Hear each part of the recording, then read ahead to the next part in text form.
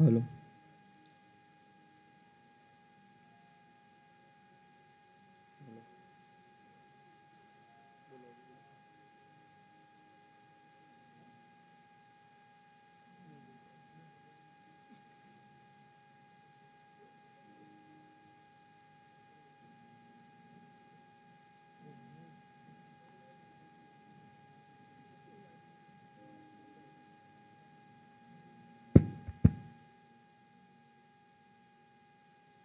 Hello. Hello.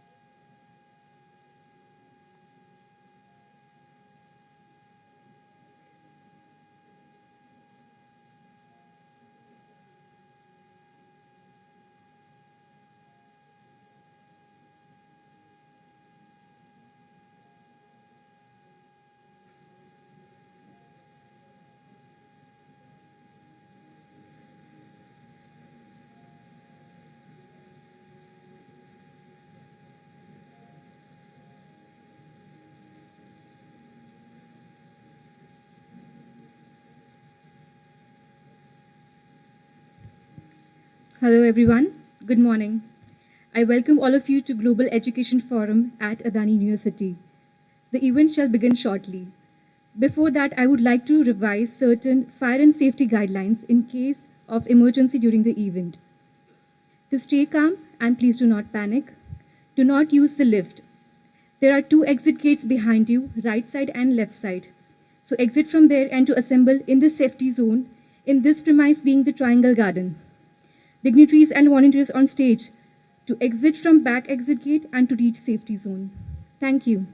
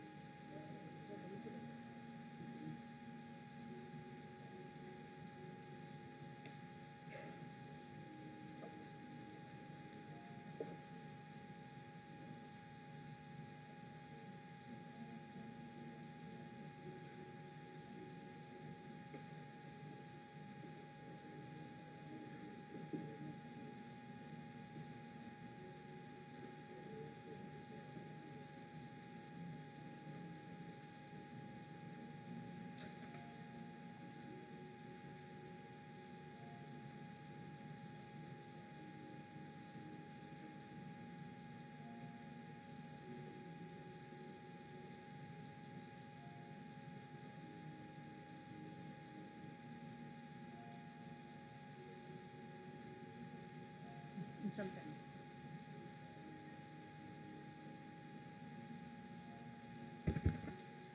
Good morning, ladies and gentlemen. The delegates are here. We shall begin the event shortly.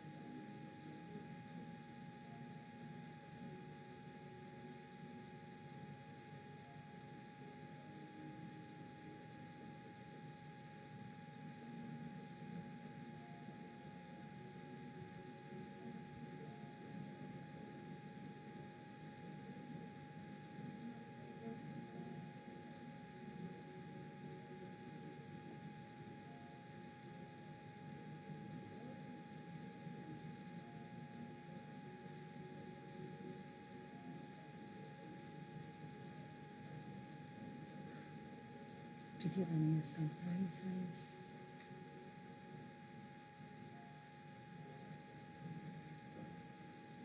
The dignitaries have arrived.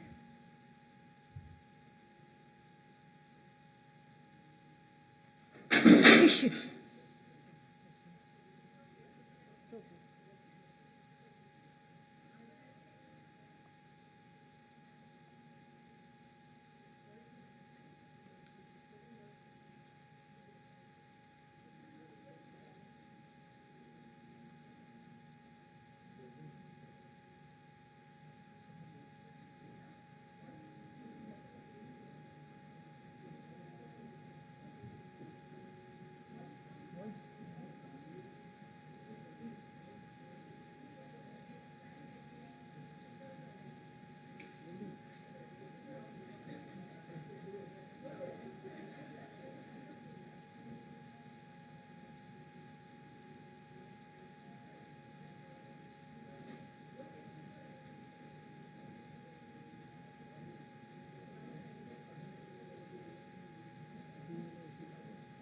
ठीक है sir, अभी उस समय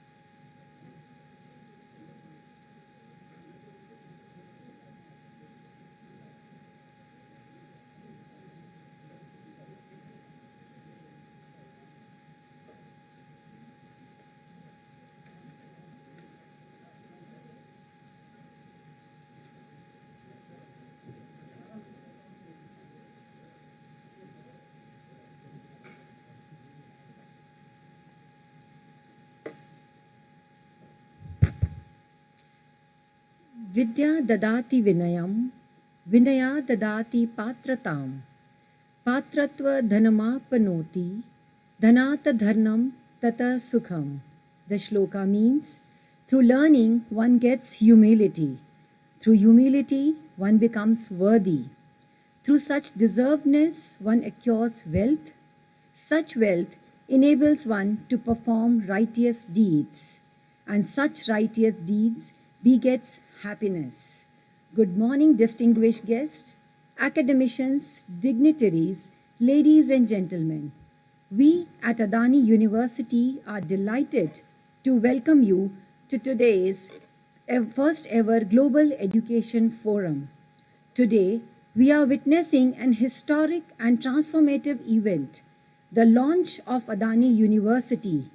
We are honored to speak in presence of so many distinguished guests, colleagues, delegates from industry and academic community. Thank you very much for your support and participation. May I request Professor Dr. M. Muruganand, Dart and Commonwealth Fellow, Provost Adani University, to kindly escort distinguished guests.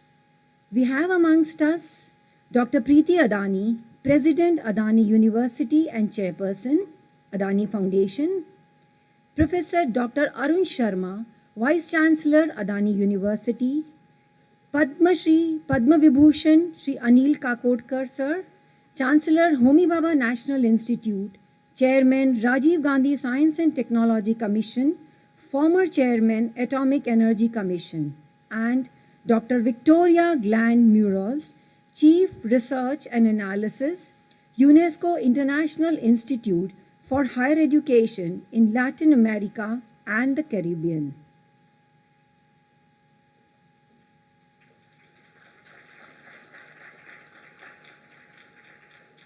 Thank you, sir. Please. The Global Education Forum is a platform for deliberation, reflection, and introspection on education trends to meet global sustainability needs, thus deriving knowledge to be used by policymakers, culminating in ground implementation. We have amidst us eminent personalities and speakers from across the globe to deliberate on educational transformation and global sustainability. To embark the day, may I request dignitaries on the dais to kindly light the lamp?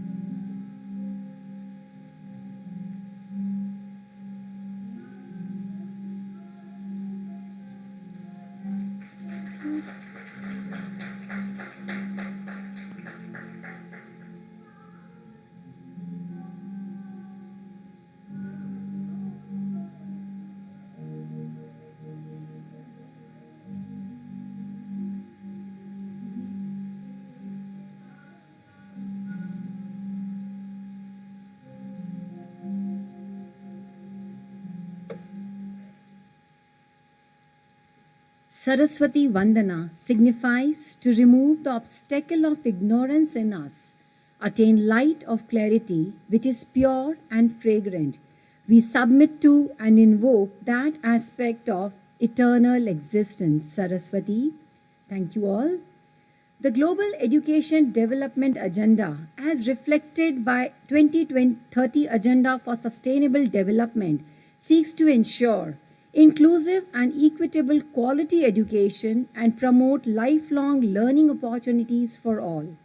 Such a lofty goal will require the entire education system to be reconfigured to support and foster learning so that all of the critical targets and goals of SDG 2030 agenda can be achieved. This Global Education Forum brings together delegates and representatives of United Nations agencies, humanitarian and development partners, international and regional organizations, civil society organizations, and the teaching professions, members of research communities representing UNESCO and the private sector, to discuss how to prioritize and achieve educational transformation and global sustainability. We have amongst us one such personality, Dr. Preeti Adani, President Adani University and Chairperson Adani Foundation, working across the broad pillars of education, public health, rural infrastructure development, and sustainable livelihood. Adani Foundation community outreach programs have been aligned to India's vision of inclusive growth. Imbibing the eternal philosophy of Karmanye Vadhikaraste, Adani contributes towards nation building through its strategic interventions right from the grassroots level. Adani has strived towards making its process sustainable, transparent, and replicable, aligning itself to the core values, that's courage, trust, and commitment. As we continue to create a robust, interactive, and long-lasting connect with communities, we also shoulder the responsibility of ensuring their growth and sustainable development. Holding on those core values, may I request Dr. Madam Preeti Adani to deliver her presidential address.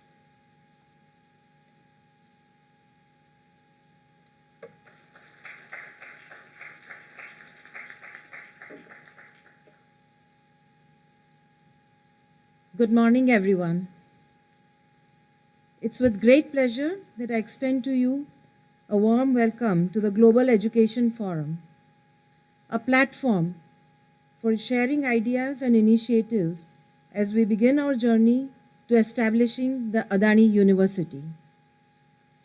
We are privileged to have with us a number of distinguished names, including Padma Vibhushan Dr. Anil Kha Khodkar Sahib, Dr. Atul Baggai, Professor Amit Garg, Dr. Victoria Galan, Ms. Ruma Bhargava, Dr. Bharat Dahlia, Dr. Shashank Shah, Mr. Mahesh Ramanujan, Dr. Pradyuman Vyas, Professor Gopi Chandran, and many others in the audience.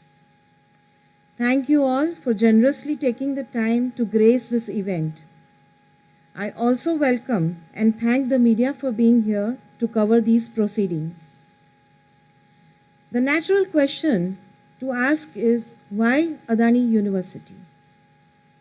Before I attempt to answer this question, let me begin with a quote in Sanskrit which describes the relevance and purpose of education. Sa vidya ya vimukte. The right knowledge is what which delivers you into freedom. To put it into context, education should enable us with the necessary competence, capacity, and capability, empowering us to contribute, perform, and lead in these times of volatility, uncertainty, complexity, and ambiguity.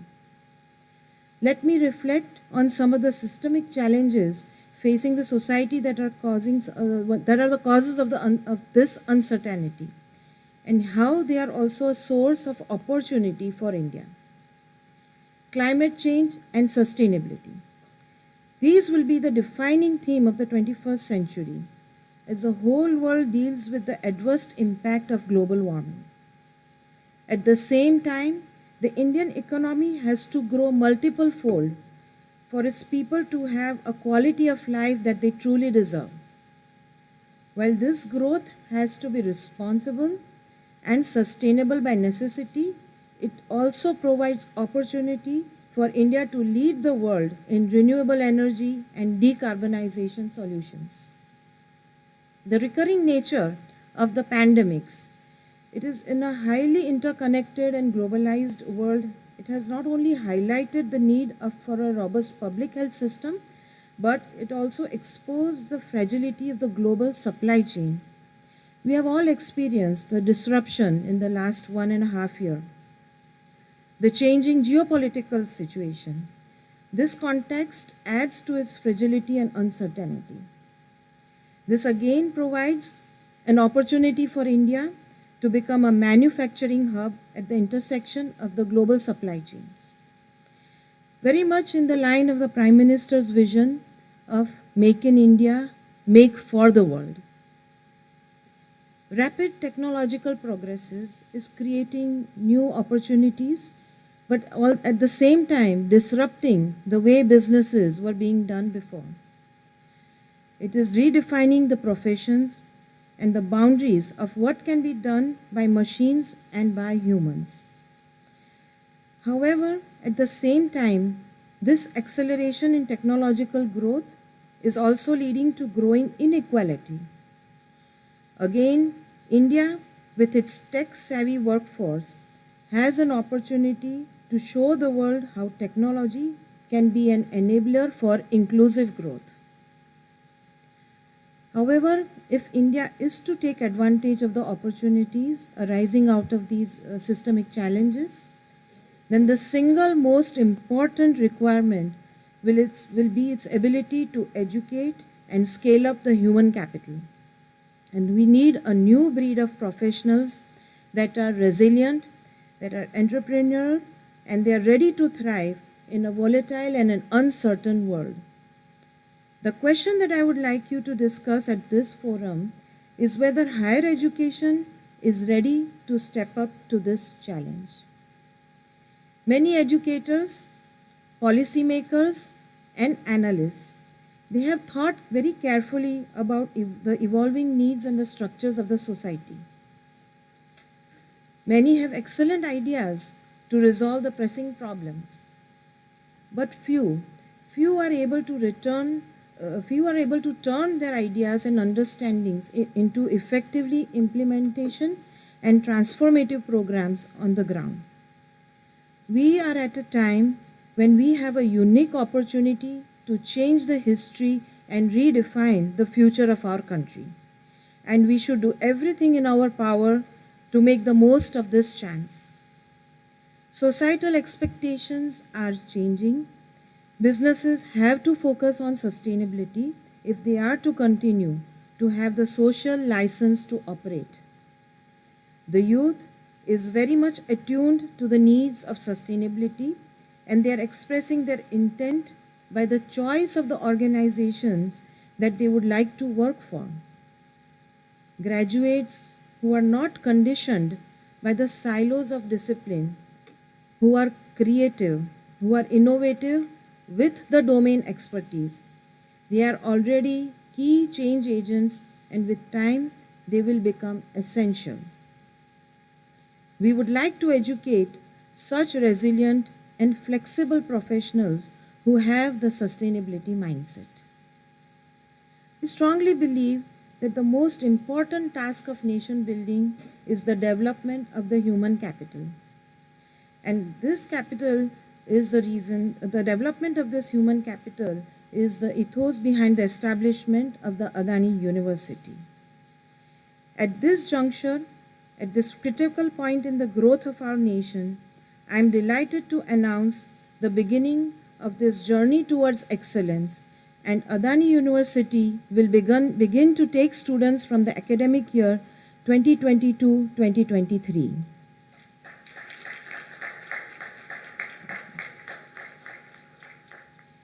We believe that a high quality, accessible education is essential to a nation's progress.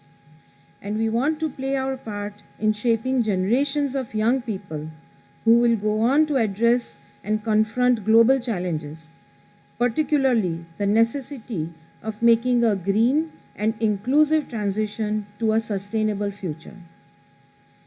But we need your help. We want to listen to your ideas. We are here to complement each other and work together to contribute to the greater common goals. The focus of this forum is on education, and in time, we will look at the research and innovative activities of Adani University and reach out to leaders like all of you. We would like to learn and share your ideas. I wish to thank you for your participation and support for the Adani Group's educational endeavor. Thank you very much. Jai Hind.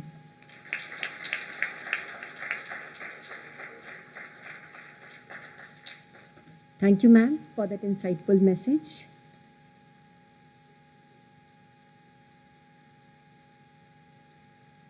We are privileged to have amongst us renowned personality, Padma Shri, Padma Bhushan, and Padma Vibhushan, Dr. Anil Kha Khodkar, sir.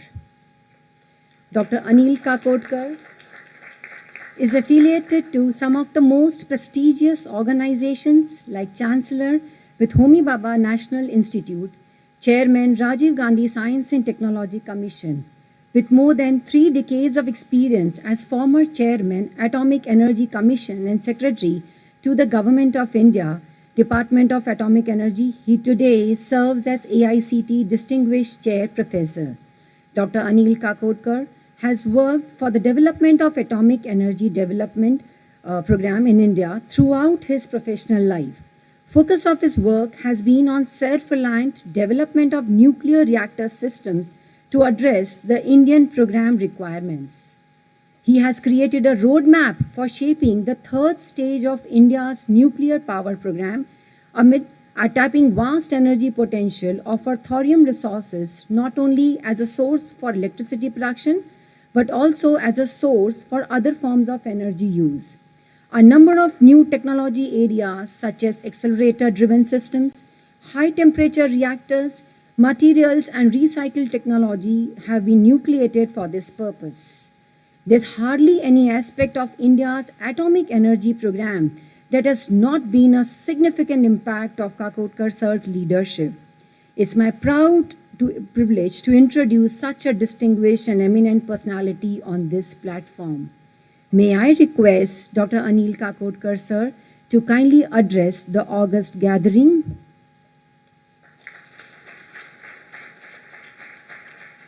May I request the dignitaries on the dais to take their seats in the first row for duration of the presentation. Please, sir.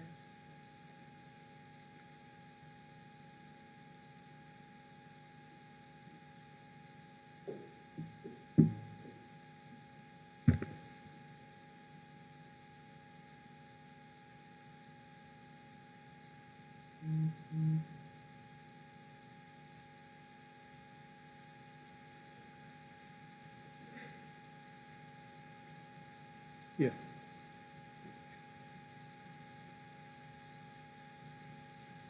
This one. No, pointer.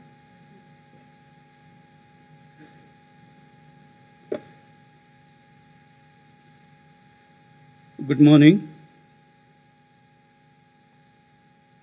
Dr. Preeti Adani,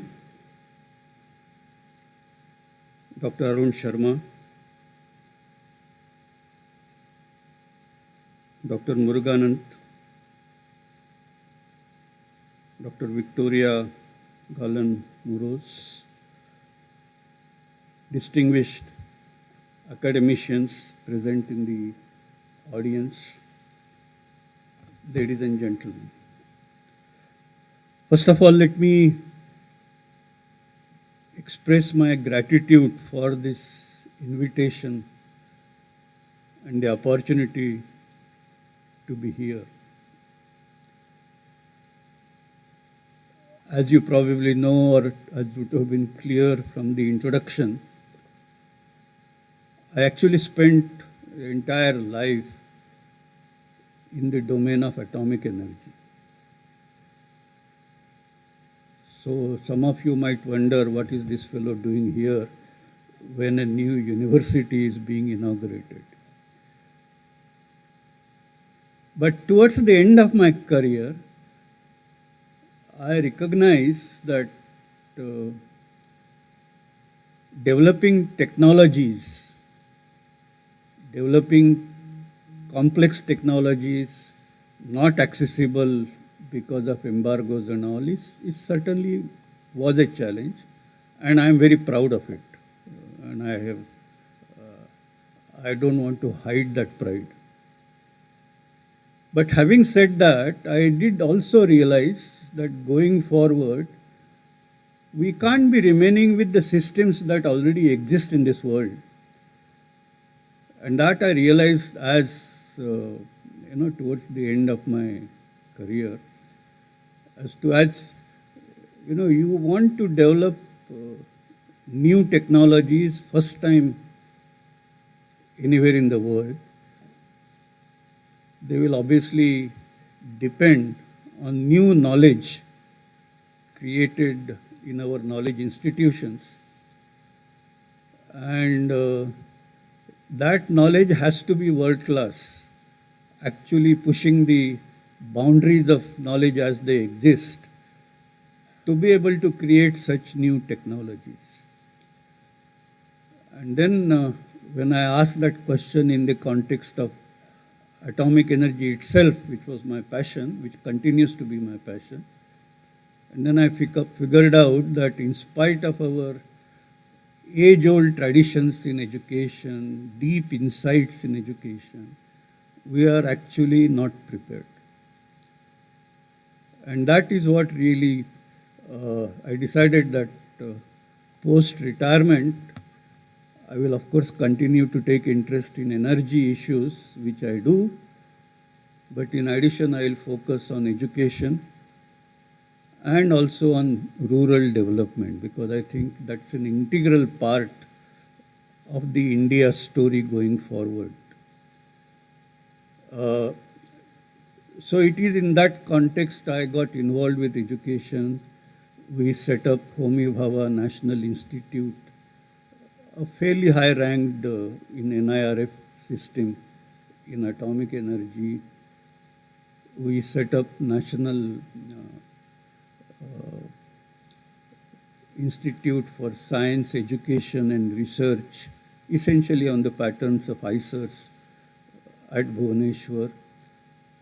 And something which gives me maximum satisfaction is to have set up in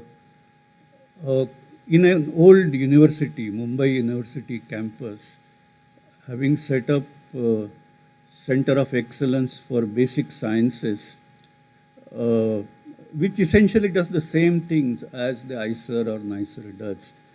Because I think we need new institutions, but we can't ignore our old institution, because that's where we have invested. They have their own traditions, some very good, and I dare say some very bad, but we can't ignore them.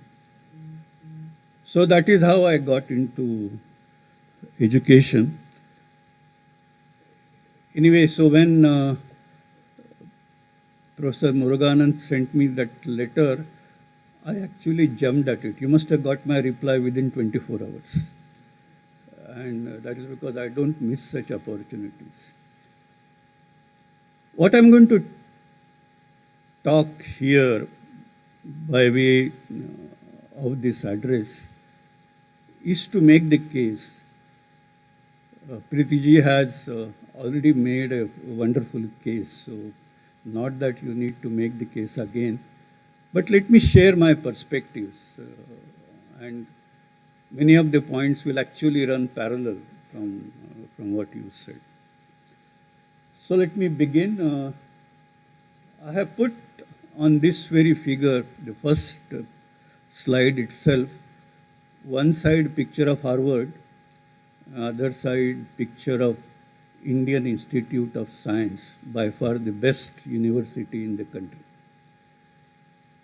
Now, and then you can notice the difference.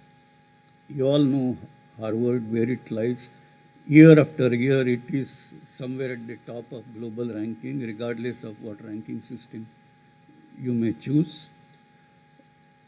Indian Institute of Science, which is the best institution in the country, depending on the ranking system, sometimes in some ranking it is 150 or thereabouts, and in some it goes much below. I had chosen one of the toughest ranking system, perhaps, academic ranking of World University, and this data is from 2019, and it keeps changing. So don't worry too much about that actual number. But the qualitative difference between India and other countries is what you can see in the bar chart down below. I'm not going to discuss that, and I think let's not debate about, no, I was this, I that, and all. That is not the point. The point is, for a country to be a leading country in the global arena, whether it is economy, whether it is technology, whether it is sustainable development, or what have you, you need a functioning knowledge system. And by functioning knowledge system, I mean knowledge that is not sitting on the pedestal to tell everybody what should be done, but as Preetiji said, knowledge in action, knowledge that delivers things.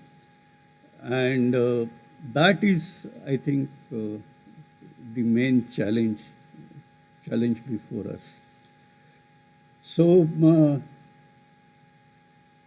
of the countries listed there, India is a country comparable with China in terms of population. And China's growth story in education is of recent origin, in the sense last 25, 30 years. They have, in a very planned manner, come to this level. So I would say India should have had comparable number of universities in top 500 global rankings as that of China, if we had conducted ourselves well. Anyway, better late than never. That is the challenge we should achieve. I would say next 10 or 20 years, we should have at least maybe 5, 6, 7 universities within maybe top 50 or top 100. 10% of global best is something we deserve, because we are 16% of the world population. And that is what needs to be done. Other point that we should notice is the fact that most of these universities, of course there are universities, small and large, comprehensive, subject focus, all things are there. But by and large, there are of course exceptions, but by and large, most of these top-ranking universities are large, multidisciplinary research universities. Because without that, there are many other attributes, but without this central thing, you cannot achieve what you want to do. And that is where I think we have multidisciplinary universities, but as Preetiji mentioned, our disciplines are in silos and not sufficiently interacting, even on academics, forget about doing research. So that is one important feature. Another feature is, for example, Harvard was set up in 1636. So nearly 600 or going to be 600 years old. IISc was set up in 1909. So it would be more than 100 years, maybe soon 150 years. Leave IISc aside, but by and large, our universities, or for that matter, our institutions, they tend to decay as they age. Whereas the top ranking universities in the world, they tend to mature, they tend to move upwards in their academic and research eminence. Harvard is this, but there are, for example, Cambridge, Oxford, they are even older and they still retain their place in top ranking. Now, clearly, you can't be continuously expanding an institution for hundreds of years. You have to reach steady state.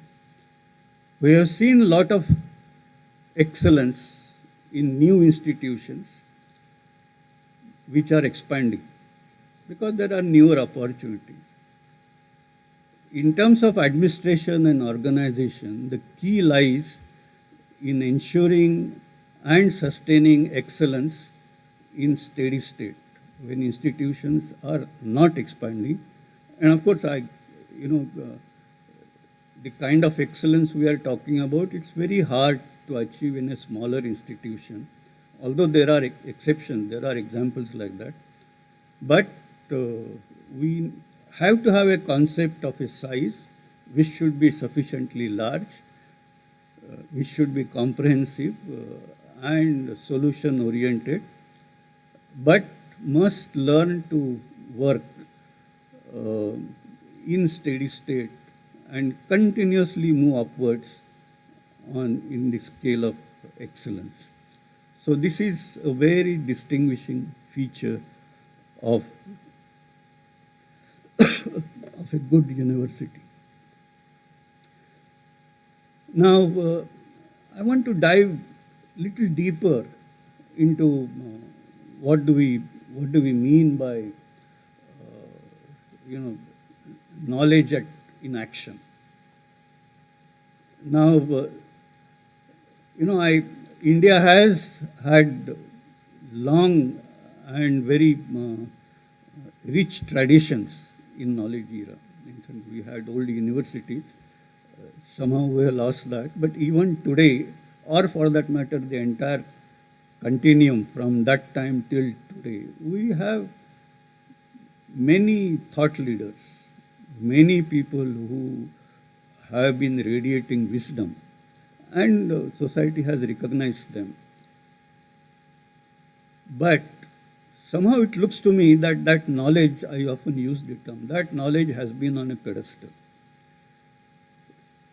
We all congregate, we all discuss, maybe there could be an oration or a philosophical discourse, and we all feel very happy. We keep discussing that, but it doesn't get into practice. Or for that matter, somewhere in between, we also developed a thinking that a teacher trying to get into business is actually evil. There was a thought process like that. Academicians will say, no, I will not touch money, I will not get into business. Now, a society, of course, everybody in the society, you have to live, you have to survive, so you have to earn money. And one of the standard methods of doing that is to engage in some kind of transaction. I may get a job, I may do trading, I may do many. So the transactional part of the society is always there to stay and will continue. But if it is restricted only to that, and the society becomes predominantly transactional, then I suggest to you, think about this, but I suggest to you that such a society,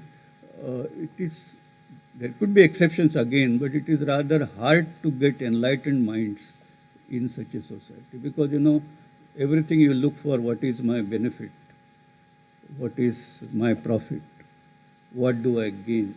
So every transaction, we look at that. Both sides of the transaction, they look at that. When knowledge starts engaging with both the society and the economy, I think that gives rise to some level of, well, creativity of mind is always there, but again, creativity in action, results of human creativity, you start seeing that. We call it startup today, we call it intellectual property rights today. But all that is a result of knowledge engaging with the society and with the economy, and that actually creates value. Value in terms of money, but value in terms of also its larger meaning. And when that starts happening, I think society becomes more righteous than a pure transactional society. You don't need a big discourse to take people to adhere to good values. Values you pick up by practice, not so much by imbibing what somebody is saying or and by reading some classic book or things like that. These are all, in fact, if you look at our ancient tradition, you pick up values by action. What you teach in our house, what you teach in old ashrams and things like that. So that's an important element.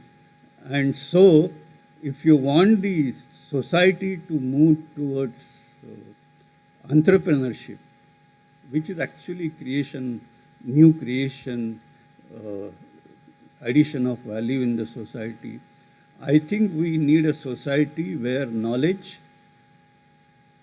and economy both engage deeply with each other as well as with the society, and that is what we need to achieve. Now, how do we do this?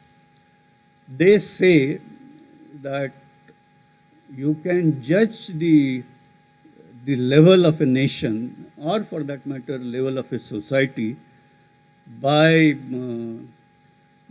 four things. There are four verticals, key elements of an elevated society. One is, of course, the institutions. And in the context of what we are discussing, we need universities. Quality of those institutions. What kind of institutions society holds. Institutions are always there. There are different interest groups. You want to pursue your interests. You come together for maybe an NGO, maybe, but there are all kinds of institutions.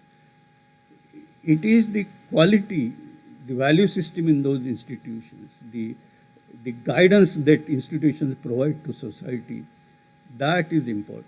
These institutions, by virtue of the knowledge creation, they have to think about tomorrow. They have to look at today and see what are the problems, how to correct this. They have to think about tomorrow, how to prepare society for doing so, and so on. So institutions are most important, and that's why you would notice whenever there has been an aggression, Indian history is replete with that, the first attack has been on institutions.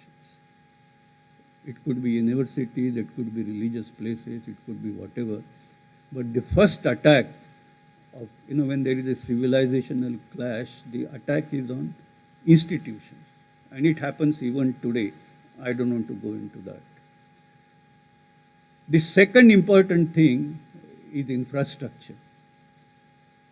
Very important, because you want to do things, you need facilities. Infrastructure is very important. The third important thing is technology, because you want to be able to perform at the highest possible level, so you need best of technology. And finally, you need a system where you incentivize high-performing people. You must recognize the wisdom, you recognize the talent, you recognize the performance.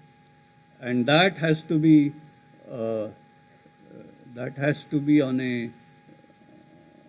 in a framework that everybody feels that the right people have been recognized. Now, if you have these four elements done properly, you would find that nation, that society has to be great. There is no other alternative to that. So I think institution is something that we need to be clear, and I must compliment all of you, particularly Madam Adani, for this great beginning, Adani University, because all other elements you already have. You are deep in infrastructure, you are deep in technology, and you are deep in terms of building a great team. So without recognizing people, it cannot happen. So you have completed the fourth important column, and congratulations for doing so. Now let's go a little deeper in the domain of education. Now, large science-based, multidisciplinary research environment is what we should be aiming at. Now, our higher education institutions need to be both knowledge creators, which of course university has to do, but as I said, they also have to be value creators, because, and I am sure Adani University would have that as focus, as we heard. Now, this value creation can be at three levels. You can describe it differently, but one way of looking at it is that it can be at three levels. The topmost level is to go up to the frontiers of knowledge and building cutting-edge technology, which is what I mentioned in the context of what got me into the education. Research and development intensive high technology constitutes the main engine of economic growth in today's world. You know, it has been changing. Agrarian era, it was something. Industrial era, there was something else. Today, in the knowledge era, that is the primary engine of growth. And the United States, the China, which have the largest universities, if you look at what is contributing to their economic growth, of course, you can look at them in different sectors and all, but all of them can put them into this single factor, that is R&D intensive high technology. Further, new technologies that could or that would exploit new knowledge domains are emerging. Some examples: genetics, quantum physics, cognitive and brain sciences. Now, these are, of course, there are some technologies emerging, but they are primarily in knowledge domain. A lot of research is happening, but not to. I think you don't have to wait for decades. In a few years' time, you would find these technologies making larger impact in the market. Today, we are talking about artificial intelligence, machine learning, but the question is, are we ready? Many times when I look at Indian scene vis-a-vis what is happening in these advanced countries, it actually looks to me that the gap between us and these countries is actually widening. And that is in spite of the fact that in terms of research, the science technology indicators, which Department of Science and Technology puts out year after year, I think we are at number 3 position, particularly in terms of scientific publication. And our growth rate is perhaps fastest in the world. But in spite of that, when it comes to converting that into technology, we have a challenge. And that challenge actually lies here, and sometimes it appears to me that the gap is widening. We need to close. So we need universities which are in the top rung, because without that, this will not happen. Indian Institute of Science is only one. One institution cannot do. Country is too big. You need 10, 15 of that kind. IITs are doing a good job. IITs are starting to become comprehensive, but they are not comprehensive enough. They are focused only on technology. Pure technology view does not help you, as as you would recognize. You need, and I'll come to that in a moment. So you need comprehensive multidisciplinary So that is the first layer that we should worry about and really become important player there. The second layer, where I think we are doing quite well, is adoption of procedural knowledge to create value. Our engineers have done great job. Indian engineering community is a force to reckon with. Same thing true with medical doctors. Same thing true with many other professions.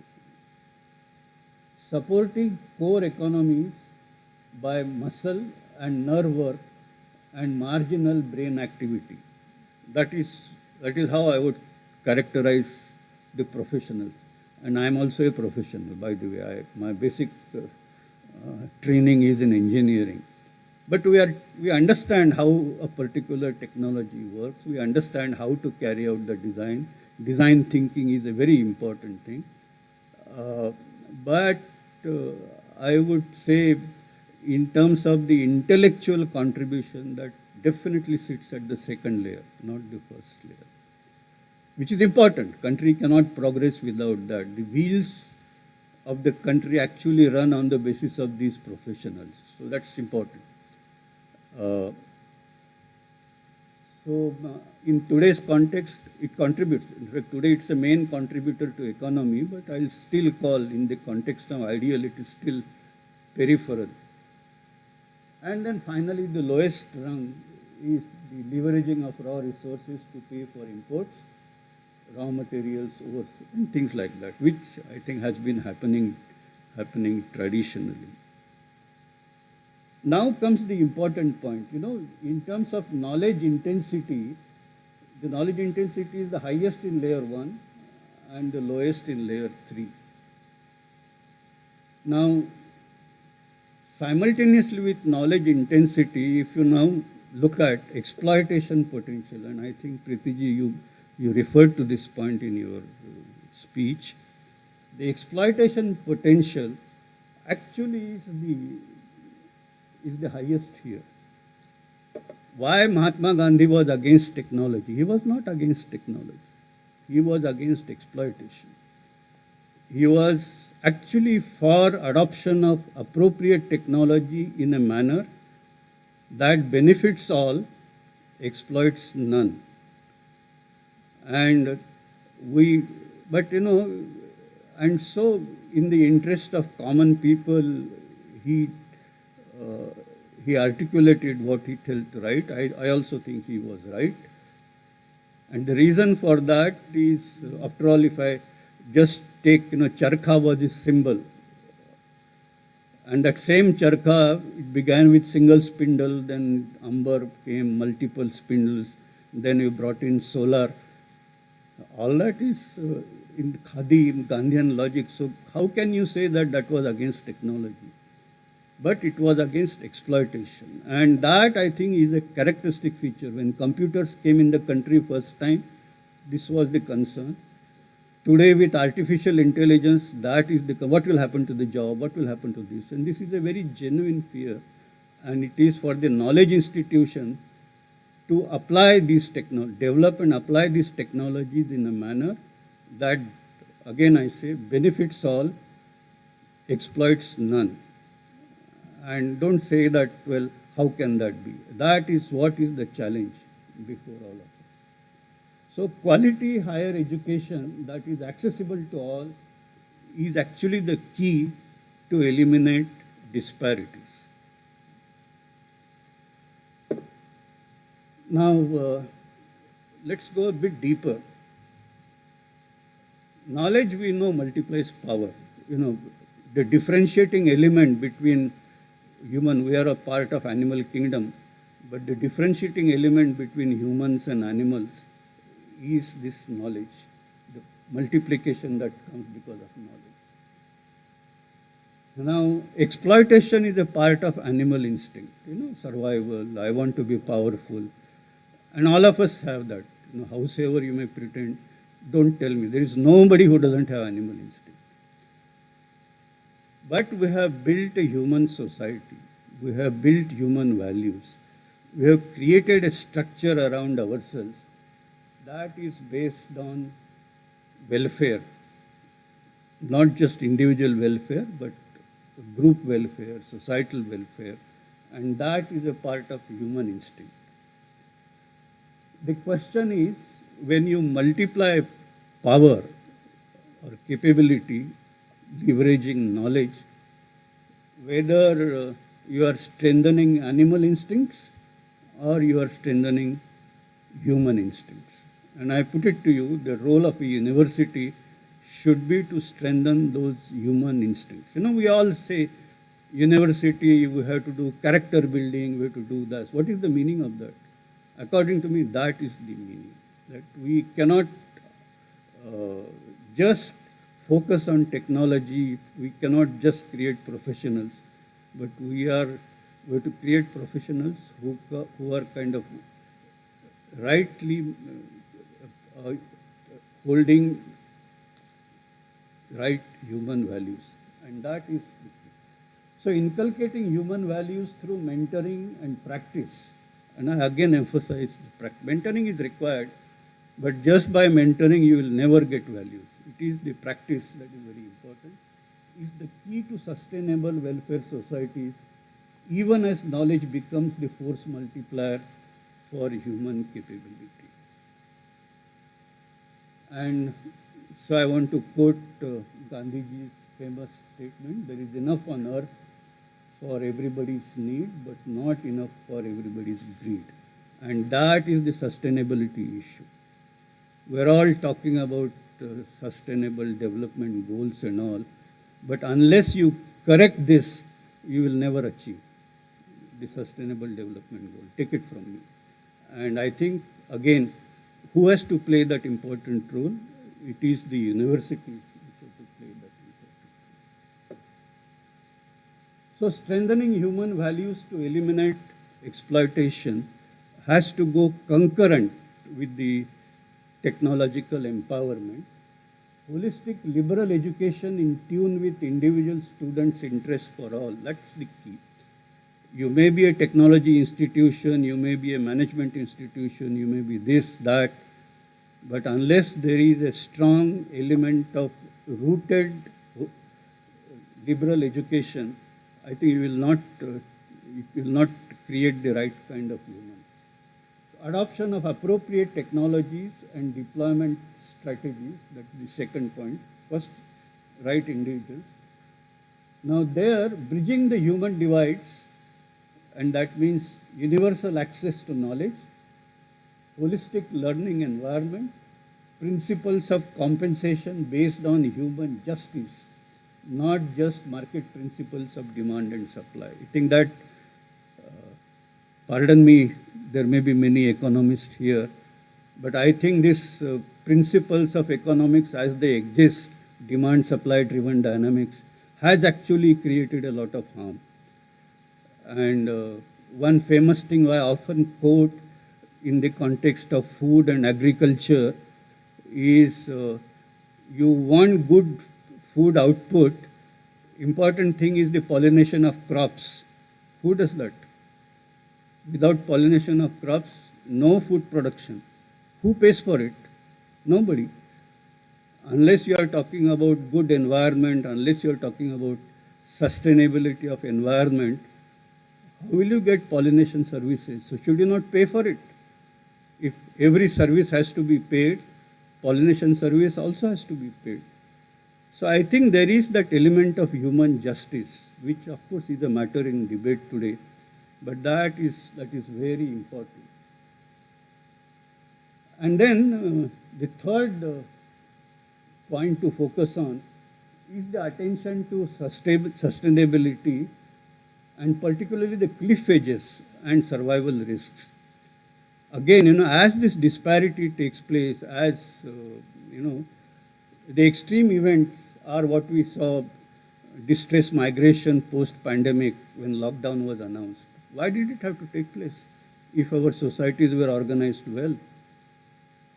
Why are we worried about climate change if this world has been organized well? So I think there is a lot which has not been done properly. And I put it to you that Indian philosophies are absolutely right, spot on, in achieving this. The Western world is yet to understand this. And that is where, we must organize, configure ourselves in such a way that there are no cliff edges, there are no, what many professionals call the tail end risks. You can't say tail end risk and give it away, or this, you do some de-risking exercise. It doesn't work. You have, the basic structure has to be organized. And unless you have right individuals, right human beings, you will not be able to do that. Again, I emphasize, that's what university has to do. So as a part of sustainability, of course, there is an issue. Sustainability of resources, sustainability of the waste. You have to do right management, the 3R strategy, and most importantly, the circular economy. See, nature has learned to implement technologies. See, all natural processes are consistent with circular economy. So why not man-made processes? And that's a question we should ask. So, for example, nitrogen is an important nutrient for crop. Think about it.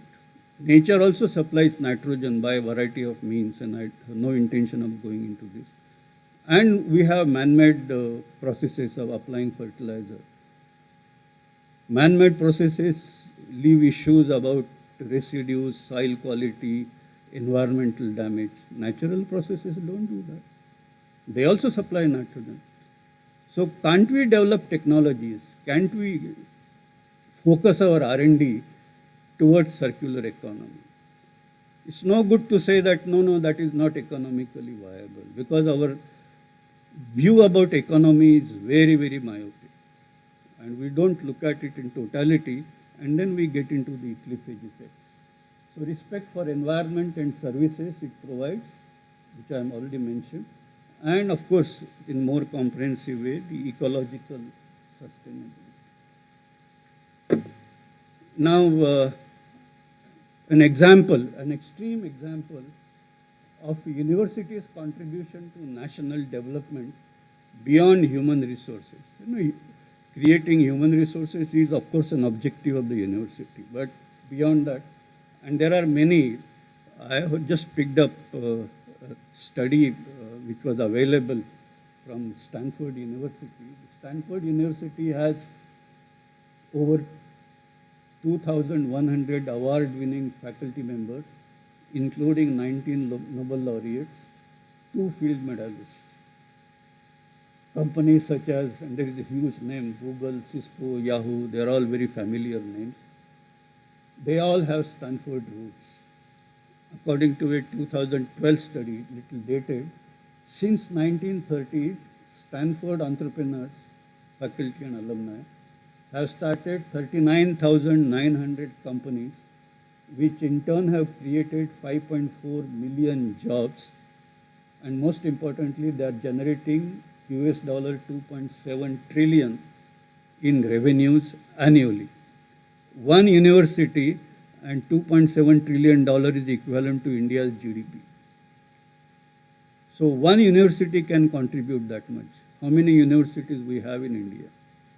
So what should be India's status if all our universities are performing right? I think that is what we need to realize. Now, I think I'm exceeding my time, so I will rush. Now let's come to the Indian situation. Are we investing inadequately in R&D? So here is a data from a research, the company engaged in research, and they put out this data year after year. So it's not as if something new, it's an old information. Look at the size of this circle indicates how much investment or how much money we are spending on R&D, and India is here. So this circle is not very small, all right? And of course, on the vertical axis, you have the scientific manpower, scientists and engineers per million population. And on the x-axis, you have R&D expenditure as percentage of GDP. So we are only fixated on one point. We should spend 2%, we are not spending 2%. The right point. So instead of here, this circle should have been located somewhere here, the way these big, R&D wise big countries are spending. Correct point. But also recognize that the size of this circle is actually larger than Israel, Canada, Sweden, UK, Switzerland, Finland. And there are a few other countries. So we are spending more money than these countries. Now you can imagine yourself where they are in terms of technology, business, export, import, and where we are. And ask a question, if we are spending more money than these countries, why is it that we are importing more technologies from them and not being able to export as much as they export to us? That's a question. So when I went deep into that, maybe I thought, maybe the question is, we are a large population, so our resources may be getting divided quite thin, so we are not getting results. So we looked at what is the per capita expenditure. And I did that exercise. And these are all internet data, nothing big. All of you can do for yourself. You don't have to go by these numbers. But if you look at the how much money you are spending per full-time equivalent scientific researcher or scientific worker, I find that India, we spend probably as much as some of the best countries spend. It's not our problem is we don't have, compared to our population, we have too few scientists. And our expenditure should go, but per scientist, the expenditure in India is comparable with some of the best countries in the world. So the conclusion is that, and of course, there is a common refrain that no, government is spending all the money, industry is not spending any money. The question is, you must analyze why industry is not spending money. And as you know, as the industry confidence in our R&D system is growing, in fact, that part is increasing. And I'll come to that in another context. But the point is, there is urgent need to evolve and nurture conducive innovation ecosystem and respond to technology development demands. That is what we are lacking. Again, that silo mentality. Needs mindset change across all domains. And I am only putting forward a scenario. Just don't blame only universities. This is, I think, our cultural problem. And of course, people in university are also people like all of us, working in different domains. So it is our cultural problem. And I think you need that mindset change, whether it is in the society, academia, research institutions, industry, bureaucracy, political people, policymakers, all alike. So I think if India has to grow, you need a different kind of cultural revolution. And who will bring that about? Universities. Now, I will not spend much time on this. Not that, there are always this university, then you will occasionally get circular from UGC that your promotion policy or recruitment policy, you must have so many publications. Promotion, you must have done so many publications. And there are all kinds of names. Then there is a question of where you publish. So UGC would publish a list of journals which will be permissible, which will be counted. Then they found that something has gone wrong horribly, so the whole list was changed. Now, these are all very funny things which happen according to me. The important thing is that, the science must actually address the quest for fundamental understanding. Very important, because that's how humanity grows in terms of its, pushing the knowledge frontiers.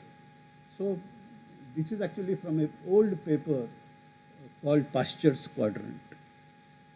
So the author calls this as Bohr's quadrant, and I'm sure some of you might have seen this.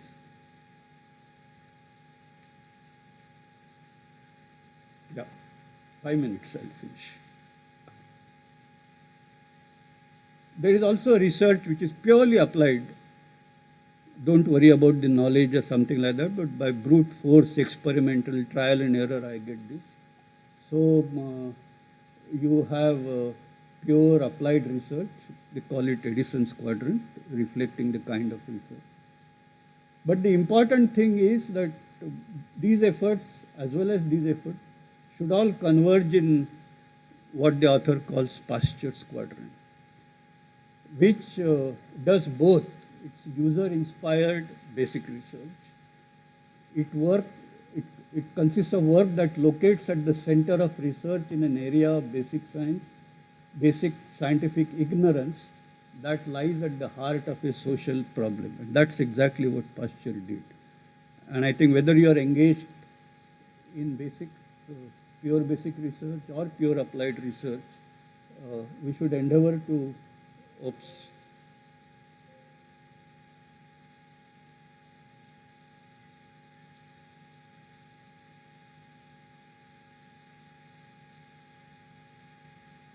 we should endeavor to be this. But most of our universities actually are here. I want to publish because there is a rule. I want to publish because I have to get promotion. And the author describes that as science that goes nowhere. And that science is actually worthless. And I think let's not get into that domain. I talked about the industry connection, and I have picked up this slide from University of Tokyo, and so that is what is shown on the right hand side. And I just masked the top half, and that is what is shown on the left hand side.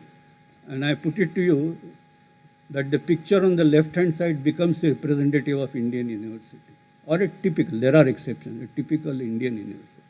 What is the difference? There are many differences, individual research versus group research and all. But the main difference is that education sharing between industry and university.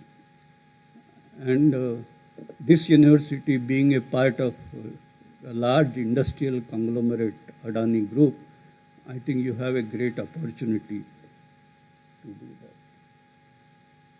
You must also have right value system to, publications, important. Technology development, important. Commercialization of technology is important. So you must develop measures of performance, yardsticks of excellence, which actually include all these parameters. And of course, you can decide how do you carry out the weighted average. And that should be done in individual case. You cannot again make an institute-wide kind of statement on this. But it's important that unless your institutional objectives, university objectives, and the yardstick for measurement of performance are aligned to each other, there will be difficulties. Because people will work what is recognized. And and I think we have in most of the universities a serious challenge on that count. And I put it to you that you want disruptive technologies, they are more likely to happen in fundamental research environment than the traditional, if you have a discipline, the same discipline is going forward, it will keep on improving technology, which is of course an important aspect of development. But the so-called disruptive technologies are more likely to arise on the fundamental research side than and so I think, this is just a cartoon to say what I said earlier, that in the school you may have different aptitudes, but you can't have a common exam This is what we try to do. Everybody has to be measured on a common exam. And then we get this trouble, and that's why we are not able to reach the excellence. I'll skip that. I'll skip this. I'll skip this. And I think I will not go into detail, but I think rural domain needs more attention, and I am a champion now of if you want to set up a university, set it up in the rural domain, because larger part of India still lives in rural domain, and if you want to take India forward without disparity, you cannot ignore this. So I actually champion a concept called silage. I'll leave that for some other time. Thank you very much. And my apologies for having spilled over. Sit here. Thank you, sir, for that insightful message. Sorry, sir. May I request Madam Preeti Adani to give away a token of remembrance to Dr. Anil Kha Khodkar.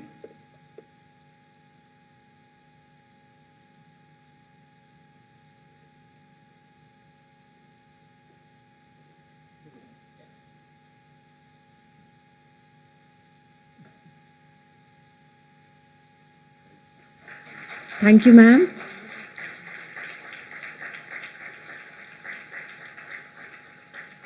Thank you, sir.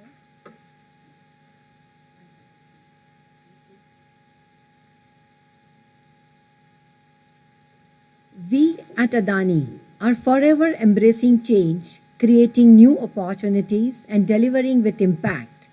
Our constant endeavor is to strategically position itself as a center of excellence in education by harnessing the breadth and quality of our parent group capabilities. Finally, today is a day that wouldn't be possible without the support and commitment of all the people who make Adani University a unique institution. Our students, faculty, staff, alumni, and the Adani University community. Today, a big, bold step forward. Here comes Adani University. We are now Adani University, moving forward forever. It gives me pleasure as well as pride to share a few glimpses in the form of an audio-visual presentation.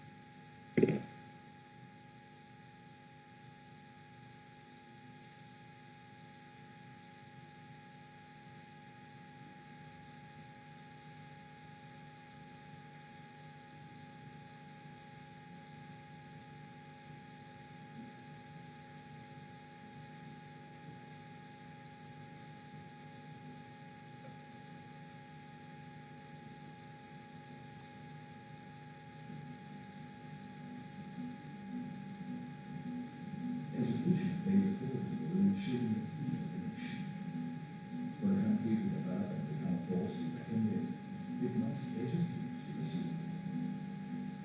In 1948, the Ramakrishna Commission recommended that the most important and urgent reform needed in education is to transform it and make it a powerful instrument for social, economic, and cultural transformation necessary for the realization of the national goals. While the holisticness of education was defined more than 70 years ago, the implementation has not found grounds in our academic institutions. While the problem of sustainability and climate change is staring us in the face, we should gear up to meet the increasing challenges of this new world order. What better way to do so than to provide empowerment through education? To educate and empower the youth, to encourage transformative research that focuses on real-world problems, and to contribute to global sustainability via excellence at all levels. The Adani Group one of India's largest transport and utility infrastructure programs. With inspiration from the infrastructure visionaries of India, she brought up Adani, and she Adani, and established the Adani University in the enterprising state of Gujarat in India.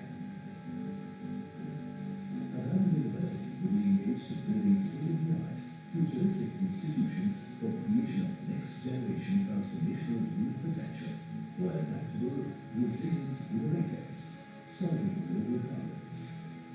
5 cluster areas, namely infrastructure, technology, healthcare, energy and defense, will be the focus of the university's programs, while the approach will be broad and complementary. Novel and blended programs across the cluster areas with multi- and interdisciplinary offerings will be available. Learners will be at the center of all our decisions and guidance. The Adani University introduces path-breaking programs in Phase 1 and the Faculty of Management Sciences, Faculty of Engineering Sciences and Technology, Faculty of Design and Department of Practical Science to offer courses in the areas of MBA degree programs, B.Tech degree programs, M.Tech degree programs, redesign degree programs, and PhD programs. The courses offered at Adani University shall employ a fair balance of pedagogical methods that include case studies and analysis, research, lectures, project work, as well as field visits. Technology underpins all facets of modern life and evolves at relentless speeds. Our purpose is to educate our students to participate in creating and applying contemporary knowledge and technological advances to make a difference. We will be partners, research-intensive university, open to all who wish to deliver excellent interdisciplinary research and experiential education.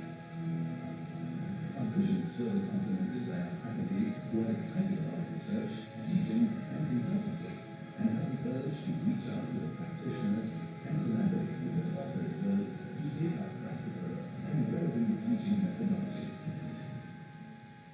With utmost impetus in creating a university that is sustainable in its approach, is focused on transformation for the greater good, and practices excellence at all levels, the Adani University is committed to creating and nurturing leaders of tomorrow.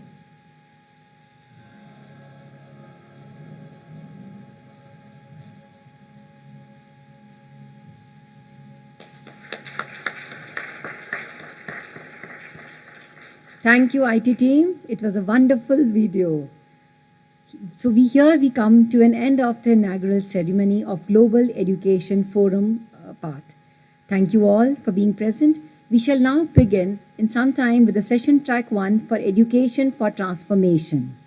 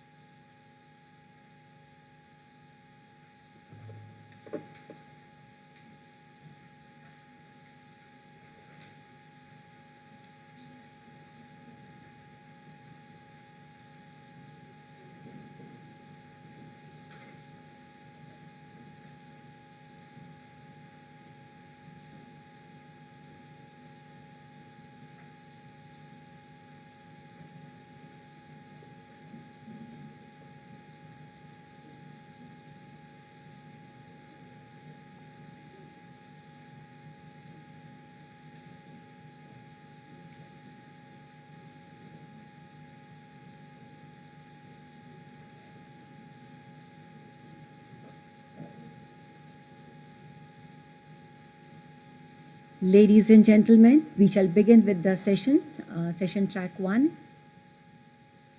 Research in education acknowledges the value of transformation, which offers an opportunity of researching and rethinking how appropriate and successful educational practices may be.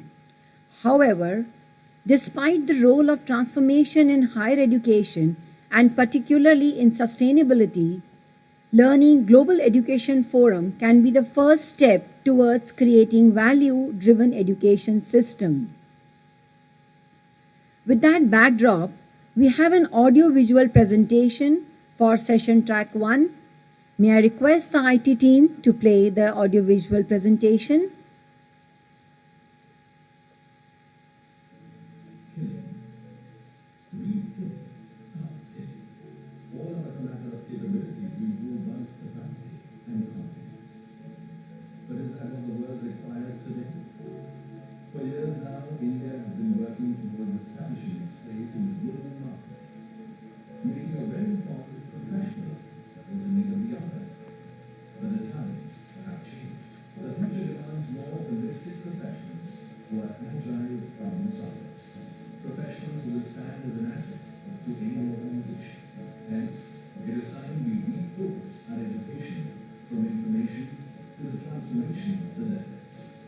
It's time to build an ecosystem that addresses the IQ, EQ, and SQ needs of a learner who is a professional in the making. Along with this, we need synergy between policymakers, systems, strategies, and technologies to create those holistic professions who will transform information through relevant implementation. A transformation that involves turning down the knowledge and wisdom to use the information constructively and create the right impact.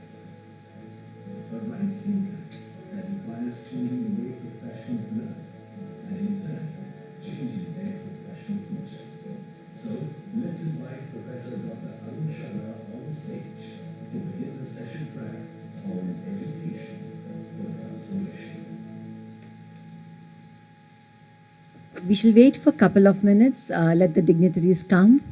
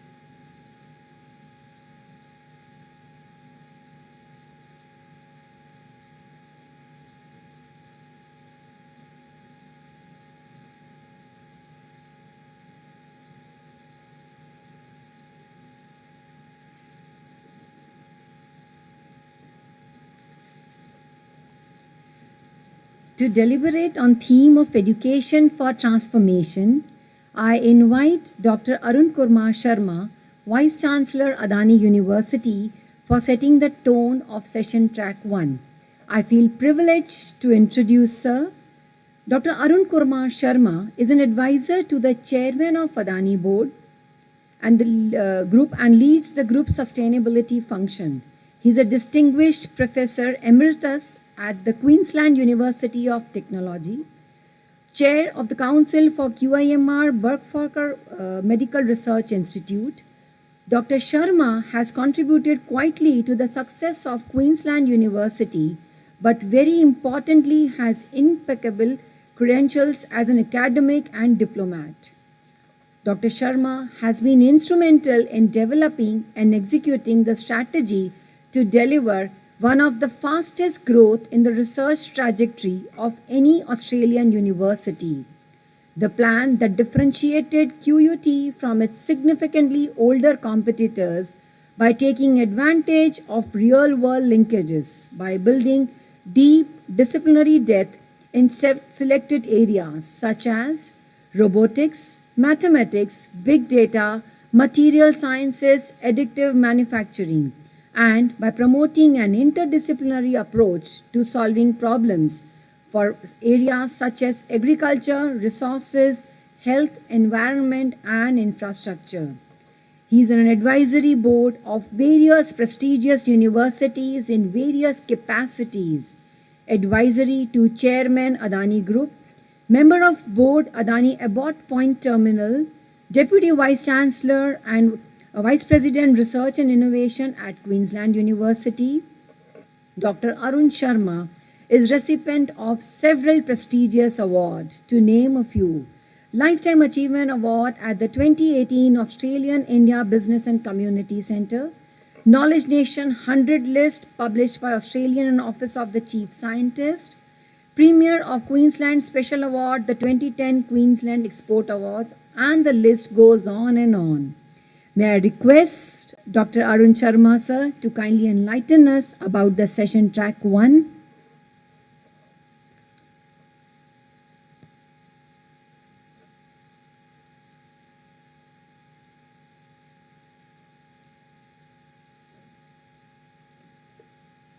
Well, thank you.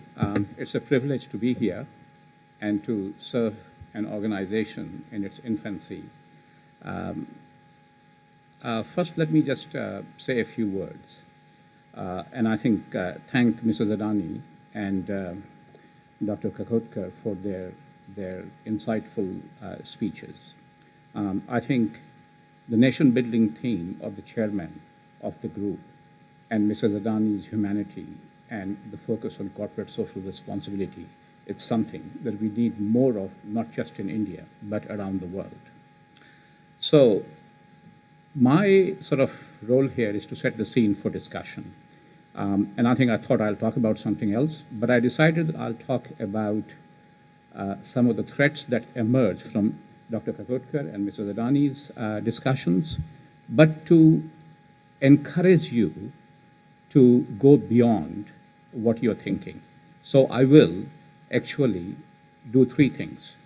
One is to provoke. Are universities really as good as they claim to be? And I'll use some examples. The second thing is, how can we start building in our educational curriculum the kind of traits that are needed in a volatile and ambiguous world? And universities have done a terrible job of this, but there is hope. And the third thing I will actually come to is, as we progress, how are we going to evaluate the success of the university? Because without that, any strategic plan is hallucination. And Dr. Kha Khodkar did talk about rankings, and I will touch upon rankings too. So first, let me take 3 examples. Mr. Gautam Adani, Mr. Bill Gates, and you will say you're picking all these examples who will go down in history as the greatest businessman who ever lived. So I'll give you another example. A little-known Australian executive called Charlie Bell. The common thing with all these 3 people is that they were all admitted into good universities, but saw the light of day very early on, either in first year or second year, and dropped out. They did not see anything that the university was going to add to them. Okay? Now, shudder to think how many people like them, actually stay in the university or didn't have the courage to drop out, and what the university system does to them. I think Mr. Adani doesn't need any introduction, and Bill Gates doesn't need any introduction. Let me talk to you about Charlie Bell. Charlie Bell, at 15, started working in McDonald's in one of the Sydney McDonald branches. And then he was admitted to a very prestigious program at University of Sydney for the undergraduate program. And everyone had great hopes because he was a very bright kid. He just dropped out. And he became manager of the Kingsford McDonald's restaurant. And he just kept telling people how McDonald's can do better. And in his early 40s, he became the first non-American to be the global CEO of McDonald's. He passed away, sometime later. But that just tells you that there are numerous examples of successful professionals, successful entrepreneurs. And these are not examples from an era when people didn't go to university. These are people who got admission into universities and decided that the university system does not cater to their needs. So I want you to think about this. The second part that we want you to think is, what are some of the attributes? We have done a great job in educating our students in the technical aspects of education. We even do project work.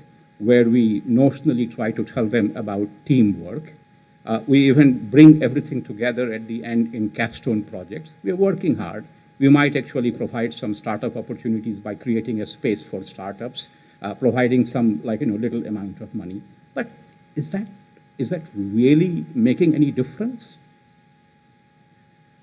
The ability to be highly resilient in the face of change, ability to be entrepreneurial, ability to have a growth mindset, these are far greater determiners of success than the knowledge that you get.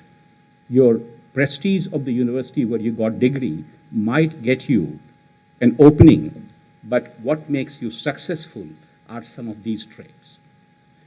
University academics have always shied away from these fuzzy attributes, and they say, oh, that real world will teach them, or it's inborn, and things like that. We're going to focus on my own little area of knowledge, which I'm going to impart to you. But the world is changing.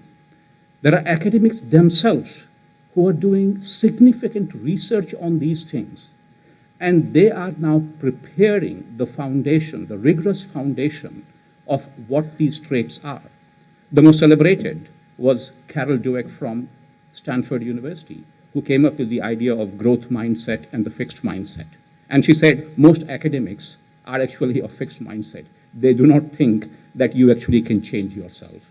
There's a lot of learning that has come up with growth mindset. And although we don't teach many of these things in higher education, it is being adopted in the school system. And then when people graduate, they get their companies to pay $10,000 for an executive education program to get some of these things later in life. Similarly, we talk about resilience, and the most scientifically studied trait is the notion of grit, which was popularized by Angela Duckworth at University of Pennsylvania. That is a combination of perseverance and passion, which is a far better determiner of whether candidates in West Point succeeded or people in the corporate sector are able to succeed, or longitudinal studies have shown that these are the people that can happen. And the other problem with academics is that they actually are interested in predictive models, but they're not interested in how can you teach this, okay? And there is now work happening. So can we include many of these ideas into the curriculum that is scientifically based? We talk about mindfulness. I'm myself example of a person. Unless I saw double-blind controlled studies that mindfulness works, I thought it was mumbo jumbo coming out of India. Okay, and so this is what we have to do. India has a lot to offer, but there are hypotheses. They are now being subjected to the scientific rigor, and there are great value to be had there, and we use that to include that in our higher education curriculum. The other thing is entrepreneurial, flavor. Again, people like Scott Stern at MIT, Bill Ollett at MIT, are decomposing entrepreneurship in a rigorous way, which actually can be made into an education program. We need to adopt that at Adani University. The notion of boot camps in entrepreneurship, which draws on how Navy SEALs train and work and perform beyond their ability, is what is now becoming popular with entrepreneurship. So as you deliberate today, I want you to think about all these things. How we can add to what we do as a traditional university. There is great benefit in going to our traditions, but how we inculcate this in our education program. Finally, how will we evaluate ourselves? And Dr. Khodkar gave a brilliant analysis of how Indian universities haven't done well in the Shanghai Jiaotong rankings. Let me just tell you, I was a hired gun, okay? I was a hired gun brought to Queensland University of Technology to take it into the Shanghai Jiaotong ranking when it was around 1,000 in the rank. And so over a decade, it came between 200 to 300 ranking. And the way we did it was not by spending billions of dollars like some of the Middle Eastern universities have done, but operating within our funding envelope, but looking for hiring faculty that had a growth mindset.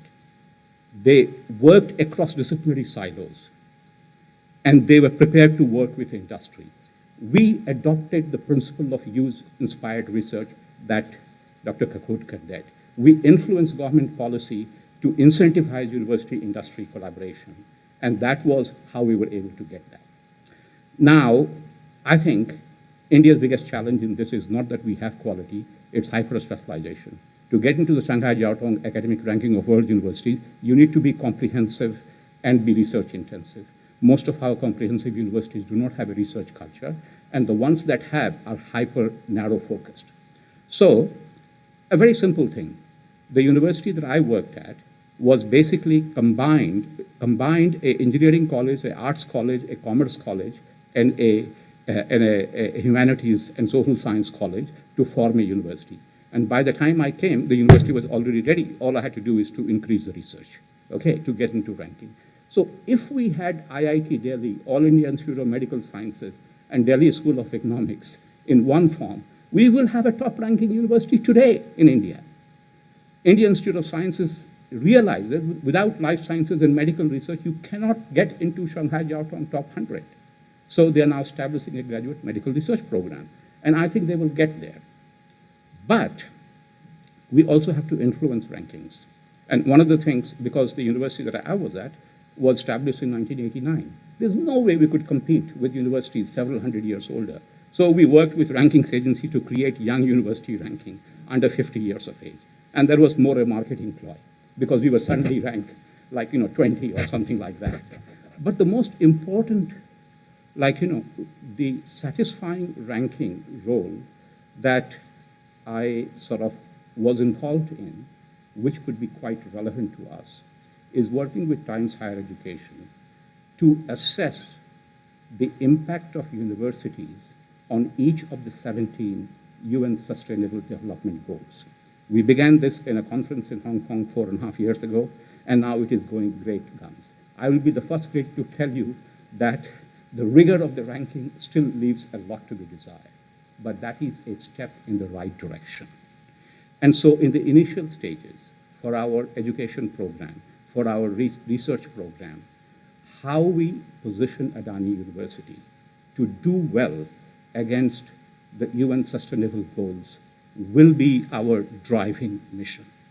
And to do that, again to paraphrase Dr. Kha Khodkar, if we focused on rural empowerment, we will meet all those goals much faster. Of course, in the nick of time, we will become research intensive. We will undertake transdisciplinary research. And we will rise in the Shanghai Jiaotong and other rankings and assist India take its true place on the global stage.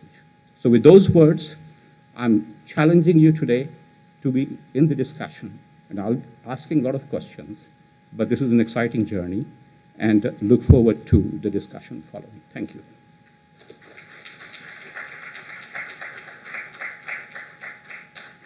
Thank you, sir. I feel very proud and privileged to have with us Shri Atul Bagai as keynote address for session track 1. Sir would be giving the address virtually. I take this honor to introduce Shri Atul Bagai, Head of Country Office, United Nations Environmental Programme. Shri Atul Bagai carries experience of more than 3 decades of working at senior positions in government such as Chief of Staff to 2 ministers at the federal level, Ministry of Finance and Ministry of External Affairs, and to the Chief Minister at the province level. Currently, Shri Atul Bagai is connected with UN Environment's Ozone Action Programme under the Montreal Protocol as a regional office for South Asia and as Senior Regional Coordinator. We have the virtual address. May I request the IT team to connect to Shri Atul Bagai. One more announcement, dear audience, a sheet with QR code for questions is there in your kit. Request all of you to kindly scan the appropriate QR code for questions to be raised for keynote address. The QR code shall remain active for the duration up to keynote address. Over to you, sir. Good morning, can you hear me? Yes, sir, we can. Good morning, everyone. And I would like to begin by thanking Adani University for holding this Global Education Forum and focusing on educational transformation and global sustainability. In fact, after listening to the two earlier speakers, Anil ji and the Vice Chancellor, I was wondering what is that I could add on to beautiful speeches and intricate kind of thinking that came from a university perspective on the table. So I was thinking that the only value I could bring to the already narrative that is there on the table would be to see how I could bring the sustainability part into the education field and what is the importance of environment education from a sustainability perspective. And Anil ji did mention in his keynote a few very interesting aspects of the importance of education for sustainability. While it is true that sustainability cannot be achieved without transforming the current way we produce, consume, and live our lives, I think it's also a fact that education and learning fashion or shapes the way we produce, consume, and live. And in fact, there is a whole narrative right now of climate change, of crisis of nature, of crisis of pollution, and it's all getting linked to the way we produce, consume, and live. And I think the crisis of sustainability can only be tackled when we unlearn, relearn ways to produce, consume, and live. And I think Anil ji mentioned this very beautifully while quoting Gandhi ji also. In Gandhi ji had said that I would live simply so that others can also simply live. And I think that's so very important in today's world of how we are consuming and producing. And this is impacting the planet and our lives, certainly. And that is why the Global Agenda 2030 that was unanimously agreed upon by all the countries actually included education as SDG 4 as one of the 17 developmental goals that needs to be achieved for people, for planet, and for prosperity. And I think from our perspective, while all the 17 goals are an urgent call for action that recognizes that ending poverty and other developmental challenges must go hand in hand, but also I personally think that while these goals are interconnected, it is important to note that education is a cross-cutting goal and a theme that affects each of the developmental goals. And that's where the importance of education and sustainability is really not only recognized, but also the criticality of education comes to the fore. It is also to be emphasized here that environment is also at the core of each of these developmental goals.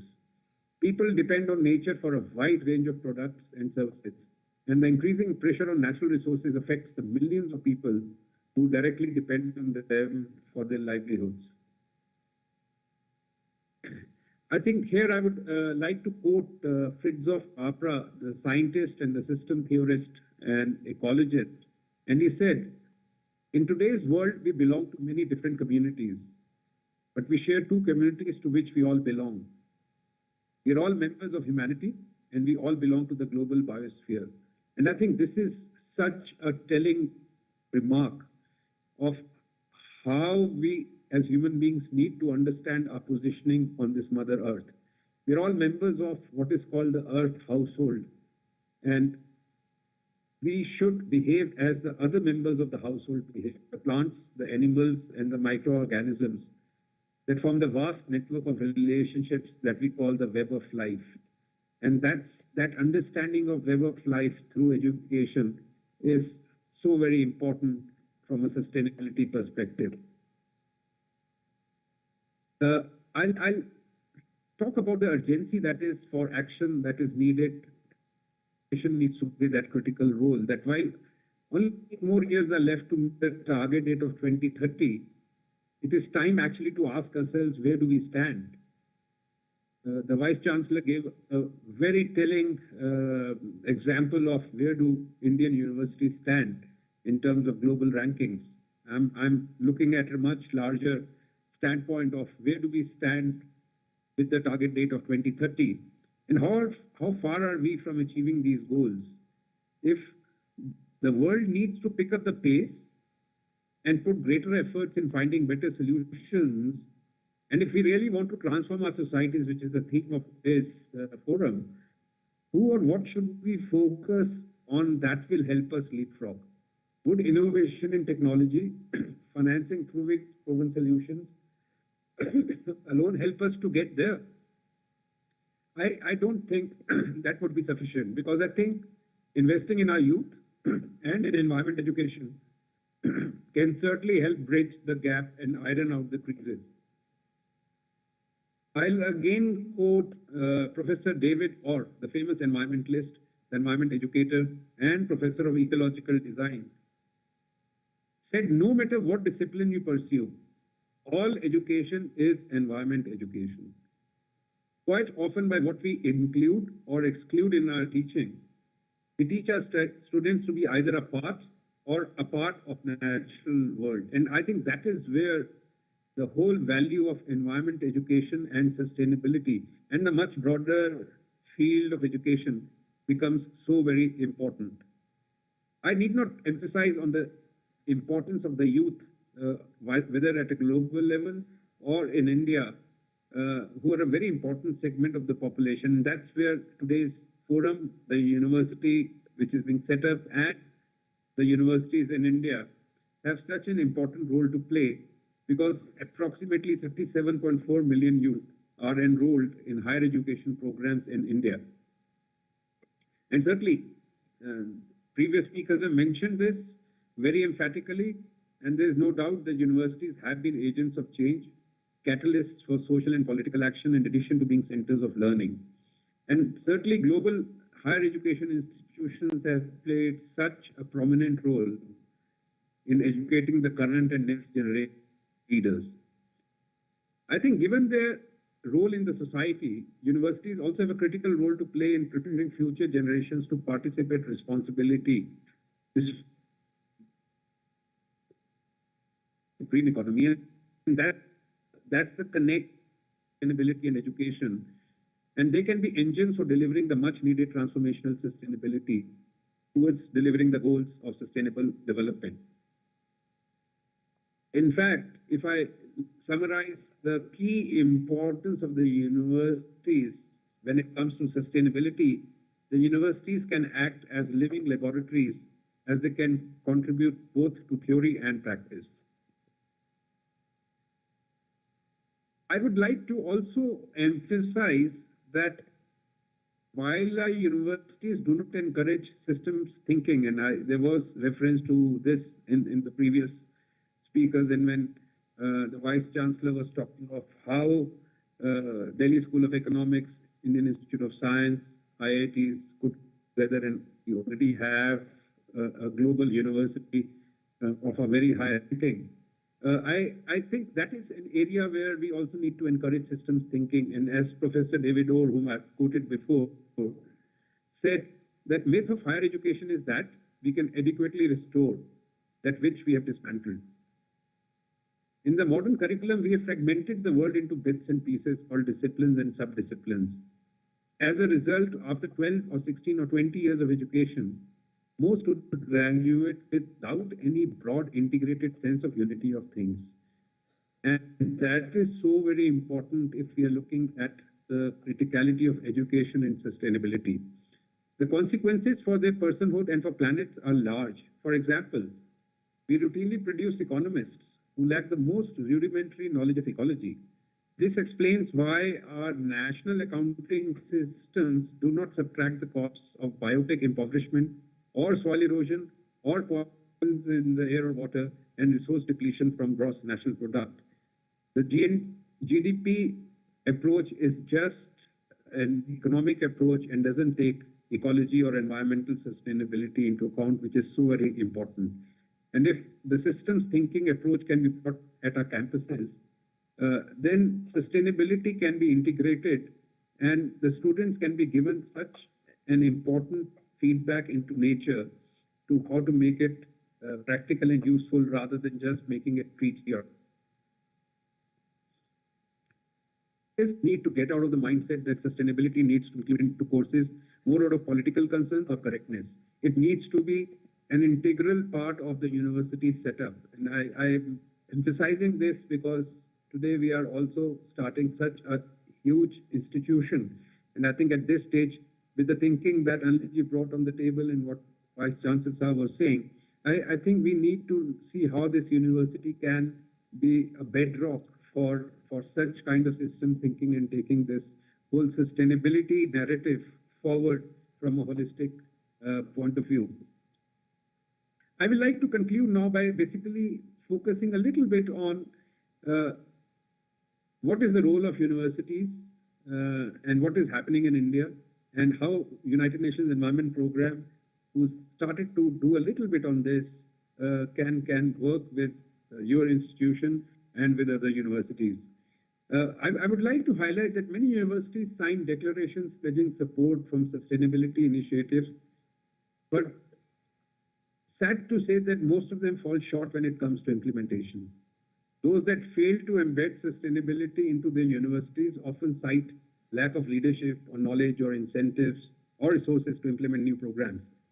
I think a very important point which was raised by the Vice Chancellor was that professional development of staff needs to be at the crux of any sustainable effort that needs to be made at a university level.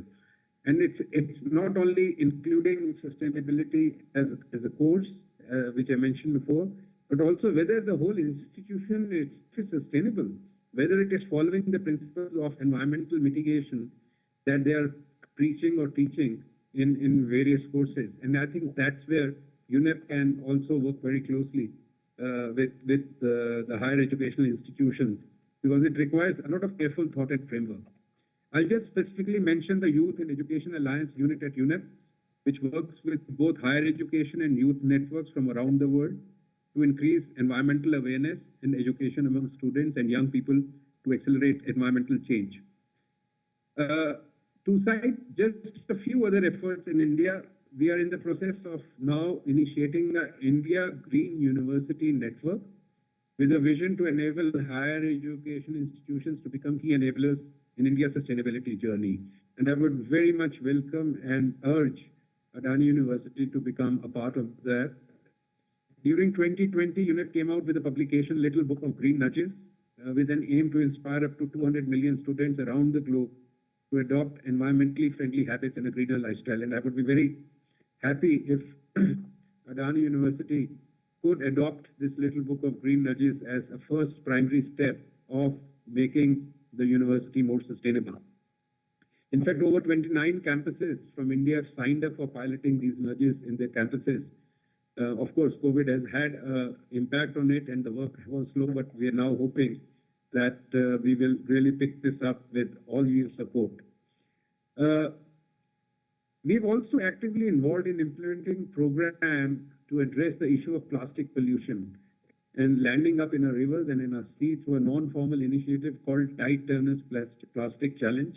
And I urge the university to really look at it, because we've already trained almost 330,000 youth from across the country who have joined us in this campaign.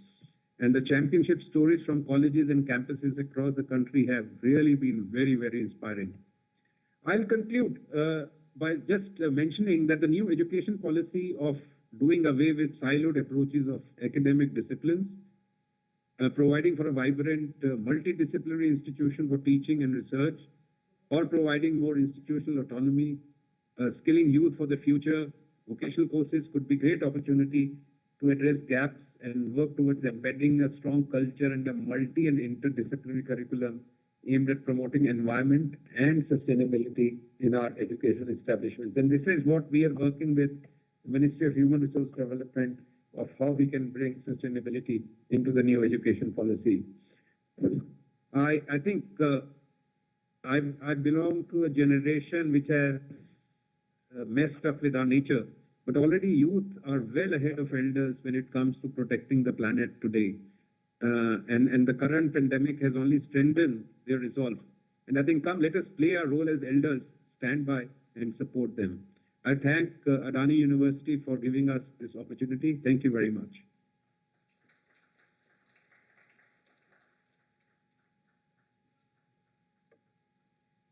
Thank you, sir, for your valuable time and insights.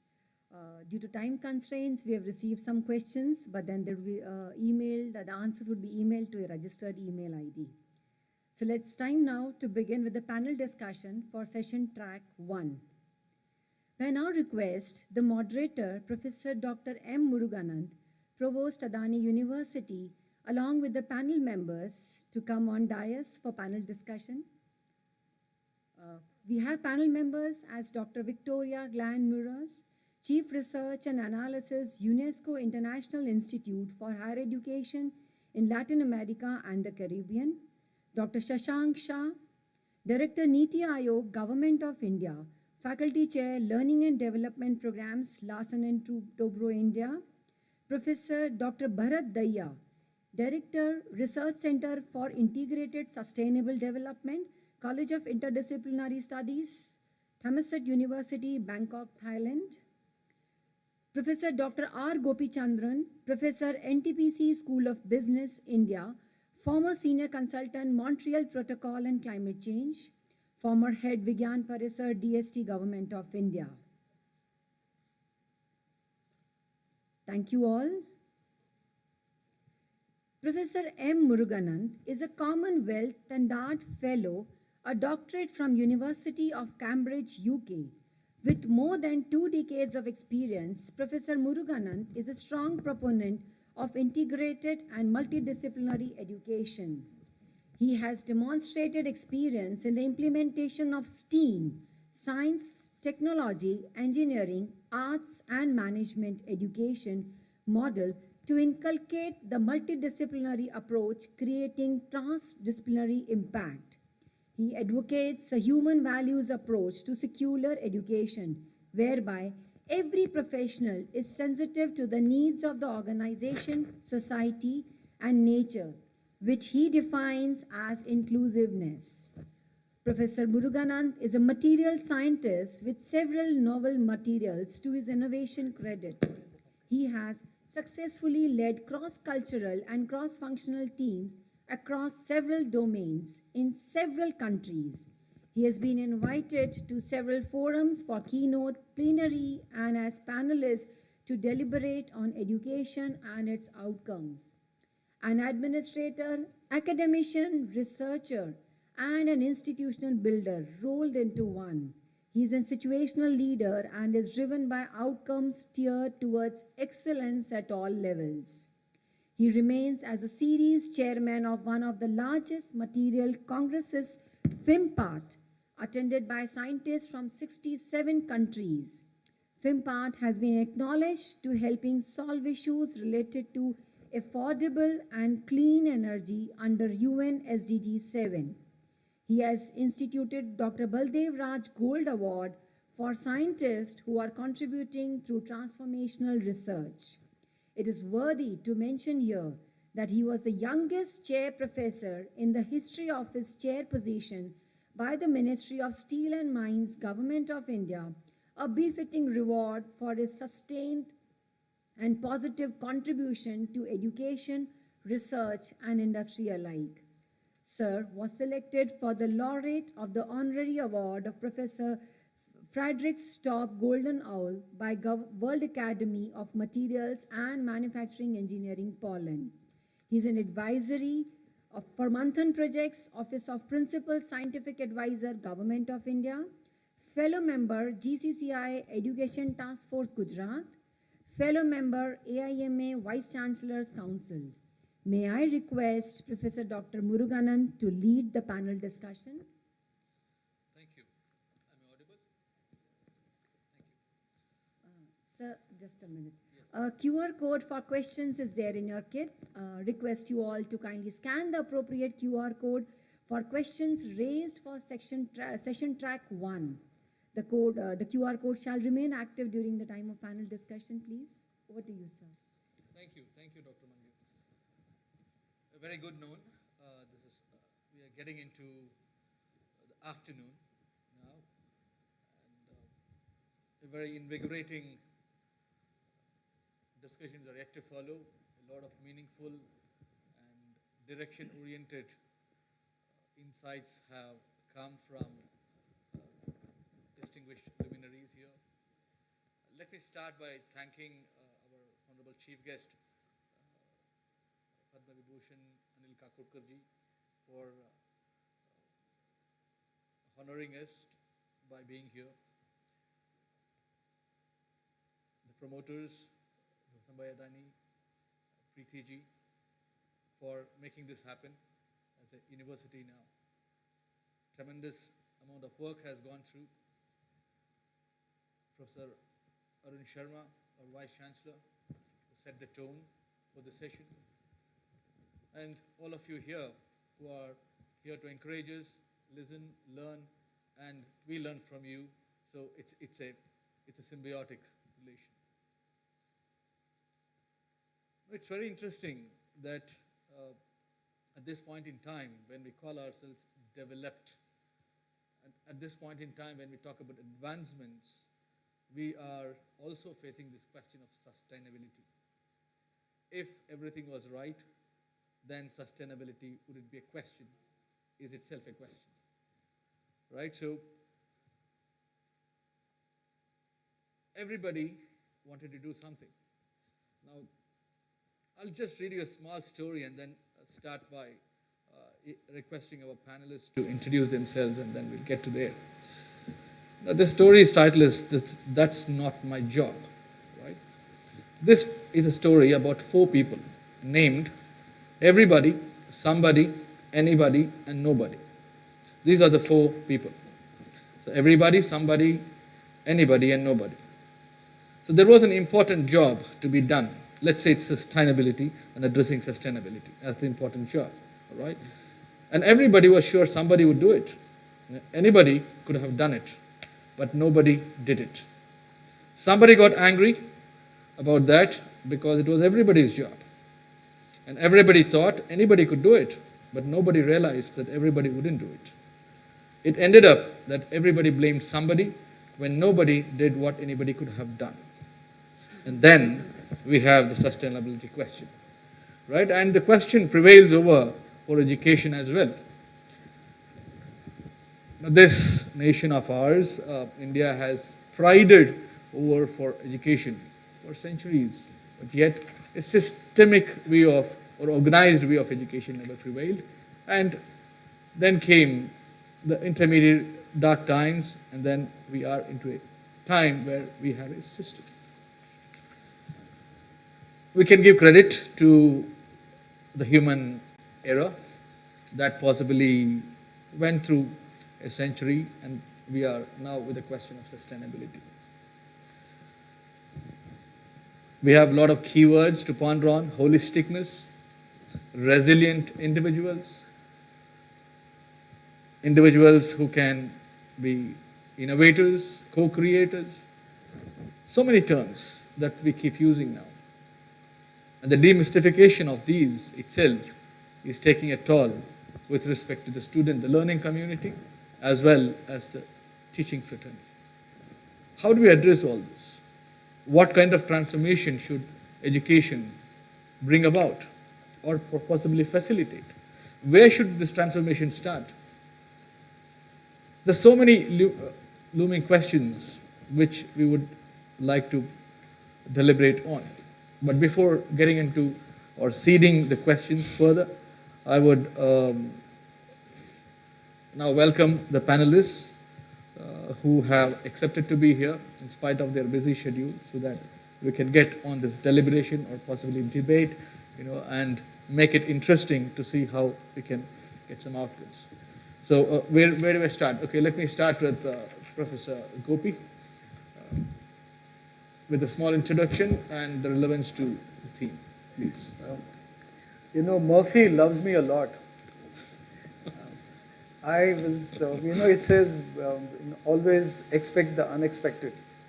My luggage normally comes last when I get down from a plane. I always get to speak just after lunch in a conference. But today, it's so amazing. I didn't expect Anand to turn left and ask me to speak first. But rising to the occasion, And the university now rising to the occasion of the call for action is most important. I had the honor of reporting to Professor Anil Kha Khodkar for 5 years. He was my reporting officer when I was, in Vikram Sarabhai. And along with him was another great stalwart, Professor Ramaswamy, T. Ramaswamy, who is also the secretary of the Department of Science and Technology. Now, what did Professor Ramaswamy say? Professor Ramaswamy actually mentioned this at a conference in IIT organized by Vikram sir. Can I take a minute? Please, please. Expertise is precision plus speed.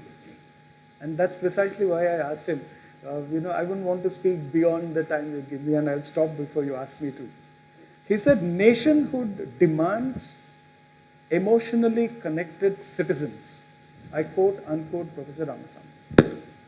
Number 2, he says, science-based society uses methodology of science and formulated knowledge as a guiding principle. I'll stop with one point here. If we synthesize these two, and I quote, unquote, Professor Ramaswamy,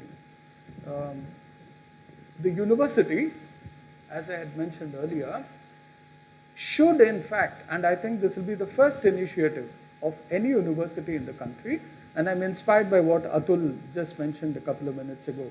Please say our mission is to serve the constitutional agenda of Article 51AH, which is to foster scientific temper in our country. No other university has done this. I think fostering scientific temper is at the core of sustainable development. Challenge me if I'm wrong. We can discuss this subsequently, when we get our chances. So I think, therefore, my request to the university will be to say, Adani University, serving the agenda, constitutional agenda, Article 51AH. This mission will also help us foster scientific temper, much needed scientific temper in our students, in the citizens we'll work with, and Sustainable Development Goal is a huge community interface. I'll stop at this, and then we'll be happy to contribute further. Thank you, Professor Gopi. I've picked the keywords of scientific temper and emotionally relevant here. With that, I will ask Victoria to introduce herself. Thank you very much. Thank you, everyone. Can you hear me? Yes? Okay. I don't hear that you hear me, but it's good to know. Good morning. It's good to speak before lunch, but it's also the only thing that is between these people and lunch is us. So that means that we have to be fairly brief. It is a pleasure for me to be here today. Thanks so much for the invitation. As you were mentioning before, my name is Victoria Galamuros. I'm the Chief of Research and Analysis from the UNESCO International Institute of Higher Education. We were previously focused on the Latin American and Caribbean region. A couple of years ago, we were given a global mandate. So even when we still have a strong presence in the region, we've been working globally. And coming to a country with the higher education sector is growing, is booming the way it is doing here in India, is extremely relevant for me. I've been highly inspired this moment to listen to Adani, to listen to you, the Vice Chancellor, and the Provost of the University speaking, because maybe it was unexpected. It's unexpected how aligned we are. And actually, I have a presentation later, and I'm not sure how many new things I'm going to bring to the table, because I've been hearing a lot of ideas that are very much in line with the UNESCO values, with the Sustainable Development Goals. And just congratulations, by the way, I have here big congratulations. And I skipped it and went to talk about something else. Big congratulations about the change of Adani to a university and the recognition. I think the work you're doing is outstanding, and I really, really see a very promising future here. Thank you, Victoria, for that note. Thank you. I will go to Dr. Bharat for your quick introduction. Namaste, very good afternoon to all of you. First of all, congratulations to the Adani Institute of Infrastructure and Management for becoming a university, fully fledged university. To be part of this ceremony is a privilege, and I would really like to thank all the organizers for having us here. I work in Thailand with a university called Thammasat, which is a Pali distortion of Dharam Satya University at the School of Global Studies, and I had a research center on sustainable development and innovation. In my past, I have mostly worked with international organizations. After my studies at JNU and School of Planning and Architecture in Delhi and at the University of Cambridge in England. And this year I am celebrating 25 years of working internationally, and I take every opportunity to serve India. Whenever I get an invitation, I generally do not say no. And when Professor Murugananth contacted me, I had to come here and serve the country by whose name my name is. So thank you for having us, and I really look forward to having this discussion. Thank you, Dr. Shashank. Good afternoon, everyone. First of all, my hearty congratulations the establishment of the Adani University. It's a great opportunity to make a new beginning, and when the beginning is in the right direction, the opportunity is truly phenomenal. I think the conviction that Adani University stands for, as is seen in most of your banners, is very clear. You have your roots as excellence, you have transformation as the process, and you have sustainability as the goal. I think that's exactly what captures the essence of the conviction of this university. So my best wishes to the promoter family, to the faculty, and to the students for being part of this great journey. A brief about myself. I'm Dr. Shashank Shah. I'm a Director for Higher Education at the Niti Aayog, Government of India.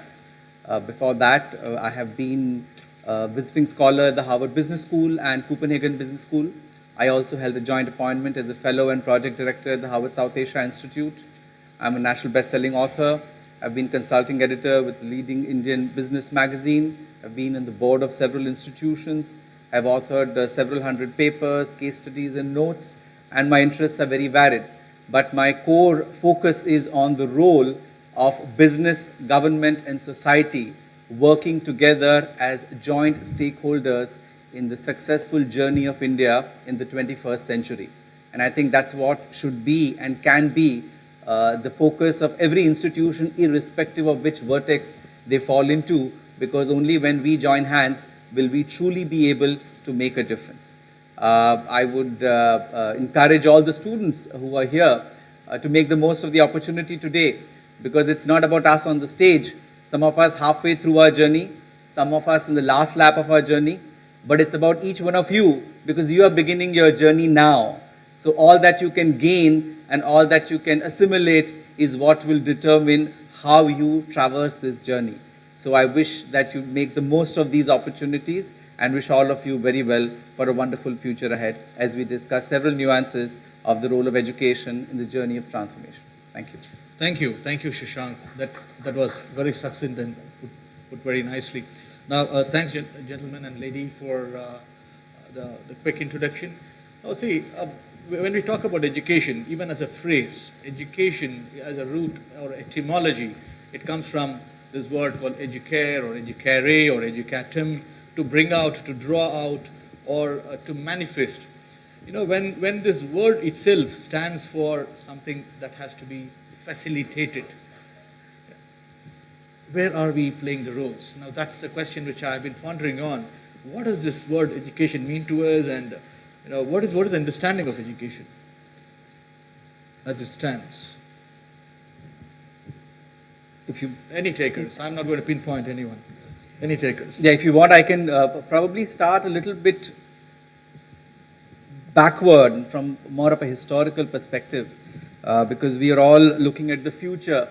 But unless we know our source, the destination becomes that much more difficult to reach. So let me just give, even before defining education and its source in the word educare, let us look at ourselves as a nation first to understand who we are and where we stand and where we head to.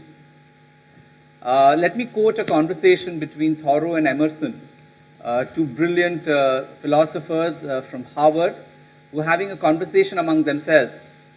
And Emerson was appreciating the kind of progress Harvard and other educational institutions have made by reaching success in every branch of knowledge. And Thoreau paused and reflected for a moment, and he said, yes, wonderful to know about the branches, but what about the roots? What about the roots? Asked Thoreau. The conversation ended there, and I'd like to extrapolate that to India itself. What are the roots of this great nation? I think it gets captured in the Vedic dictum, Ano Bhadra Kritavo Yantu Vishvataha. Let noble thoughts come to me from all directions. I think this is what is the fundamental virtue of every student, of every faculty, of every educationist, of every citizen of this country, that we should be open to let noble thoughts come to us from all directions. What has this idea of India given this nation? I think if we look back over the last several millennia, we've had some of the finest experts in every field of knowledge long before those fields of knowledge developed in other parts of the world. Several millennia ago, the sage Kanada had given the atomic theory, while Dalton in Europe shared that a few centuries back. We have the wonderful work of Bhaskaracharya and Aryabhatta in mathematics and astronomy dating back several millennia. We have Chanakya's Arthashastra, whose only written manuscript copy was apparently discovered during the British rule and has been preserved to reassure us that our philosophy of economics and statecraft dates back several millennia. Whether it is the crass materialism of Charvaka, who said Rinam Kritva Ghritam Pibet, across all the 12 systems of philosophy, you go to the monism of Shankaracharya, who said Brahma Satya Jagat Mithya Jivo Brahmaiva Na Paraha. This entire spectrum of crass materialism to total monism and all that lies between, all has been contributed by India over several millennia. And one were to ask about the economic success, because the younger generation is always cynical. Don't tell me only about knowledge and philosophy. What about the economic success? Has India made any? For long decades or long centuries, it was believed that because of our value systems, we were not very successful economically. And hence the Indian model of success is not going to be sustainable. We're talking about sustainability. And there's this study by OECD, by Angus Madison. It's a very celebrated study, and I would encourage you to look it up. It was published in the year 2001, which said that from 0 AD to 1750 AD, which is 1750 years, if there was one country which contributed the most to global GDP, it was India. We have contributed to the global GDP for 1,750 years, the maximum quantum ranging between 33 to about 20%. And due to colonization of various kinds, our percentage has come down. And again, we are now reclaiming our position in the Committee of Nations, have risen to become the 6th largest economy in nominal GDP and the 3rd largest economy in terms of GDP by purchasing power parity. And the journey ahead is extremely promising. But why am I sharing all this with you? I think I personally would give credit that if there is a tripod for success of any nation, of any country, it lies on the basis of economic success, its ability to defend itself, and its ability to create and add to knowledge for itself and the entire world. Thus, economics, defense, and education is the tripod on which every successful civilization and nation can be established. If we look at it symbolically, this is what the 3 goddesses of Indian culture communicate. Durga, Lakshmi and Saraswati. We have so much of symbolism in the Indian culture. I'll just conclude with that, just one second. There's so much of symbolism in the Indian culture that we miss out on these points, and that's where the role education plays. So I think education is always looked at as and also kind of a thing. I think education has been center stage, and this entire story that I shared with you goes back to some of the most phenomenal universities India had for several millennia, for which it got the best minds into itself and sent out the best minds from itself to all parts of the globe, and that is what made it the Vishwaguru that it was hailed for several millennia. Excellent, excellent. Very succinctly put together. But you see, in the context of transformation, when we talk about education, right, we are talking about an intangible state which has found expression somewhere. Now, bringing this intangible aspects and allowing it for expression is where we educators somewhere have a machinery here put in place, right? Now, how does this gel? You know, when we talk about education, where if it's going to be facilitation, you may talk about economics, you may talk about defense, but the underlying, the undercurrent has been from the education that you very rightly mentioned. But then there has been a transforming agent, right? And then this word transformation itself, this is something which I like because it's made of two words actually, trans and formation. It's transcending the formation. A formation is a conditioning, right? You transcend the conditioning. So the silos of the conditioning needs to be transcended to have a transformation effected. Now, if that be the case, with our understanding of education, right? Now, we understand education in a particular way now. We understand education with the certain interventions. Now, just like how in a corporate world we have interventions at various levels, we keep talking about interventions by the faculty and the teachers. Now, how is it that we can effect a transformation with respect to our education system as is? Because there are some positives, there are some negatives. Now, we acknowledge the positives and we want to take it further. We want to address the negatives, right? So I think I would now open up the forum to look at what are those aspects that need to change in education. Because education itself as a tool, is it really leading to transformation, or are we talking transformation but not walking transformation? Yeah, so it's extremely important for us to get there. We were talking about paper to practice. We were talking about implementation, information to implementation. Now, how is it going to happen? Where is the catch? So what Please, should change? Yeah. Bharat. Thank you, Prof. So what should change and why, and at what pace perhaps, and at what scale? I would like to offer a few ideas. I'm sure you are familiar with this. Maybe I have put them in a more contrasting manner. So first, I think we are living under the industrial age-based education system, where we produce replicable human resource to solve some of the problems that were posed to us through the Industrial Revolution. And I think that model has led to climate change, global environmental crisis, and all sorts of other things, and that's why we require transformation. So the first thing we should do is we should move from industrial age-based educational system to that which is oriented to sustainability. So we are looking at a paradigm shift, and this is one of the many things that we need to do. The second is, as part of this, we have followed the European deconstruction method to understand things, which is analytical. And that is very good. It helps us understand the different parts, but it leaves us behind in terms of holistic approach. And I think Mr. Khodkar said earlier about the systems approach, which is being picked up, but I think we need a lot of systems approach across all the disciplines and transdisciplinary approaches.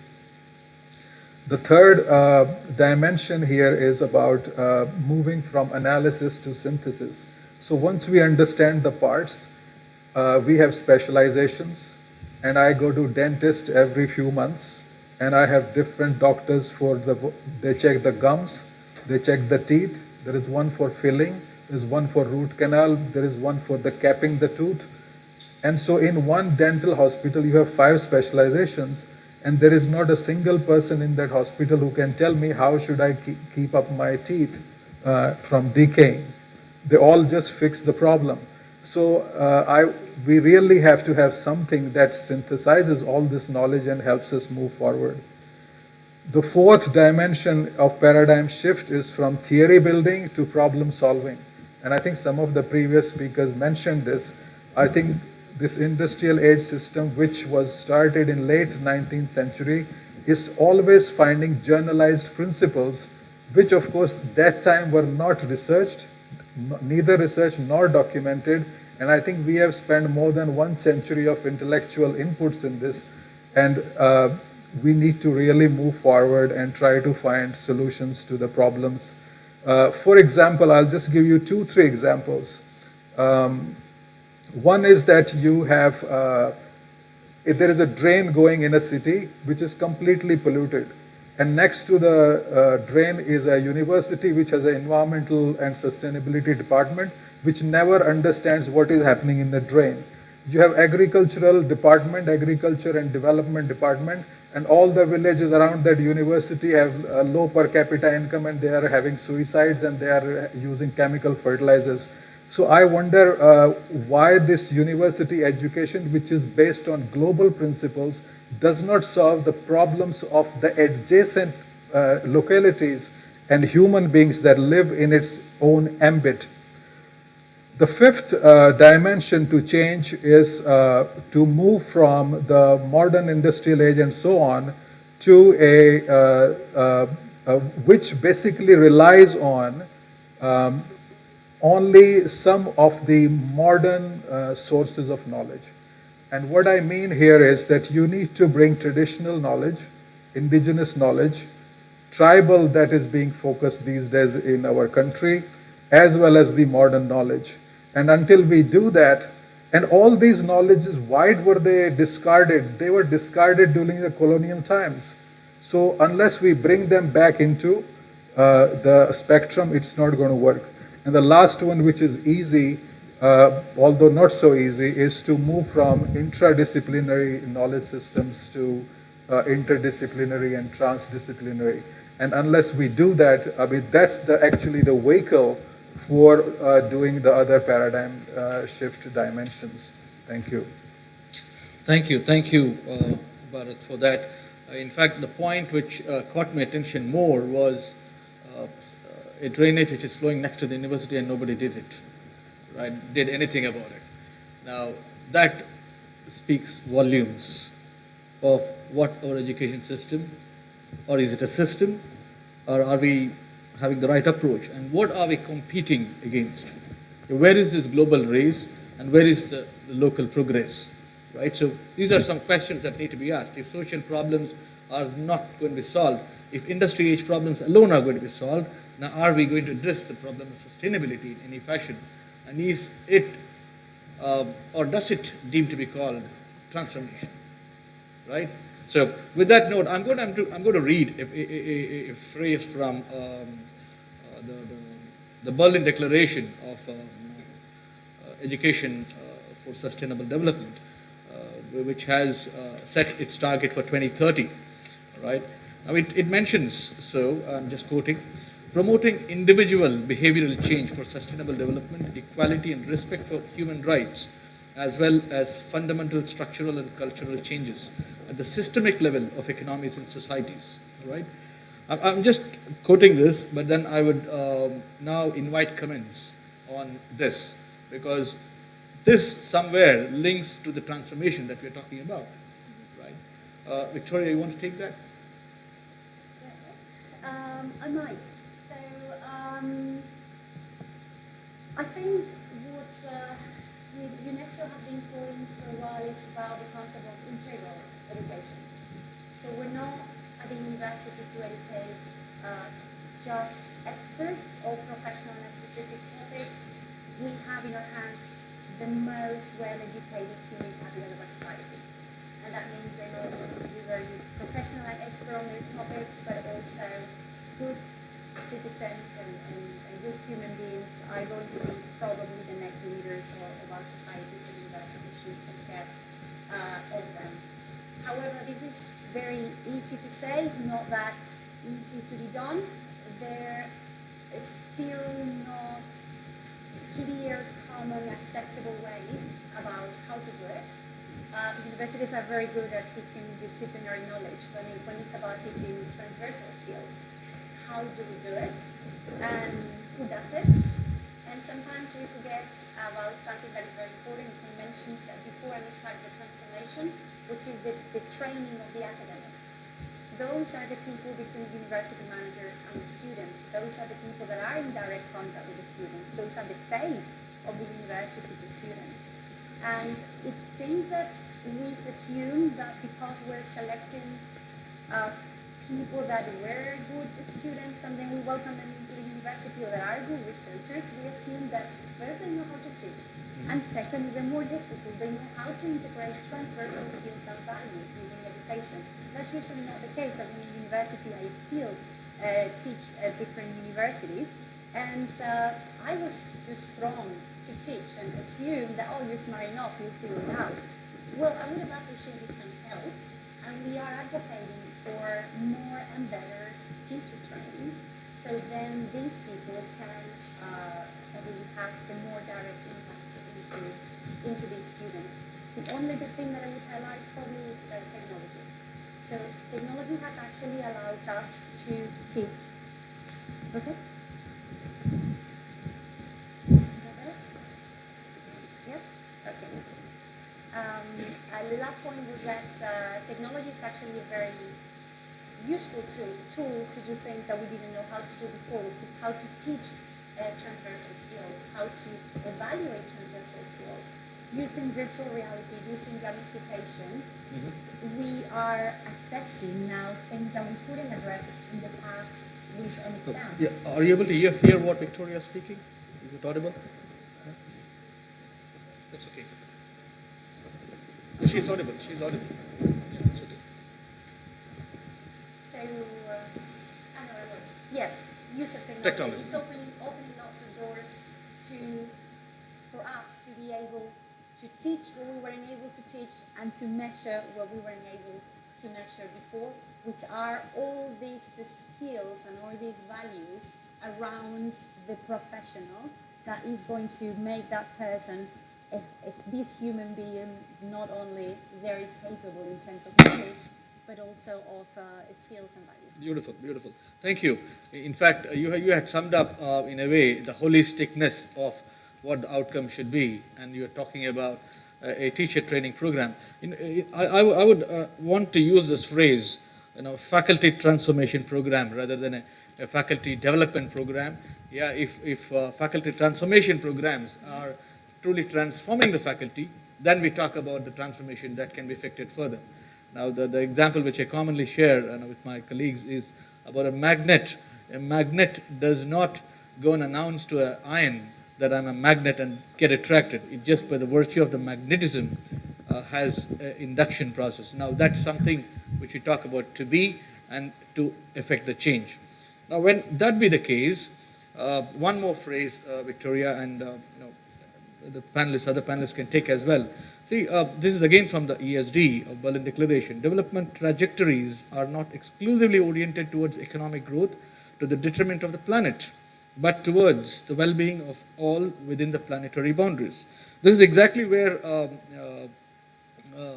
Kha ji had mentioned about the humane societies and not the transactional societies. Right now, how are we going to bridge this gap? That's a huge gap here, because we are trying to impart skill, but then in the process of imparting skill, I think we are leaving the human aspect completely dry. Yeah, so high in the information content, which is a skill-based content, and dry in the human aspect. What is the optimum?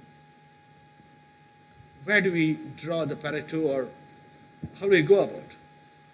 Does your looking at me mean I should speak? Well, you could use Murphy's Law. I'll use the Murphy's Law. And as I said, Murphy loves me. Therefore, he's given me a second chance. Yeah. Nobody gets a second opportunity to create the first impression. That's an important insight in communication. I've got 4 points to make, and I'll take just 3 minutes. I think we are discussing something more important than creating the visibility for the university in terms of rankings. And when we speak of sustainable development, the community, fellow citizens, are at the center of that kind of an engagement. I teach, in addition to environment and sustainability, a special course on managerial communication at the NTPC School of Business. There are 3 important lessons which we have picked up over the years, and I often elaborate on these in this course. We ask, what is education for transformation? The most important insight in transformation, enabling a transformation, is the credibility of the communicator. If the communicator is not seen as practicing what she or he preaches, it has 0 impact. On the other hand, it starts having negative impacts. And that takes me to... Dr. Gopi, just before you go to the second point, I'm very eagerly waiting for the second point. But could I say that researchers form the class of what you are telling in the first? Because they are living by and then they are... Let me extend the word researchers to a larger agenda of a research mindset. Okay. And that mindset takes me to that element of scientific temper which I mentioned. I am probably gravitating all that you're saying to an extremely important agenda I have in mind. And that agenda is what is actionable in order to make the Adani University unique. Yeah? And that is the purpose of this discussion. It is not so much about theorization of communication, but what is actionable insofar as the Adani University could do to achieve that excellence. And that is possible. Why did I know I'm on camera. Why did I pick the names of people like Anil Kha Khodkar and T. Ramasamy? It's simply because they demonstrate the excellence of inclusive action. One gets to watch how they contribute to nation building beyond their own personal agendas. I'm inspired, and I'm not trying to please anyone here. I'm looking at the camera and I know what I'm saying, and this is to serve a national agenda. And let me prove that through 4 other important references. Shanti Swarup Bhatnagar. Sir, you gave the examples of Bill Gates and another person, who spoke about McDonald's, right? Shanti Swarup Bhatnagar from India. When he received 25,000 rupees for his designing a non-coagulating colloid from the company he gave consultancy, what did he say when he received the money? He said, I do not want to get this money for myself. Let us establish the CSIR in our country. And that is how the Shanti Swarup Bhatnagar Award was instituted and the CSIR sprang up. Aren't we talking of excellence? And this is almost bordering on altruism. That is sustainable development. What is the excellence of CSIR in our country and how is it seen world over? Sir, am I right, sir? The second wonderful example is of Homi Bhabha himself. There was no jingoism in what they did, but they stood for absolute excellence, Atmanirbhar. Are we not having excellent examples in our own country? And I've used the word excellence for the second time. The third interesting example is of Vikram Sarabhai. When somebody would ask him, unknown, what is your name? I had the chance of working under Capita Sarabhai for 16 long years. An excellent lesson he said was when people would ask him what is his name, he would say, I'm Vikram Bhai. He would not say, I'm Dr. Vikram Sarabhai. He would say, I'm Vikram Bhai, so that's my name. And that element of humility is extremely important to reach out to our fellow citizens. If an auto rickshaw driver is able to drive on the wrong side of the road full speed without hitting anybody, isn't he as scientifically tempered as anybody else? We have got people in Ahmedabad railway station or Nizamuddin railway station or even Dadar carrying 200 kgs of weight on their heads without tripping. Where did they learn all this? Therefore, the objective of scientific temper is to reach out, and that is the credibility of the communicator going beyond the 4 walls of the university. I know I've already taken 2 minutes, please give me a minute more. Yeah? And that Please, takes please. me to something extremely important. Beyond serving the constitutional agenda, please mark this. The academies of science, engineering, mathematics, and medicine in the US came out with a framework of science communication, and that's called the science of science communication. The science of science communication. Amit, I'm nowhere compared to you on the IPCC things, but then I had the chance to contribute to the first and the second order drafts of the sixth assessment report, where an important question was asked about, and that was for group 2 on adaptation. So what do we do for really enabling action at the grassroots level? An important answer was derived out of this framework of science communication. Please mark this. This is an extremely important takeaway. The science of science communication differentiates between 3 impacts. Number 1, can I say that at the end of 2 years, I would have reached out to all the villages in Gujarat to create awareness? And that is simply raising the levels of awareness. This is totally different from creating the impact of communication. She spoke about tools of communication, which is the second strand of science communication. It says, I might have used state-of-art tools. I might drop the best of messages through WhatsApp. But do we transform mindsets? That is completely different, and that takes me to the third element of science communication. Please mark the meaning of the word engagement is to be able to empower citizens to use knowledge to exert their rights. And that is true engagement. How does this happen? It happens, I go back to the point I raised, credibility of the communicator, and that's most important. If we are, if we preach, equity, justice, and don't practice it in our lives, we are self-perpetuating, unresponsive, antiquated. You run 10,000 programs, it's not going to have any impacts, and that is extremely important for our university. I stop with just one final point on this, okay? The International Union of Conservation of Nature and Natural Resources, IUCN, way back in 1990, 92, 93, said, people who receive information retain the right to never implement whatever they are learning. So, unless we bring in this element of credibility and go beyond I'm restraining myself. Please, Go beyond the pursuit of sheer numbers, we will not go anywhere. Otto Sharma, who proposed theory U, said something profound. And I'm quoting Otto Sharma. Look up Otto Sharma. And what did Otto Sharma say? Why do we collectively produce results nobody wants? Why do we collectively produce results nobody wants? And in this context, if we create a compendium of the best practices adopted by communities in 2 important areas, water conservation, soil conservation, I think one important output the next 2 years the Adani University should do to assess the wonderful work that people like Amit are doing is to create a compendium of practices of success of nature conservation in our state. And if you could do that, it can become a very good repository for multilateral agencies to say, let me support upscaling of this good work. And that will be an engagement of communities. I will stop before you ask me to. Thank you. It's always a pleasure to hear you, Dr. Gopi. Thank you.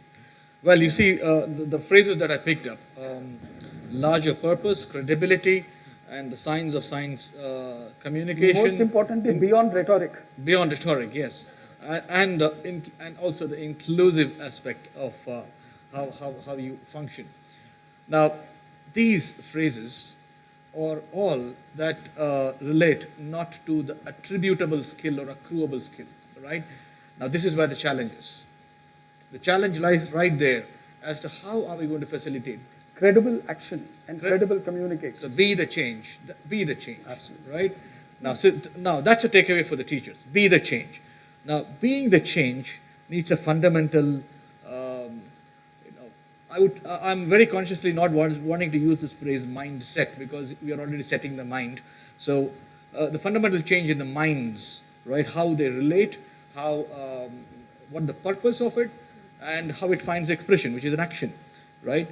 Now, if that be the case, if a faculty transformation program needs to be implemented, what would be the components which can actually enable us to effect this transformation? Now, I'm just getting there, probing into further, primarily because I can now list down the actions for me to do as well, right? You can be as relaxed and just put forward the candid, not just because I'm looking at Dr. Gopi that I'm opening it for him. Again, it could be Victoria or Professor Bharat or Shashank. Because we are talking about the intangible aspects. You're talking about the faculty transformation. Absolutely. Because that's exactly where Dr. Gopi led me to by mentioning be the change and the credibility aspects. Okay, I'll try to offer a few thoughts. Please. Yeah. I think first of all, the faculty has to understand. Not clear? Louder? You keep it closer to your... I think your microphone is a little away from you. It's under the belt. Under Okay. You okay, need... can you hear me now? You have to take it higher. Take it a button. Or maybe... Take it up. Take it up. Just pull it up. You unclip it from wherever it is and then clip it at the top. Clip it on your tie, perhaps. That should be Now? What is happening? Huh? It's possible? clip it to the tie. Okay, this one, yeah? I hold it in my hand. The old way, okay. Okay, so talking to faculty is a very interesting, you have given me a poison pill. So first of all, I think we have to understand that education is, that is what is given these days is very limited. So I think we have to go beyond our current understanding of education. And since part of our conference, our panel discussion is about sustainability, so I would say that I think we need to look at education, something that relates to our own existence on this planet. Because right now, given the environmental crisis and climate change that we have been talking about, if we do not handle this, and if we do not put environment and sustainability at the center, I think we are going to be in a deep mess. I'll tell you a survey that was done in a leading Southeast Asian university. Okay, they have an environment department, and they have rest of the faculties, including engineering, social science, humanities. So they took a sample, and they found that only the people studying in environment faculty knew what was sustainable development. The rest of the planet in the university did not know. So I wonder if 90% or 95% of the graduates that we are producing, they have no idea what is happening on the planet, and they're just following their own little disciplines. What is the future of our planet? The second thing is that we need to understand, or the faculty has to understand, otherwise we are not going to get anywhere, is the interconnectivity and interdependence of all the natural phenomena. I think we have, through the current system of education, we have moved away from not thinking human beings and the rest of the living organisms on our planet. We have moved away from them, and I think we need to put that. That's the inclusive aspect. Yes. Inclusive aspect, yes. Yeah. And another one I would say is that we need to bring in all sorts of knowledge that I was earlier talking about, and that will make us go beyond our disciplines, outside the university, picking up what is there in traditions and so on. So I would say those 2-3 things that we must do if we have to move forward, whether in the teaching or faculty development or anything. Okay, thank you. Thank you. So we are still looking at the inclusive aspect of how we bring this transformation. Victoria, you wanted to add something? Sure. So these days, for faculty, when it's obvious that the future of education is hybrid, I need a very practical thing to do is to make sure that they have the right digital skills. Sounds obvious, but the fact that they don't have the digital skills require, it's been a problem for the last 2 years. That has become very evident. So that is a very practical step. But then beyond that, teachers will need to be entrepreneurs and will need to be innovative themselves. So entrepreneurial and innovative skills for teachers, for me, are critical. And we talk about teachers, but these people are usually researchers as well. If they are also researchers, that will allow them to think about what they do in a very different way. It is amazing when you approach a researcher that can even have patents, can have tons of publications, and approach it in a very genuine way and say, but why do you do that? Or what for? Or with what in mind? Or have you ever thought that what you're doing can be useful for someone somewhere? And sometimes they're even confronted by those questions because they are not used to it. And it's not that all research have to be applied and have to be solve immediate problems of the world, but having that mindset in a researcher can already broaden their scope much more beyond all I have to do is to get this paper published. So those for me are... Victoria, you are telling that curiosity will not kill the crow. Oh, absolutely. Right? Okay. We want curiosity-driven academics and lecturers, but that also know how to detect opportunities. For me, entrepreneurial behavior is a lot about detect and take advantage of opportunities, and I think that that's great if they can do that. Resilience is critical. Teaching is hard. Doing research is hard. so resilience for them is also the essential, and if put into this transformation program, I think it would be very, very valuable. We talk about lifelong learning a lot for all the professionals, the upskilling, the reskilling. What about our own people? What about our own teachers? Something else, I agree, you also had a point here about global knowledge about what's going on in the world and how to connect their own teaching and their own disciplines with others. So they don't just teach you about this little thing, hopefully they teach you about how that connects. So this is again breaking the silos. Absolutely, right? so that has to go to the teachers as well. Obviously, how to teach students that have different capacities and they have different backgrounds. That's also very important. I've been facing classrooms of, for example, master's students of international universities. Students come from different backgrounds, different countries, different degrees, different knowledge. How do you face that? I would have loved some teaching on that. I think I'm reflecting on myself a lot.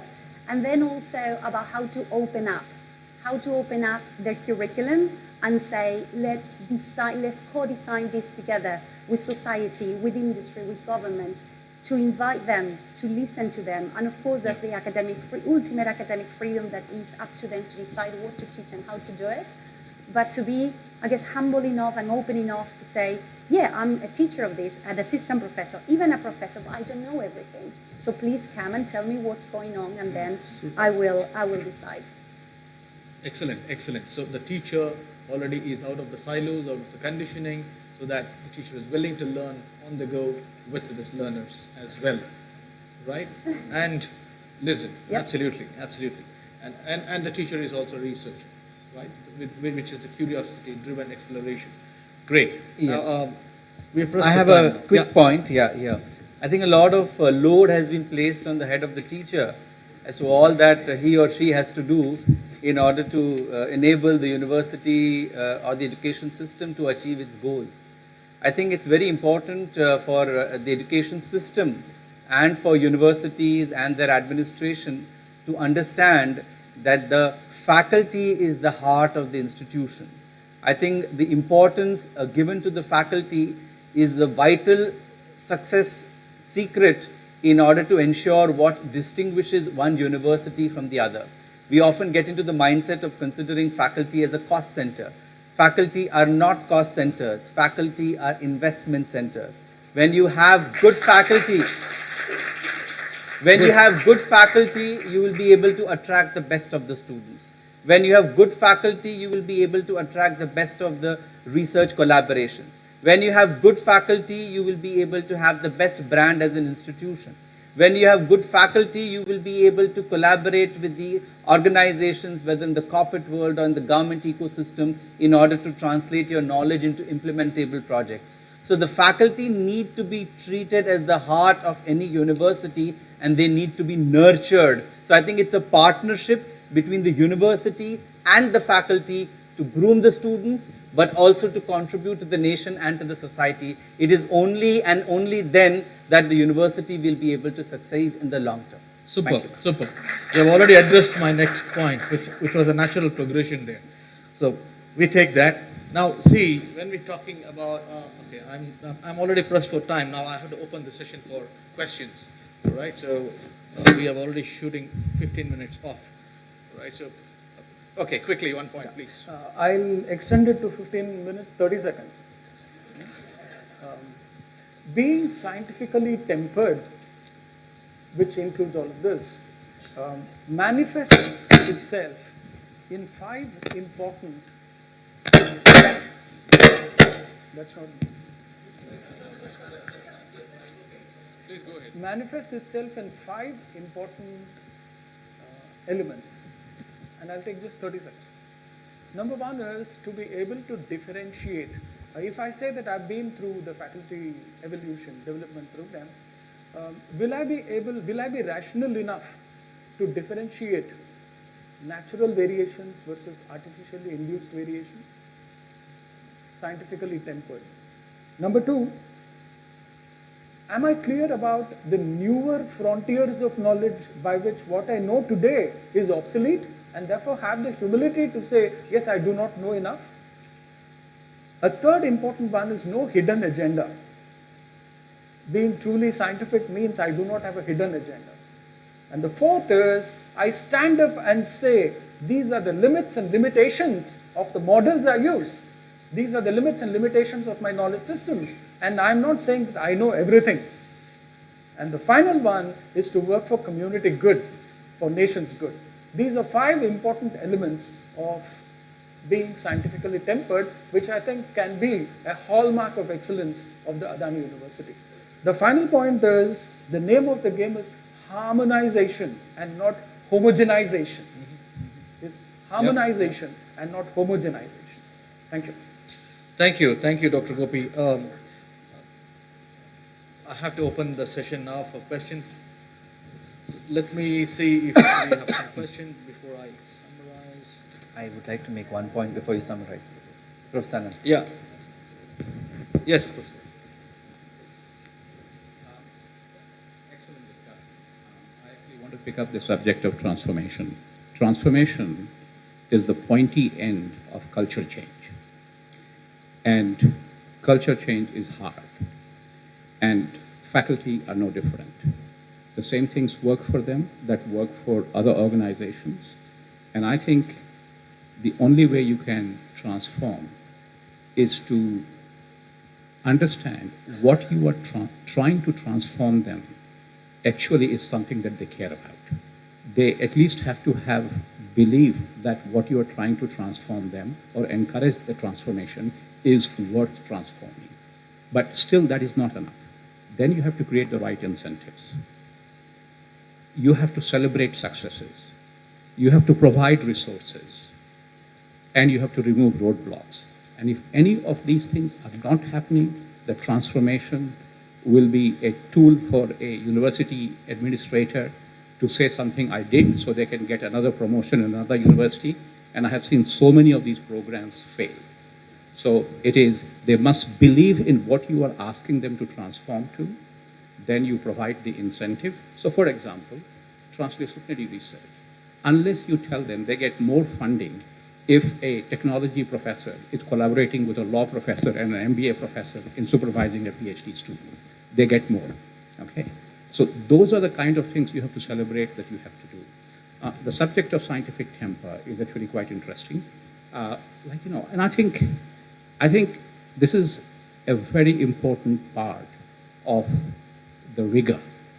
And and I totally agree that till the 17th century, India should feel proud of what it achieved. And at least for the first millennium, it was as good, if not better than Greece in terms of innovation and scientific output. in some way, Western civilization is a combination of both Indian and Greek civilization. But what happened is the scientific process, the rigor of evaluating things, modern day double-blind control studies, like, statistics that allows the community to evaluate things. These are the kind of things that universities have to inculcate in our students and into the community going forward. And by the way, Charvak, you talked about material, crass. Charvak's biggest contribution was that he was the original thinker of skepticism. And skepticism is the foundation of the scientific temper and the rigor. He was the most important contributor to the foundation of skepticism, which the West eventually picked up. So I would say, and I like the idea of Ghritam Pivet. Now that I'm a diabetic, I cook in Shuddha ghee, and as a keto diet, he was a great thinker. That's exactly why he's counted as one among the 12 philosophers even today. Yeah. So it was not in any negative Thank you, gentlemen. Thank you. Yes, I have already some questions here, which once I take, which has come in the order, so I have to give some justice to these questions, right? So I'm pressed for time already. I have about 5 minutes. Let's see how many questions we can take. The first question reads thus, it's for the panel. Anybody can take this. How can we provide an educational certification and validity to our students learning without having them to show traditional degrees? How can we provide an educational certification and validity to our students learning without having them to show traditional degrees? I'm not sure I'm getting the question though. So possibly the interpretation is, how can we, it's a non-formal model of learning. That it's a continuing education or a certificate program. So that's, I think that's pretty direct. I will not pass it on to the panel, but next question is from Professor Deepak Krishna and Professor Vikram. It is addressed to Professor Gopi Chandran. Okay. How can universities align themselves to national education policy to bridge the gap of lack of leadership skills and having a tangible research impact, and the role of government policies and higher educational institutions for the same? Professor Gopi, you want me to repeat the question? I will not repeat whatever I have said, at least. What is? See, I go back to the national education policy. 30 seconds. You can. 25 is fair enough. 25 is fair enough. The national education policy is designed to invoke the best in the individual. And the university, therefore, let me look at the leaders of the university. Please, for heaven's sake, the fence should not eat the crop. In the sense, do not create too much of a pressure. And there is something amazing, which I laid my hands on. 5 seconds on this. Please evolve, but urgency should be balanced with process. We may outrun by violent swiftness and lose by overrunning. Don't do that. And as was beautifully mentioned here, people are at the center. So therefore, human values of inclusiveness will therefore help serve the national educational policy agenda, excellence of the individual. Sorry to intervene in between, sir. I'll take a minute. We are very thankful to Dr. Anil Kha Khodkar, sir, for his presence. Sir has got some other engagement, so he might have to leave. Thank you, sir. Thank you, sir, for your valuable insight.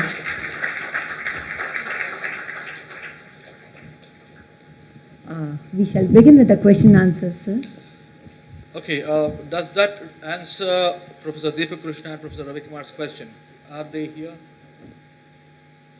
Done? Okay, excellent. Now, I have a few more questions in the queue, so then I can come to the open forum here. I still have about 3 minutes. Okay. How can we transform education and align to global industry demands and integrate our past glories and help in our nation's development and growth? This is addressed to Shashank. Please repeat. How can we transform education and align to global industry demands and integrate our past glories and help in our nation's development and growth? Right. So I can't answer this in 30 seconds, so please permit me 2 minutes. 2 minutes is long, Sushant. But we started 15 minutes late, so I think we should be apportioning I'll time give you- based I'll on give you the, 1 minute. on the I'll give you 1 minute. Go ahead. rescheduling of Go the ahead. thing. Go ahead. I'll give you 1 minute. Yeah, so I think it's very important. We should look up to the national education policy in a very detailed manner to understand the phenomenal opportunities it provides to relook at our education system by taking the best of the insights from our ancient systems and to having a forward-looking approach towards solving problems of India and contributing to the world knowledge. I'd like to draw your attention to the aspect of multidisciplinary and holistic education that the national education policy talks about. And let me take up 4 areas from there, which is what we can do in order to align our higher education system and institutions with what you said, contributing to world knowledge, but also solving the problems of our nation. I think the very first aspect which holistic education under the NEP talks about issues connected with sustainability and sustainable development goals. I think that is at the planet level. Everything that happens within the education system should make a very conscious effort to ensure that the 17 sustainability development goals and its 169 parameters or targets can be in some way addressed or achieved as teaching, learning, research, outreach, whatever you will. So that is the first area, that's the contributions at the planet level. Second, we talk about contributions at the national level. And the national education policy talks about the role of human values. I think values have to be at the center of the education process. The national education policy talks about the values of Satya, Dharma, Shanti, Prema, Ahimsa, and also the citizenship values, which is talked often in the citizenship education piece internationally. If we have these value systems in our citizens, in our future citizens, we'll be able to contribute to nation building in a substantial way. So how can our teaching, learning, research, outreach ingrain these values? Third, we talk about at the societal level. And the national education policy talks about the role of seva or community service. How can our education system and all its initiatives contribute to the well-being of the community?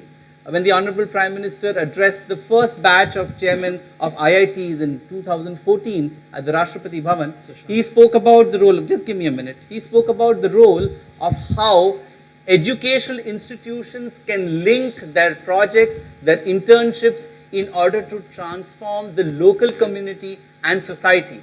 That mindset is very critical in order to solve the problem which he said, the drain outside an educational institution not getting resolved. And the final part which the holistic education piece talks about is at the individual level. Can we develop multicultural competence and empathy in the students? If that is possible, if that can be ingrained into the students, then we'll be truly creating what is called holistic individuals. I'll conclude by saying what Mahatma Gandhi had said, that literacy is not the end of education, nor is it the beginning. Education is truly the full blossoming of the body, mind, and spirit. And I think that's the agenda which the national education policy has placed before us. And every educational institution would do very well by seeing how it can align itself to this vision. Beautiful. Thank you. Beautiful. Very well put. Very well put.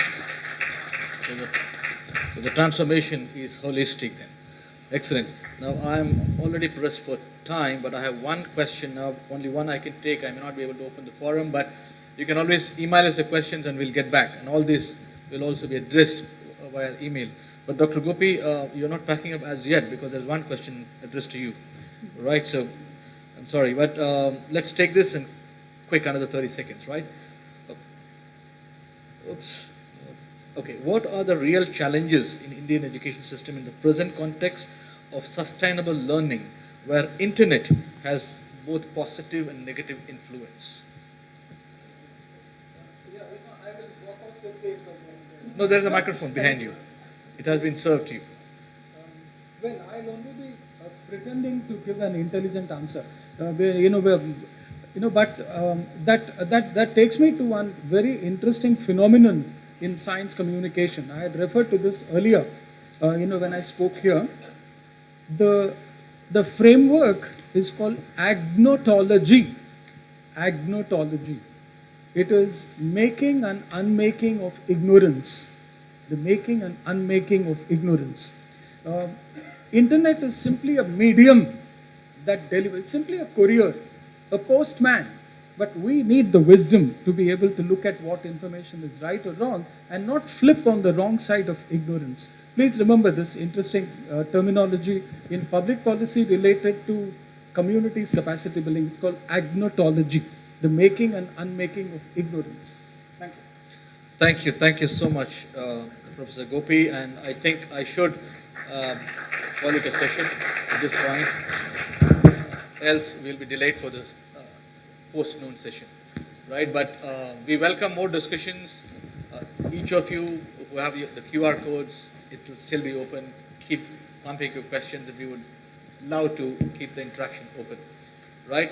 With that note, let us pledge to create an inclusive system where integrity prevails, where we are able to be the change what we expect in the system, wherein the silos are broken and the creativity blossoms and entrepreneurial spirit makes possible for a nation building and addressing this global sustainability issues. With that note, I'll stop and hand the session over to Dr. Manju. Thank you so much.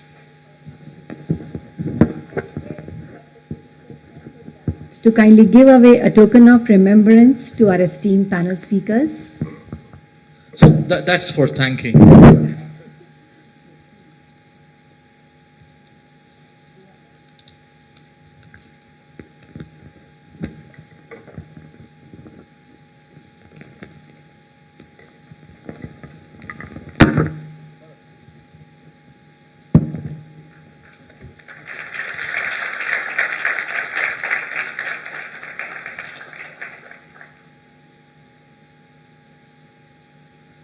Thank you, Dr. Bharat.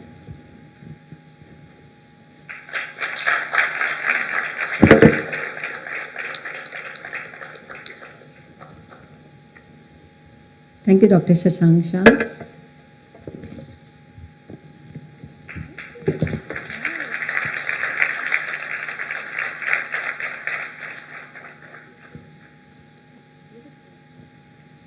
Thank you, Madam Victoria.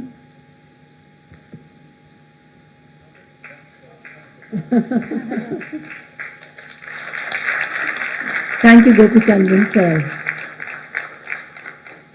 I'll accept this if you thought our contributions were useful.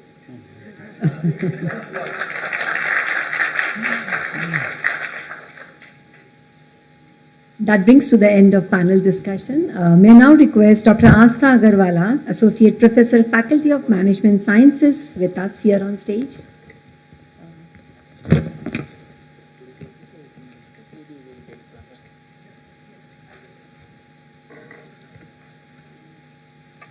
A very good afternoon, everyone. It has been a wonderful morning and an early noon, a literally transformative time for the world of education, as all our eloquent speakers here from the dais made all of us think and reflect on the need and urgency of undertaking educational transformation.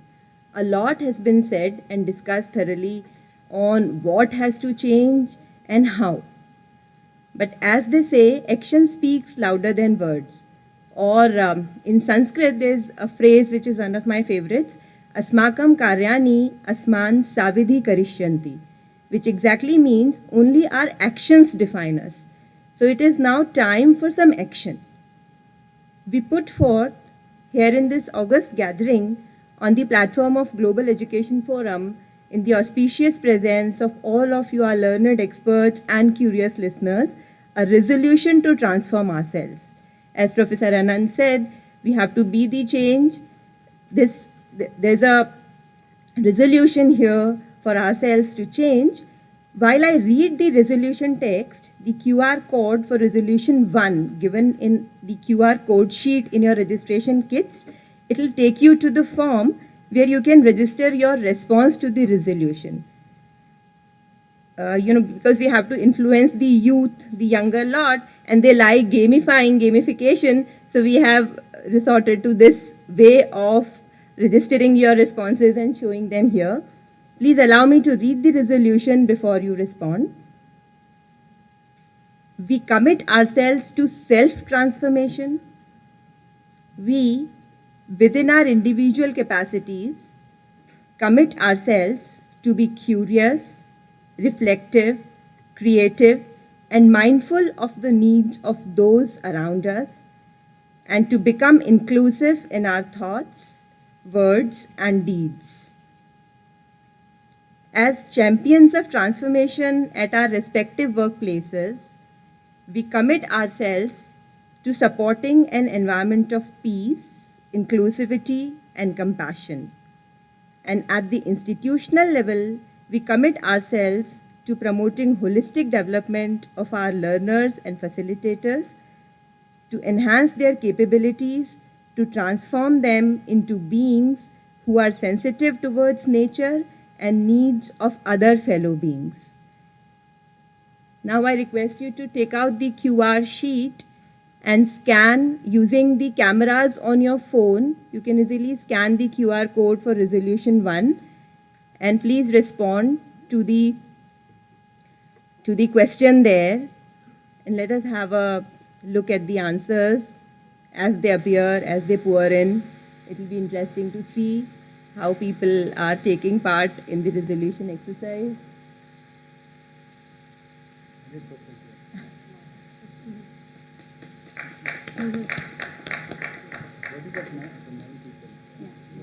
So,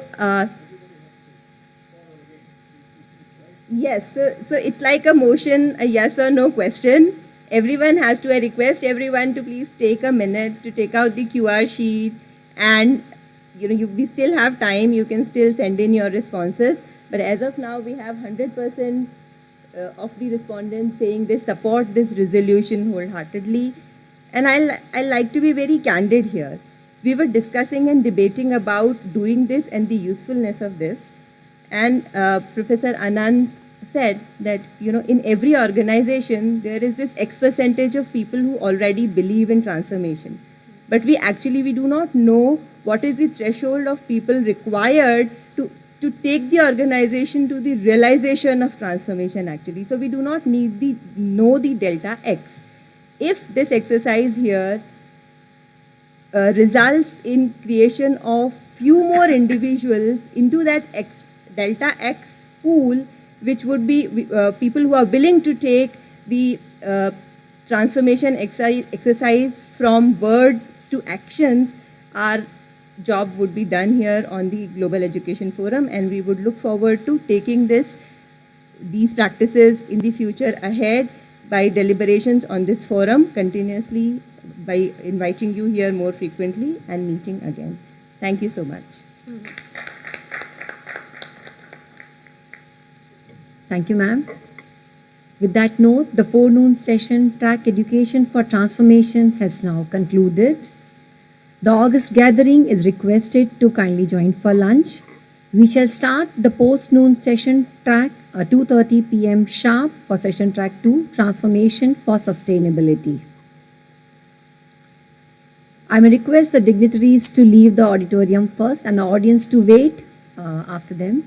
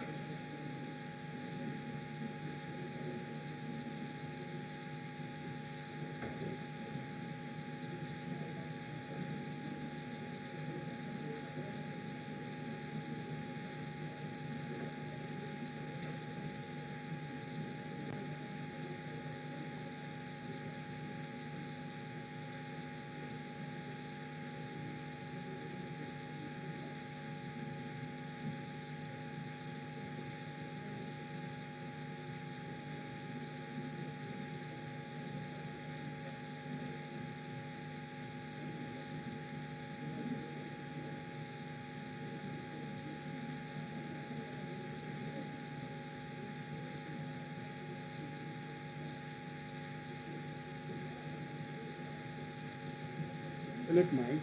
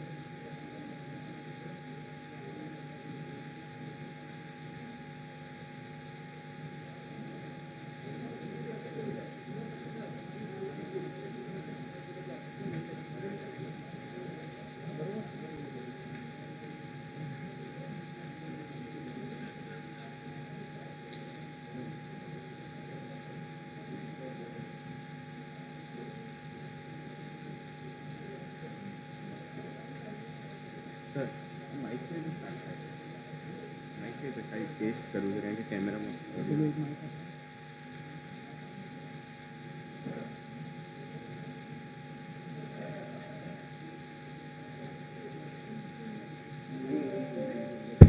चालू hello hello mic testing 1 2 3 hello hello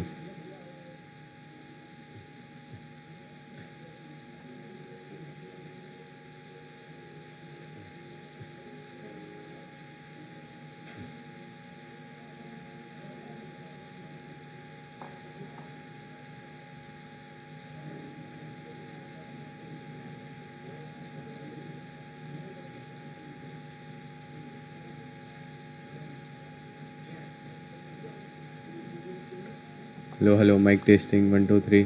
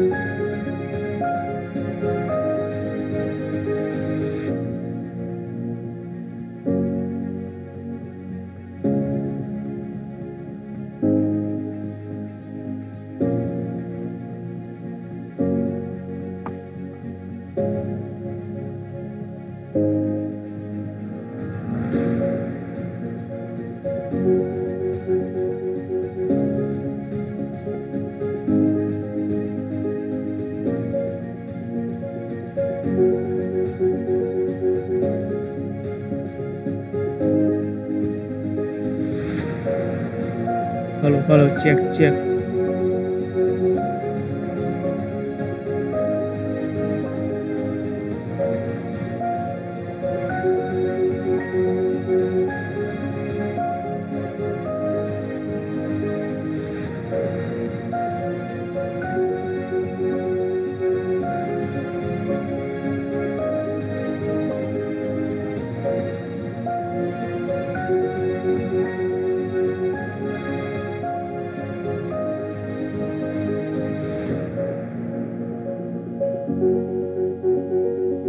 Hello, check, check.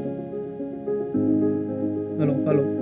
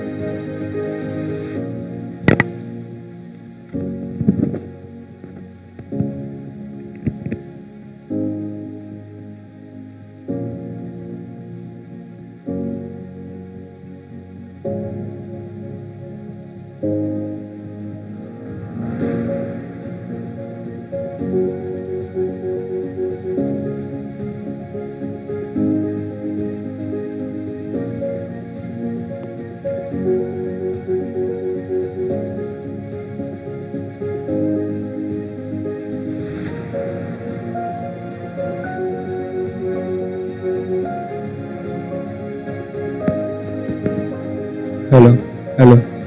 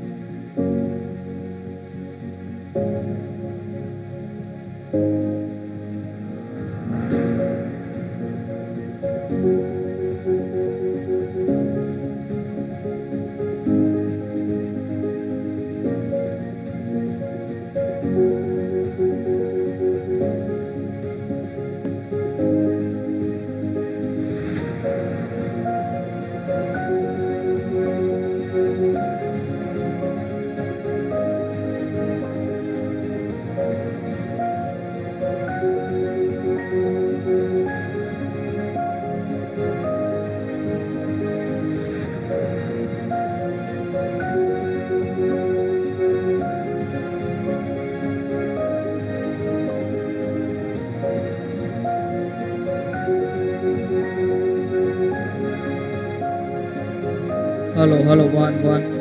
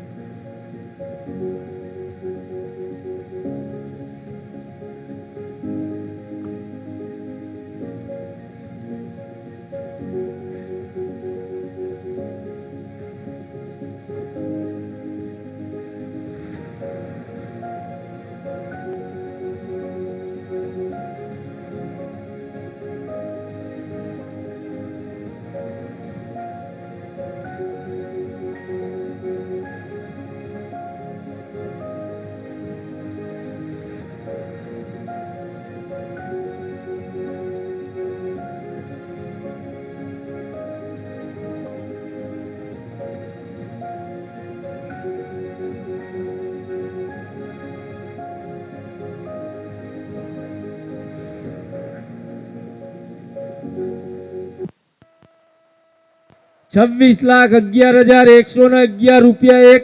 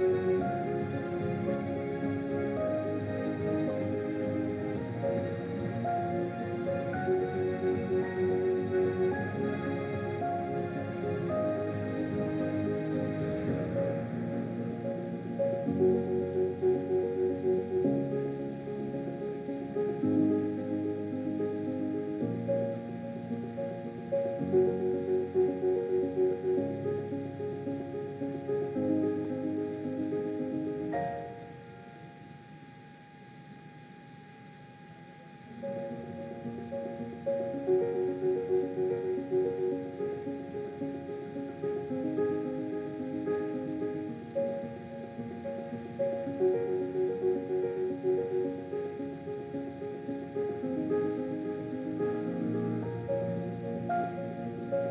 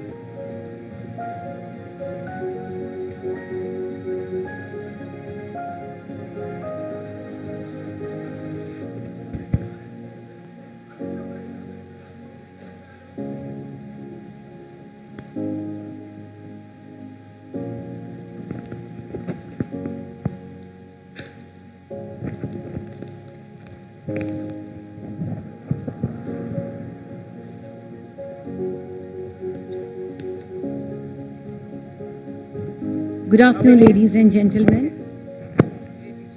We shall begin with the post-noon session. Sustainability and education have led to sustainable analytical advancements and new technology over the past 2 decades. They do not seem to have catalyzed the necessary change to address today's increasingly complex challenges. Education has so far focused on the external world of ecosystem, wider socio-economic structures, technology, and governance dynamics. More holistic pedagogies are urgently needed to address today's challenges, as education is one of the most powerful and proven vehicles for sustainable development. Education is both an end and a means, as expressed in the United Nations Sustainable Development Goals, and particularly the new Global Education Goal, SDG 4, which aims to ensure inclusive and equitable quality education and promote lifelong learning opportunities for all. With that backdrop, we have an audiovisual presentation for the audience for session track 2. IT team, can I have the presentation? In today's time, sustainability is at the core of any transformational change. Whether it is social development or economic, whether you're a big corporate or a small startup, being sustainable has to be at the core of your business. And that's not it. To really help restore the balance and continue life on Earth, we need to go the extra mile. We need to create sustainability via sustainable transformations and solutions. But what does it really mean to be sustainable? Is it limited to being mindful of the 3 R's? Is it limited to just following the CSR guidelines? As the global population continues to grow exponentially, we need more than just the fragments of understanding we have on sustainability. What is the meaning of sustainable transformation? More importantly, can the globe stand resilient to its extravagant wants? To answer these and many more such questions, let's welcome Professor Dr. M. Murugananth to begin the session track. I request Dr. M. Murugananth, Provost, Adani University, to brief about session track 2.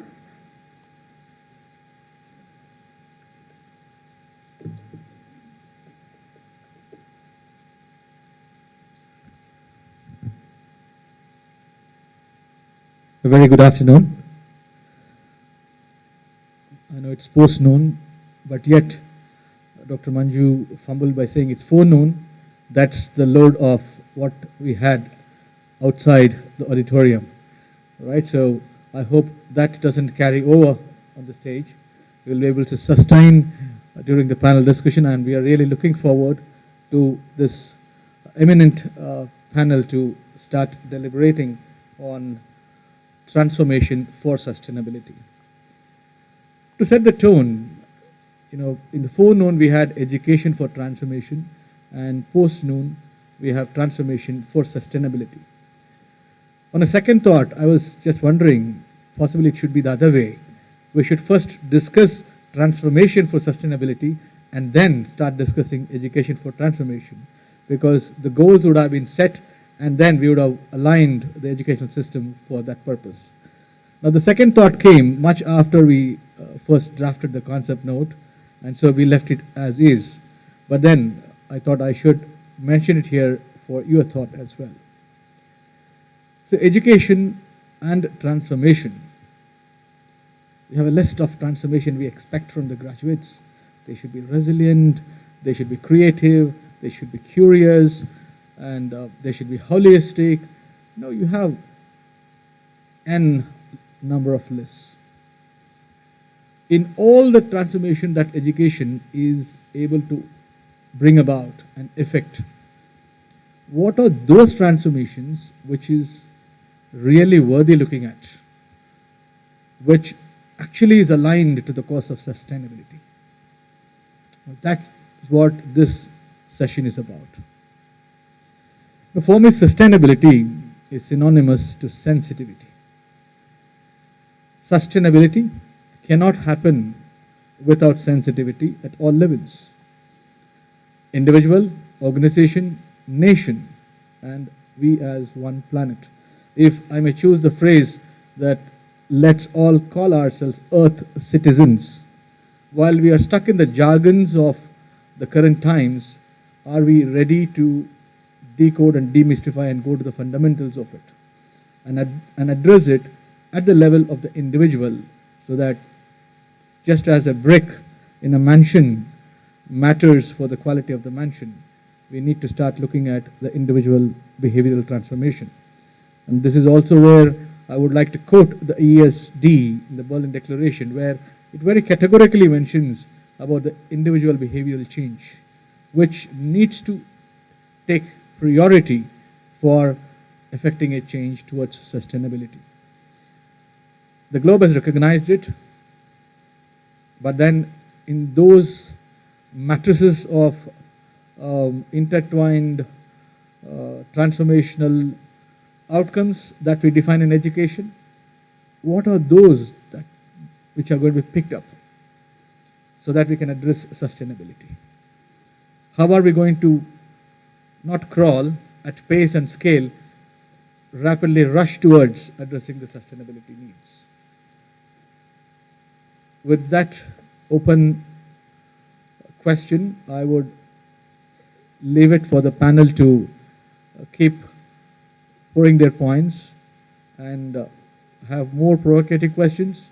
And let us call the spade a spade. Let us have the guts to call the spade a spade and put it in black and white, so that once we have a problem statement in truest sense, then we start working towards the solution, which really would matter. Otherwise, we would be working out a solution which really would not be taking us and treading us towards addressing sustainability issues. So with that, once again, I welcome you all for the afternoon session. And should we welcome the panel moderator and the team, Dr. Manju? Thank you.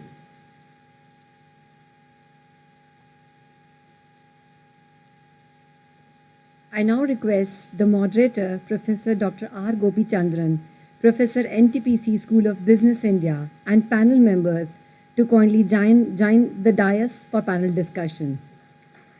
Sir, as you mentioned, I have called you again post-lunch.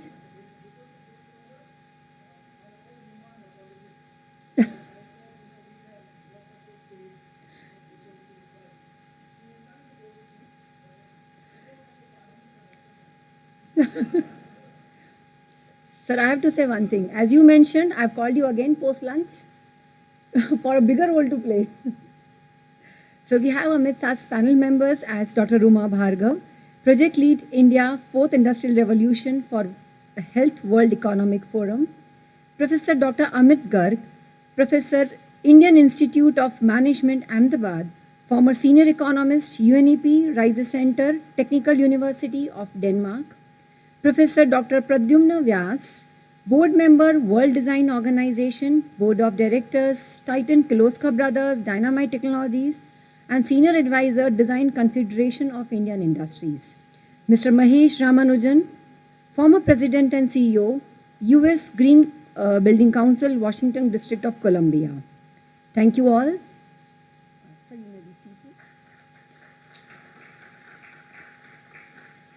I take this honor to privilege to introduce Dr. Gopichandran. Dr. R. Gopichandran holds 2 doctorate degrees in biological sciences and law, currently a professor at NTPC School of Business, Delhi. Experienced in the areas of multilateral environmental agreements, especially on the compliance assistance, science and technology, communication and ecosystem services. Dr. Gopichandran is affiliated to Member Interministerial Empowered Steering Committee, Ministry of Environment, Member Environmental Appraisal Committee for Mineral-Based Industries, Forest and Climate Change Government of India on aspects of India's commitments to and compliance with Montreal Protocol. His team secured the prestigious Global Stratospheric Ozone Award of the United States Environmental Protection Agency for outstanding contribution to global environment protection. Importantly, over 30 plus years of work, Professor R. Gopichandran, he has been associated with the Compliance Assistant Program of Ozone Action of the United Nations Environment Program at the global level. Sir carries a rich experience in the areas of sustainable development, environmental issues, and government engagement. We are honored to have with you, sir, as a panel discussion for session track 2. Over to you, sir. Yeah, one more announcement.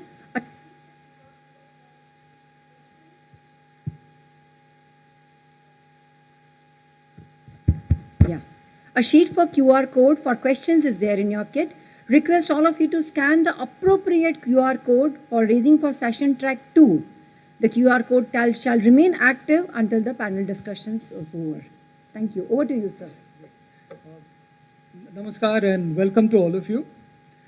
Endaro Mahanubhavalu Andarikima Vandanamu, which means you're all great people, learned people, and accept our pranams, we offer it to you. And that salutation was on behalf of this lovely group.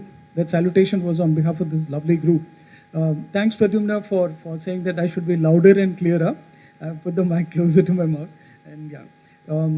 Professor Pradyumna, as we know, was also the director of the National Institute of Design for long. He will tell us about the processes of sustainability, how are they relevant to enhance transformations as we progress further. The person in the white shirt on my right is a member of the Intergovernmental Panel on Climate Change, one of the foremost authors on energy transitions.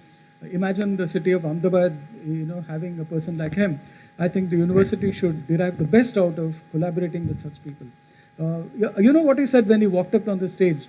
You saw us standing. He said, our culture says, let's not sit till everyone assembles.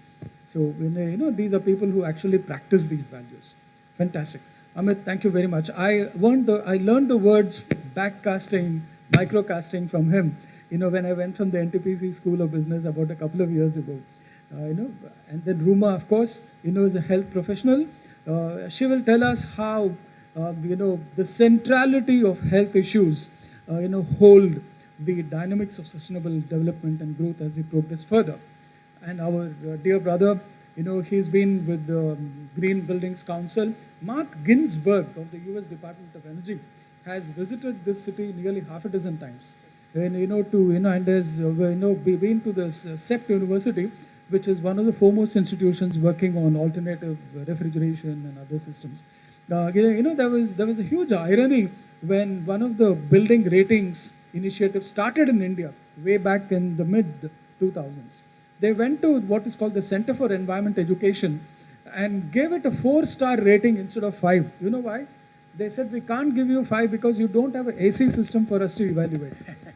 All of it was, with barely any, AC system, and that is so much about the rationality of such evaluation systems at that point of time, but they're evolving subsequently. So now with this wonderful track on transformation for sustainability, we thought we should ask 3 or 4 important questions, and I promise I'll stop in 30 seconds. Yeah? Question number 1 is, what are really these processes for transformation? Policy, plan, program, project, congruence, information, capacity building, technical assistance, stakeholder engagement, reality checks. How do all these happen? Do they really serve the agenda of sustainability? Number 1. Number 2, there is an extremely important guiding principle in this sustainability. And that guiding principle is, how do we prevent backsliding? How do we prevent backsliding? That is a $1 million question. We might want to progress 1 step ahead, 2 steps backward. Do we want to fall in that trap? The last thing I will do as part of this coordinating business is to listen to my own voice. I would never do that. I'll invite Shashank in particular, especially from a Niti Ayog's point of view, because you have the Sustainable Development Goals Index, and the platform that has been set up, which provides excellent indicators. It's been a classic one. And Amit, if I'm right, even the GHG, indexing and emission reduction kind of indexing is also happening in our country. I have the privilege of saying that, recently Montreal Protocol work is looking at the twinning of climate protection and ozone protection, because ozone depleting substances are global warming when they are within the troposphere. So these are newer challenges, frontiers of science keep encountering, and therefore transformation is probably an elusive thing that happens. It's not easy to catch up with it. Pradyumna, I'm not fishing for compliment, but I'll say, that I'm the least intelligent in this group here. This is a fierce panel, and I'm whispering to them. They're all compliant. They're all very compliant. They would stick to the rules of the game insofar as time is concerned. Anant, how long do we have? What is the time we have at hand? That's 75 minutes, which is what Amit rightly pointed out. 75 by 4 is 18 minutes. Each 72 minutes. Okay. Okay, 1 hour is about 15 minutes each. Yeah. I have 5 minutes. Okay, fine. I will switch off the mic at 14 minutes 59 seconds. And then kindly tolerate me. You can bash me when we go outside the room, but when we are on the stage, it's this way. I will leave it to Murphy to decide, whoever. So maybe we should start with Ruma.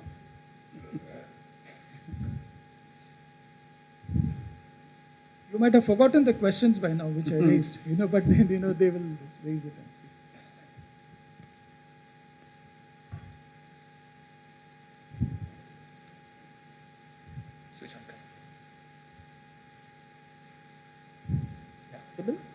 Okay, right.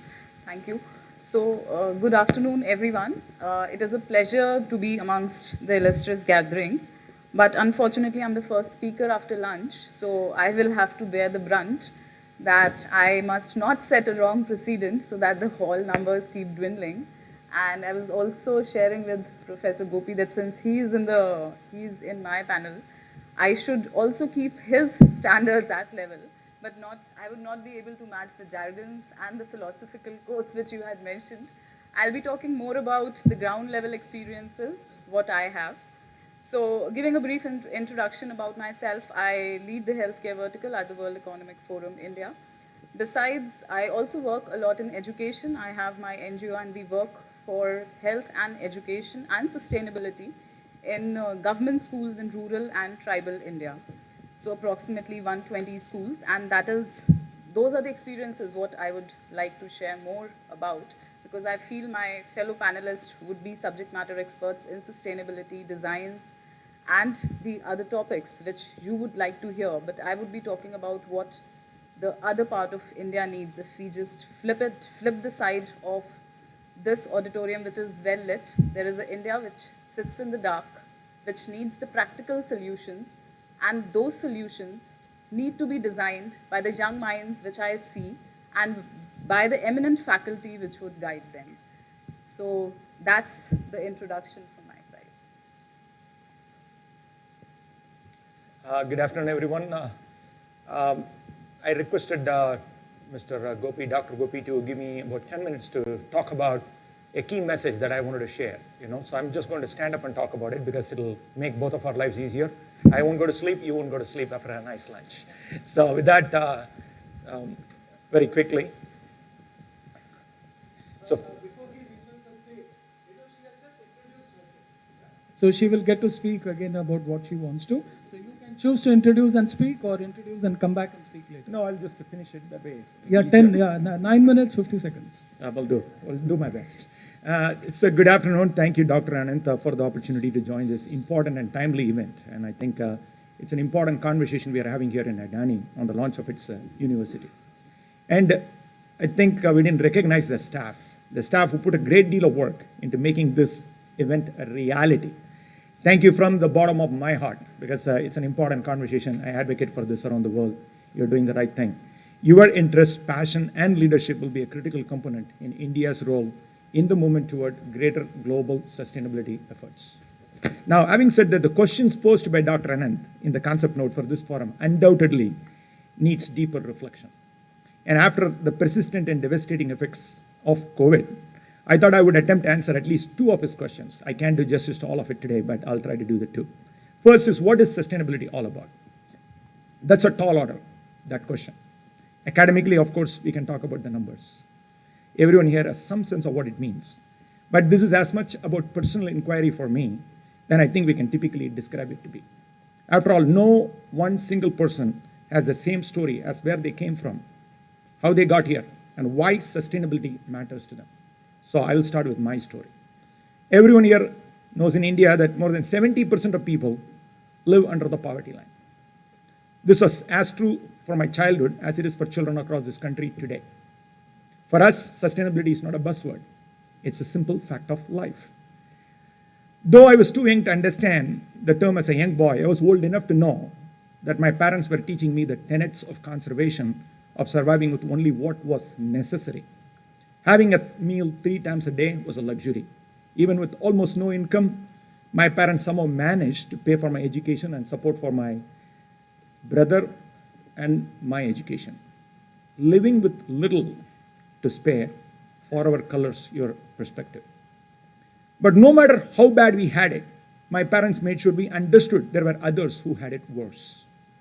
Many of my friends went to school only for the free meal that was served during the day. I was lucky to have 2 complete sets of clothes when many children around me grew up in racks. Without healthcare, basic hygiene, water, and reliable power, there were families fighting just to survive every day. But my greatest lesson in sustainability came when my parents taught me the importance of maximizing an untapped resource. This was not stemming from what I could touch or buy, but something within me. Values, my father said, they cost nothing, but they are priceless. Now I am 50, in the midst of an ongoing global health and climate crisis, and tapping into that reserve is more important than ever. I've lost 29 of my friends and family during COVID, 29. Returning to values my parents taught me is not just a way for me to stay connected to them, or connected to here, home, it's the very foundation for how and why I'm able to be optimistic about what's next and about what's possible in an Indian future designed with everyone's needs at the top of our mind. Because at one point or another, we are all going to have more or less than the person next to us. Pending our circumstances, we are all going to experience climate change differently than the person next to us. Whether that's more or less severe depends on the day, the time, and whether or not the people in this room step up to write an equitable next chapter of India's storied commitment to innovation in the name of humanity. COVID unfortunately revealed our inequity. It showed us the inextricable link between sustainability, health and wellness, resilience, and equity, and how a world at any moment comes spinning to a halt. But in that standstill, I think the clarity really set in. Sure, the textbook definition of sustainability is about focusing on carbon emissions, reduction, and realizing a zero emissions world. Everyone in this room knows that. But it's not about the numbers, it's about the narrative. I'm sure 95% of Indians won't understand the immediate message of zero emissions. So it's on us to get it through them. It is on us to change the conversation. I believe if we can make every Indian understand and demand that their comfort and well-being must be prioritized, that it is a shared value that binds us all together, and that nurturing the community and the environment they live in is the pathway to getting there, we will see widespread engagement and action to quickly realize a sustainable India. In short, comfort is a value. It's just not one that we have historically said to ourselves we deserve. God bless my parents, but survival was always on the front of my front burner.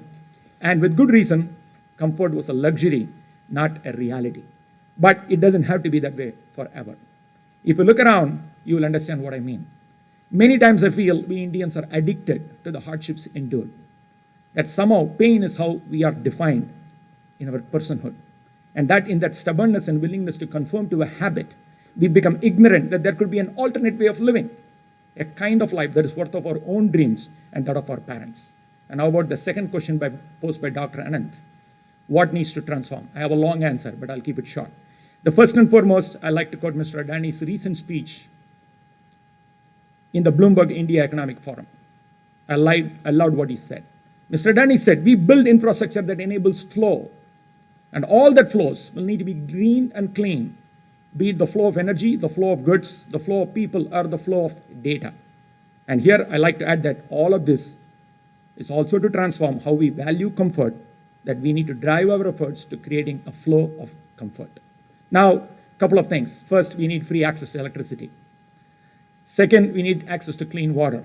Third, we need access to clean air, because if you're in Delhi, you smoke 50 cigarettes a day just by living there, a day. That's unacceptable. And fourth is access to education. Think of the people who don't have access to energy, water, and good air.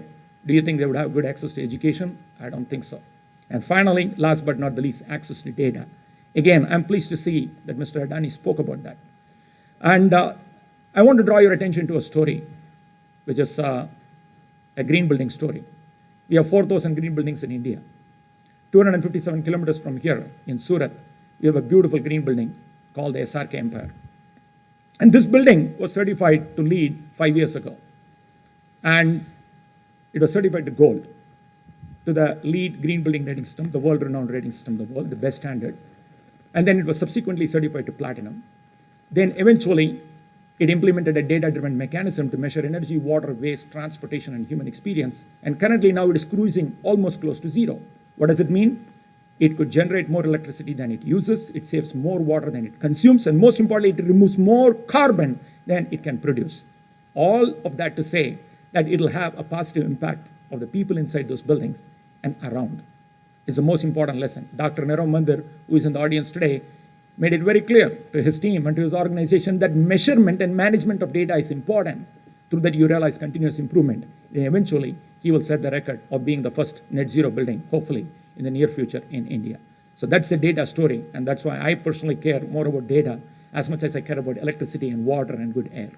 Having said that, I suppose I have left you with more questions than answers, but I think that's part of transformation. That is exactly what Professor Anand wanted to accomplish today.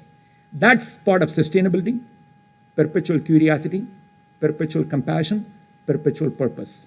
Look, it's simple. If we want to get to the heart of what this is all about and what changes are necessary now, then we just need to start with a singular fact. Sustainability is not about saving the planet. It's about saving people. So start with people, with your story and the stories of the people you love. So ask the question, what can be done for a better life today? Forget 2050 and focus on now. Focus on making comfort a personal, shared, and national value now. Thank you.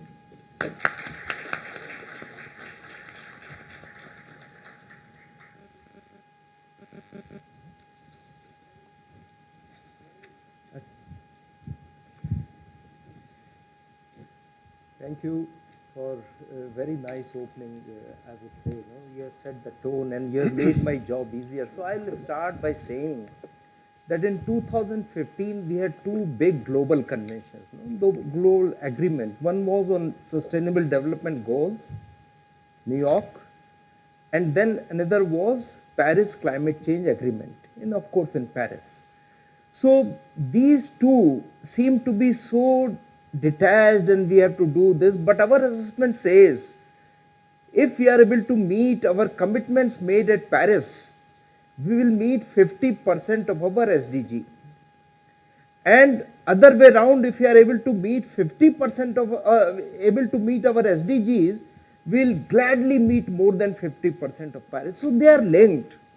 It is not as if we do this, then we don't do that. No, it's not that way. The first point.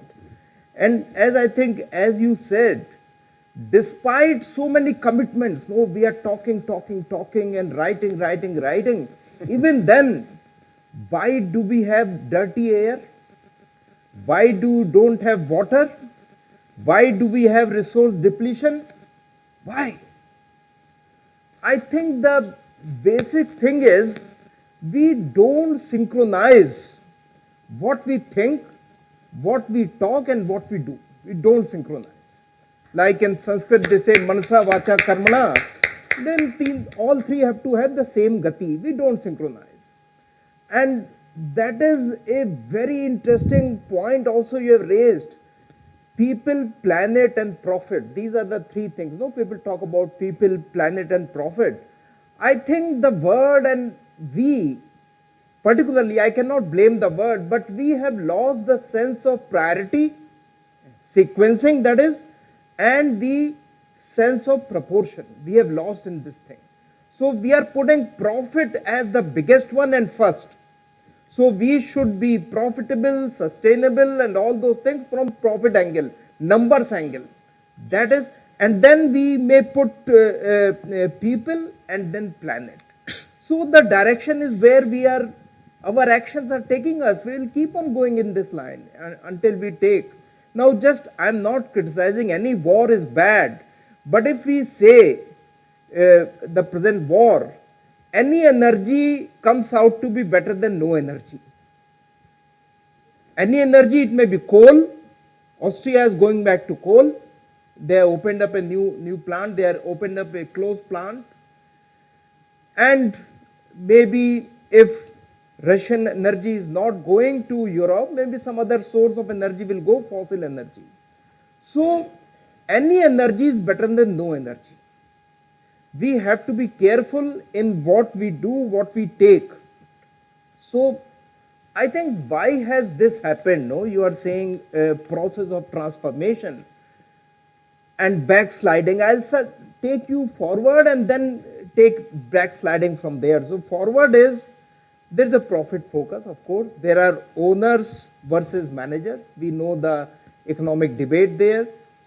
These two versus people. Finally, price is exploiting the people. Inflation is very high. And these two versus planet. And then even people versus planet.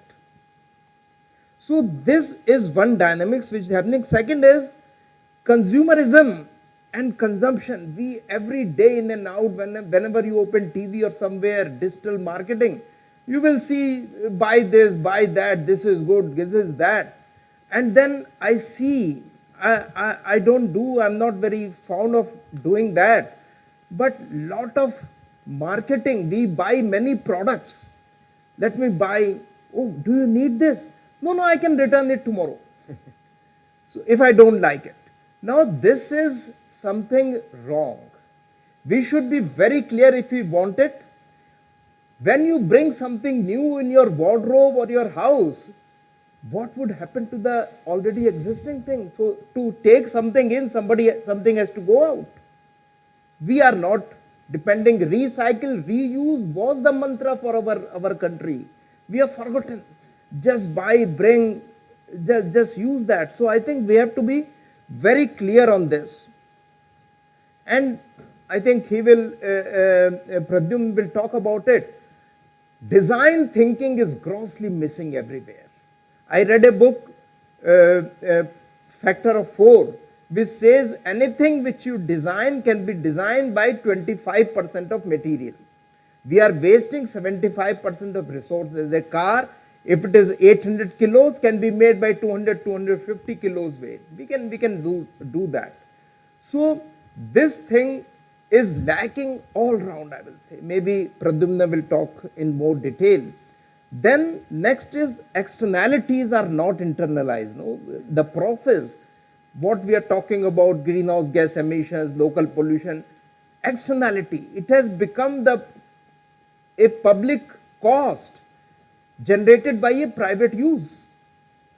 I am driving my car, I think very simply we should put the exhaust pipe in front of the driver. No? So he will see what is polluting. No? So this is just jokingly. Then, of course, governance, risk. Risks are increasing every day. And the risks are like liquidation risk, regulatory risk, supply chain. Resilient supply chain is a big risk in the world today. Because of war, India has been asked not to export any wheat. Good. And then how do we get resources when the supply chains have been broken? How do we get it? So resilient supply chain is a big challenge now. Risk, disruptive businesses. So Goliaths are being challenged by Davids. Electric vehicles maybe are challenging the fossil-based cars. Small solar panels are challenging big power plants. So this, how far we will succeed, we don't know. And it is very easy, Gopi is talking about, it is very easy to slide back. As I said, any energy is better than no energy. It's very easy to slide back because we require some basic comforts. We are accustomed to it. If somebody switches off the AC here, we'll all be not very happy about it. No? So this is something we need to say. And then, of course, reputational risk. Reputational risk for businesses. No business wants to be seen as dirty business. You see oil companies saying we are also in renewable power. 98% of their revenue is coming from oil. I'll not name the company, but this. NTPC, coal, because we are a developing country, we need to have all these things. Then, litigation risk, which is not far off. People have become, millennials have become more enlightened about sustainability. Day is not far when they will start going to court and saying that the company is accountable. There have been cases I counted about 1,400 cases against establishment, companies all over the world on sustainability. 1,400 cases. Of course, most of them the companies lost, the litigants lost. That is a different story. Then I'll make two more points. Not 30 seconds, but I'll make two more points. So one thing is that act local, because we cannot influence what goes on in fighting, but think global. So if there is a global problem, how can we take cognizance here and take action? For very simple, water. We use so much water in every flush, no? About 12 liters water we use in every flush. Can we put a bottle there which will make it 11? Can we reduce our energy consumption. One can we start in our homes some competition, because young guys are sitting there, students. Can we start some competition in your dorms or where you stay, that who has wasted energy today? And then every month you take a cognizance and then take action. Then maybe education, how can we do? So first thing is design thinking. We must have courses at all levels on design thinking. We have on sustainability, interaction with businesses. That is very much important, because finally business has to take action. If they are not told about sustainability, if their corporates are not told about sustainability, how they will take action? Societies, of course. Then urban space planning. Urban space is going to go up in India like anything, and lot of space is going to be constructed. I am told about 35–40% building space has to be constructed in next 15 years in India. If that be the case, how the connectivity in urban areas, how the use of space, that has to go up. There is also one research we did, that if you plant a small group of trees, which could be, let us say, 30 trees or 40 trees or something, in between societies, the temperature will go down by half degrees in any society. So this is something. Then supply chain, of course, I have spoken about. Then last point is sustainable life. Our beloved Prime Minister has given a slogan, Panchamrit or life or something. So I take this life as sustainable lifestyles. Consumerism should go down. Whatever we need only we should use. Sustainable infrastructure, that is very much required. India has to build. How sustainably the sustainable infrastructure is. 10% of lifestyle greenhouse gas emission goes in building the infrastructure, 90% in consuming the infrastructure. So we have to be careful. We should not lock ourselves in. Sustainable finance, the F, and then sustainable energy. These are the things we should go. I think I've taken a lot of time. I have the complete list. What type of courses on sustainability is my institute is teaching? We are teaching about 11 courses. If you take out supply chain, only on sustainability, and 11 courses, including PGP and PhD and maybe executive education. I can give you the list. So these courses, we should try to pick up some courses and then maybe start. Thank you. Gopi. You are exceptional because of about 12 important areas that were listed. Whoever is rapporteuring, I'll assist them with the points. Some wonderful things have come out here, and like when you mentioned the green buildings case, what should be done to sustain this excellence? Just keep this question at the back of your mind. And as Amit very rightly pointed out, he is also fully aware that engagement with businesses, for instance, in the government of Gujarat, they started this work on cleaner production policy way back in the year 2000, 1999-2000. Cleaner production circles have also been established across the state and all across India. There are now, several such initiatives, but then Amit will agree that we have not really, there's a lot of unfinished agenda, as it were. So what I request Amit is probably to next tell us, in addition to these design thinking, sustainability interactions, urban space, heat islands management, life, which the Prime Minister mentioned, and sustainable financing, energy and courses, what else should be done to bring a harmony between, and because it's Amit, I'm raising this question, the synthesis between command and control, market instruments, and institutional mechanisms with reporting and verification. Is that possible so that we can fulfill the larger agenda of transformation for sustainability? Just think of this, we'll come back to this. You were bang on time. Thank you so much. Person of eminence as the others, and then we go to Ruma. Thank you. Thank you, Gopi. Can you hear me? Just one second. When we want others to listen to us, we should also listen to others when they are speaking. So if anyone is feeling sleepy, as I tell my class, please wash your neighbor's face. Please don't fall asleep. When a person like Amit, Pradyumna, Ruma and our brothers speak, they are fully aware that the camera is taking us to hundreds of other people. So when they speak for 30 minutes, it's 30 into 1,000 man minutes, person minutes. Yeah. So I request you to not sleep, and if you're falling asleep, wash your neighbor's face. Thanks. Thank you, Gopi, and thanks for giving me this opportunity. I come from the design field, and I would like to share my experience working in an institute for 30 years, which was very experimental, I would say, much ahead of time. The people who are behind building up National Institute of Design could really foresee that what are the challenges the planet Earth is going to have, or particularly India will have, and accordingly they set up this in 1961. So morning it was mentioned that we live in a VUCA world, which is volatile, which is uncertain, complex and ambiguous.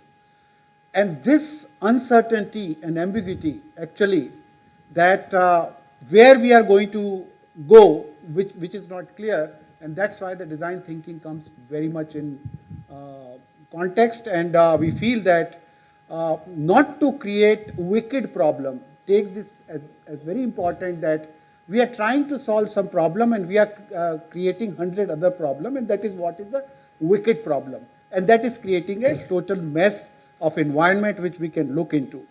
So transformation, let us look into that how this education, and from my side it will be design education, that what was it in 20th century and what is required in 21st century. The 20th century, and I'm not afraid to say that colonial mindset is still, after 75 years of independence, is dominating on our population. And they feel that whatever comes from West is superior than what we have. And somewhere I think the language also need to be blamed, because we are not allowed to think in our own language, and maybe we would have been more creative and more problem solving if suppose the education system would have developed in our mother tongue or that language, but unfortunately that did not grow in that. So language also played a very important role, and I would say the new university should also have one area where the importance of language should be given to take it forward. So let us look into the 20th century education with a colonial mindset, where the Britishers wanted workers from the population. They wanted people to work in industry, get the orders from them and create something. And this education system where the teacher is teaching and the person is learning. So I have an objection on the teacher word itself now. The teacher who is just giving a tablet and you are just absorbing to use that knowledge.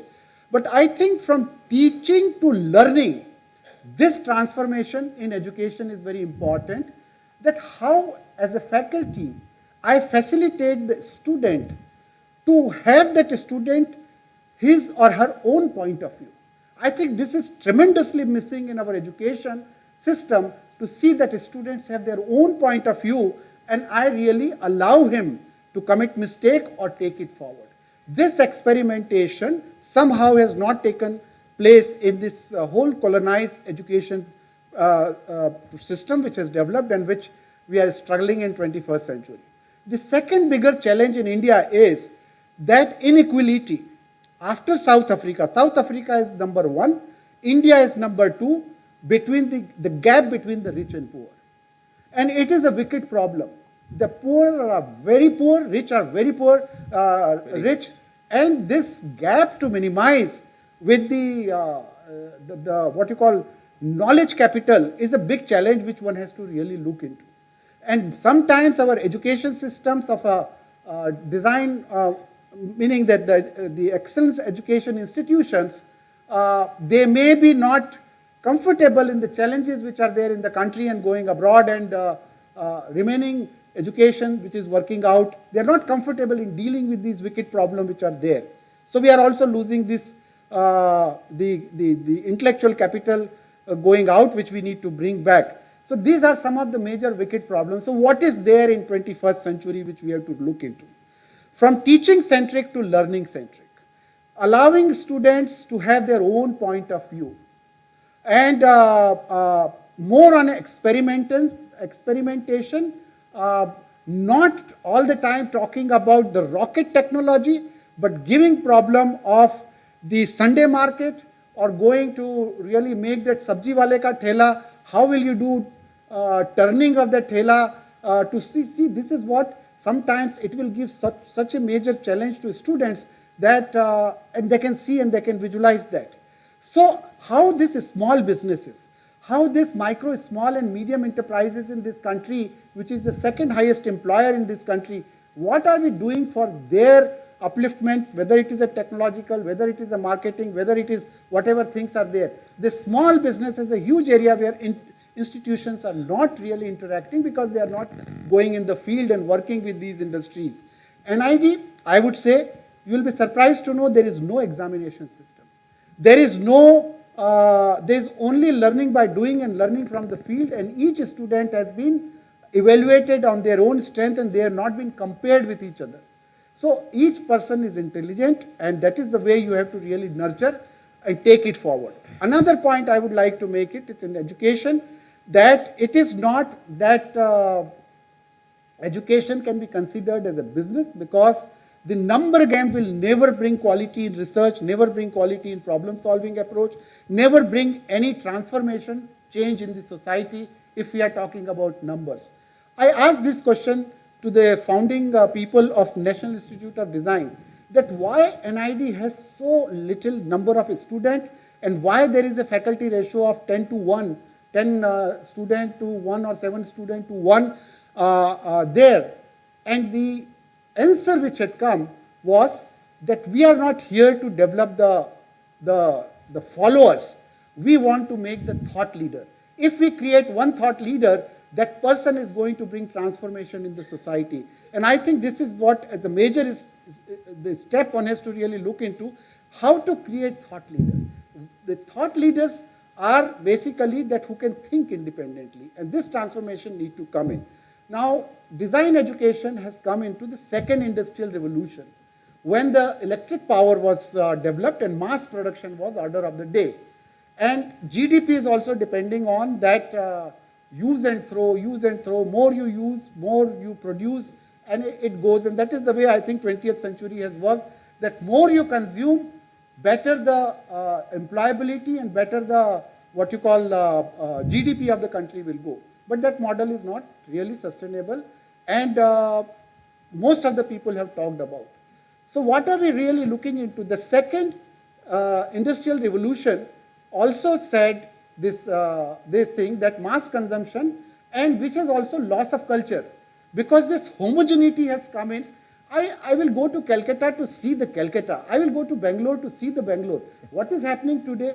All supermarkets are becoming, so the heterogeneity of culture, the heterogeneity of this knowledge which was there is getting into homogeneity with the whole mass production, mass consumption, things are there. Whether you buy any product in Bangalore or Hong Kong or anywhere, you don't know where it is coming from, but it is very quality, maybe quality centric, but it is there. And as Abid mentioned, that you're continuously using and throwing, which is also creating a problem. So country like India, which has 5,000-year-old of civilization, which has a lot of tacit knowledge. Unfortunately, our history has been recorded by Britishers, so our knowledge has also been interpreted by them.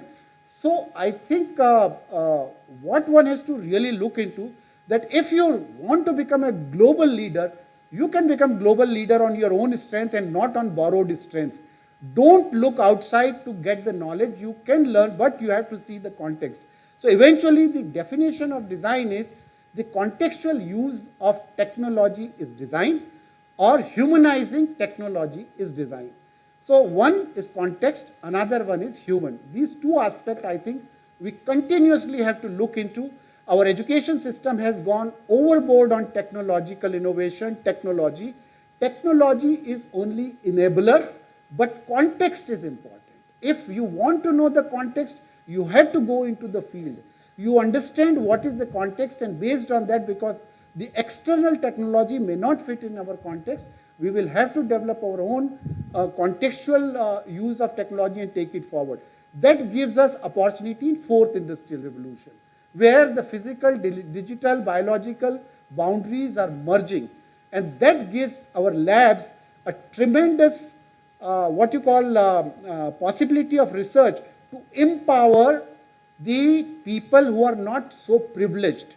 Education can go far-fetched, which we have seen in the COVID time. Medical assistance can go in far-fetched remote areas, which we can see very disruptive. So how this disruption which we can bring in the entire transformation. I just want to give you one example, is that when COVID had happened, just a minute, COVID had happened, that one of our graduate, they say that when working from home is there, what is the need of IT sector to be there in Hyderabad or Bangalore or in Noida or other places where the air quality is very bad, because internet is the solution. So he started one venture in Sikkim, and he said, because anyway tourists were not there, so he said, okay, let us convert these hotels into workspace, invite all these young entrepreneurs who are working in Hyderabad, Bangalore, Noida and other people, come with the family, have organic food, work from the hilly area and serve it. And that's why it made me think that why these IT industries are coming in these crowded cities where the northeastern areas are so fragile ecosystem. You cannot have factories of cement or other steel plants. Why not have this IT and satellite thing which makes sense? So I think this innovative and disruptive thinking which we need to bring in fourth industrial revolution, which gives you a lot of opportunity. Please work in the bottom of the pyramid. You will find that you will directly relate with the people, and if you make each student, if they see that, if 5 people say that yes, you had made the difference in my life, I think you have earned enough. And for the faculty also, if they say that the 5 students, the career which is gone for the society and for the environment, and if they say that my faculty has really groomed me to take the challenges in the field, I think he has earned enough. So I would say that this is the way we have to bring in transformation, for just bringing in all things together for the underprivileged and for the environment sustainability. Thank you.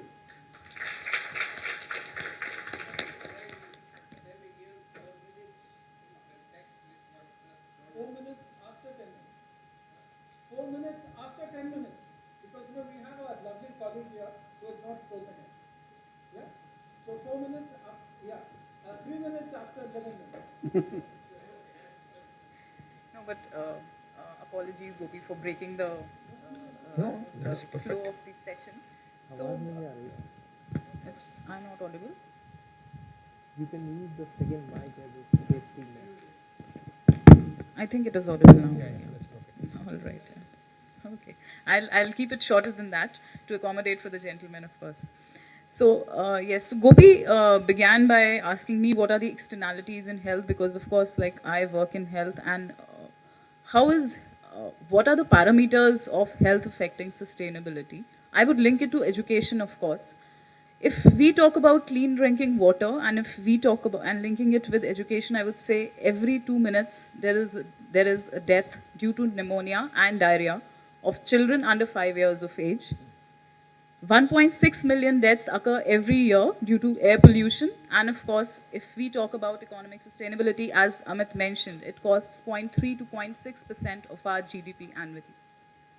But I feel the solution does not only lie in designing courses at the university level. I feel the seeds of sustainability needs to be sown at the cognitive level, at the early childhood development stage. That is from where we will nurture the idea of sustainability. Sustainability does not merely mean getting a course at a university and eyeing it as having a job opportunity and, you know, as the panel mentioned, people, planet and profit. Profit, of course, but then it should be a part of life. I would also like to echo and support what Amit mentioned about sustainable infrastructure, and I will go back to our education system. That from where we begin our education system, how sustainable it is to keep children from the point they come in contact with the education system till the time they complete their higher studies and go into the work stream. You will be surprised to know that the dropout rate for children in the formal education system during the schools, it's as high as 14%. And if we talk about a sustainable infrastructure, the Parliamentary Standing Committee report, approximately 44% schools, that is every second government school in India, does not have an electricity connection. And this is what I see when I travel to every village, and this is not like the story of one state in India. This is I am quoting with every state what I have traveled. And this sows the seed of a very negative impact in a child when they enter the education or the health system. Because in a public setting, we have a setup of Anganwadis where the children comes both for their cognitive development and educational intake. And those are the institutions where, in my experience, I have not seen a state where there is separate budgetary allocation for electricity. We, as a part of our institution, did a little pilot. We solar electrified 5 Anganwadis and schools so as to make this education system and the infrastructure sustainable. At the face of it, it would look that we are just solar electrifying these institutions. But when you see the ripple effects of this particular interventions, they are at every level. You would increase the retention rate of students in those particular health facilities as well as the education institutes. You would increase the educators, that is the teachers who would not, who are reluctant to come in at these facilities. You would enable safe drinking water facilities in those particular education institutes, because in states where I travel, for example, like Rajasthan, Maharashtra, Madhya Pradesh, the rural villages, when temperatures soar high, it is impossible for children to be retained in these particular institutes. So those are the ripple effects. There are, solar electrifying those particular schools enables access to water for use in toilets. Absence of toilets, that's another factor why children drop out of schools. So these are the factors which ensure a sustainable infrastructure for any education system to keep the children in mainstream, sow in them the seeds that yes, this is the education system where we belong to, and then take it up and pursue courses in sustainability. That is what definitely I feel. Second, I feel is that the present course curriculum, what I have seen, because I feel we cannot be just, not taking up and knowing about sustainability, we cannot be learning it up at university level. We should have that orientation from the school level. That is particularly missing. What we read about history, geography, or chemistry, it is a conventional setup, as Pradyumna was mentioning, that we follow a colonial mindset. And so that is the case with our education pattern as well. So I would say when we read about history, it should not be just about war periods. It should not be just about victories or certain movements. It should be about that if railways was instituted, where did the wood come from to execute the railways on the ground? What repercussions did it have? Where did the coal come from?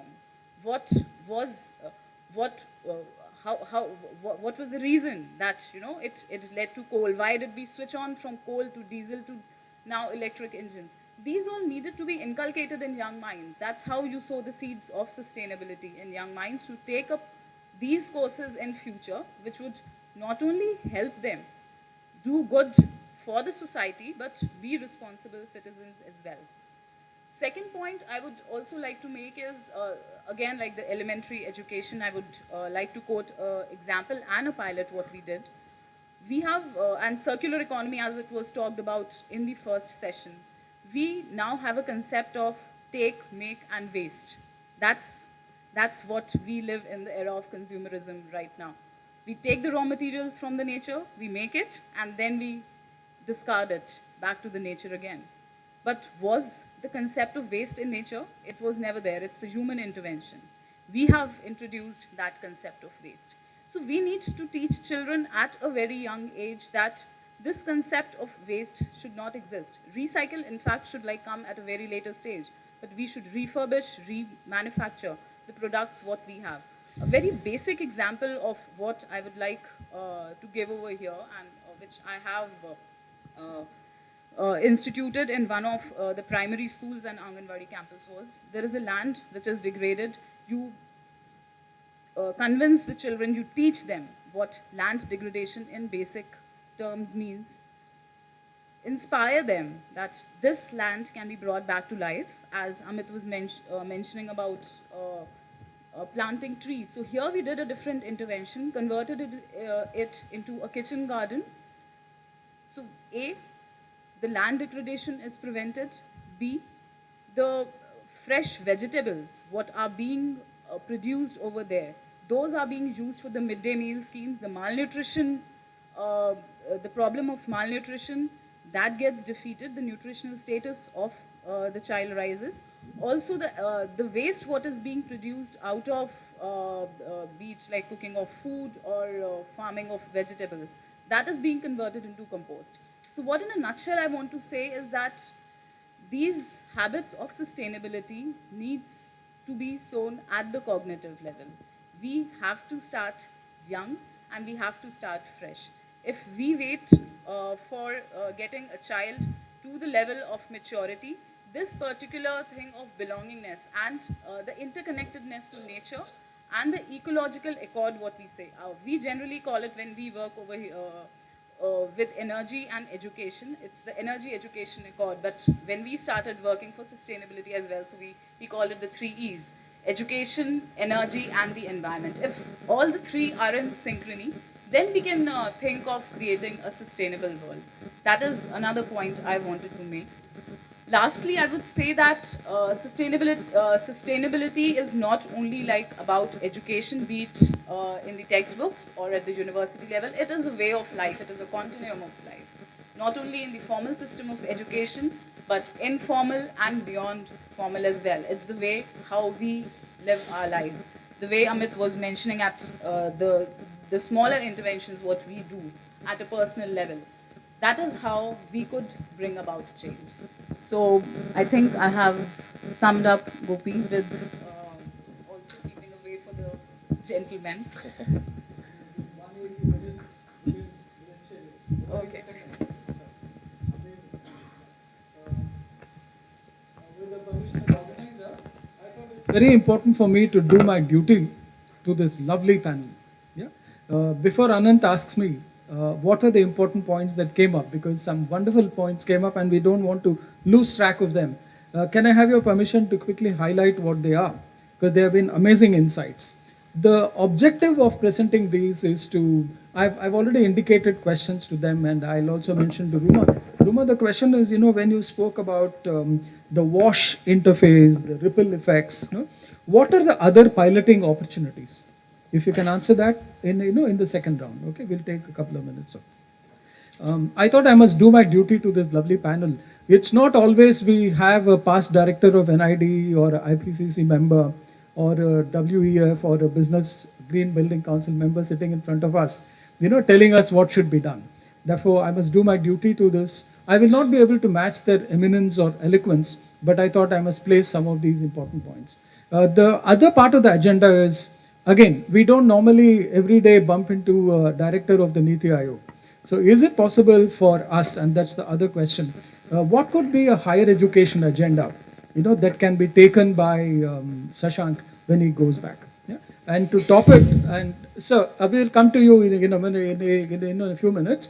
Maybe Shashank can, in about 180 seconds, tell us what does the SDG index or the Niti Aayog itself look as a complementing initiative that can come from the from the university to show that we as stakeholders really mean our business. So let me offer my salutations to this superb group.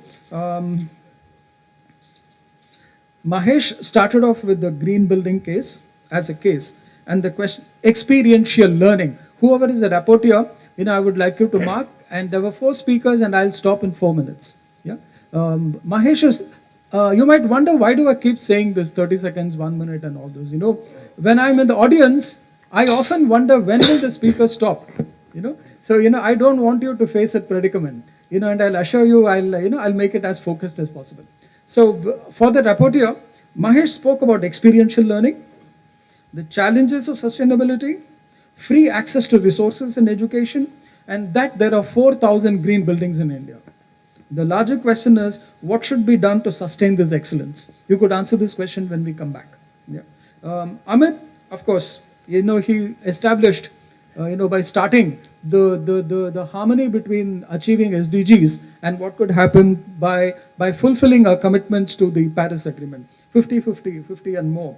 And, it's manasyekam, karmanyekam, vachasekam. He believes that is the essence of real credible action that can happen. Priorities and proportions are lost and we are looking only at profits. What an irony, what an irony. Owners versus managers versus people versus planet. Consumerism and consumption dynamics, as it were. Desynthesizing. The problem of externalities not being internalized, and that risks are increasing. There is an amazing case of climate change litigation database of the UNEP.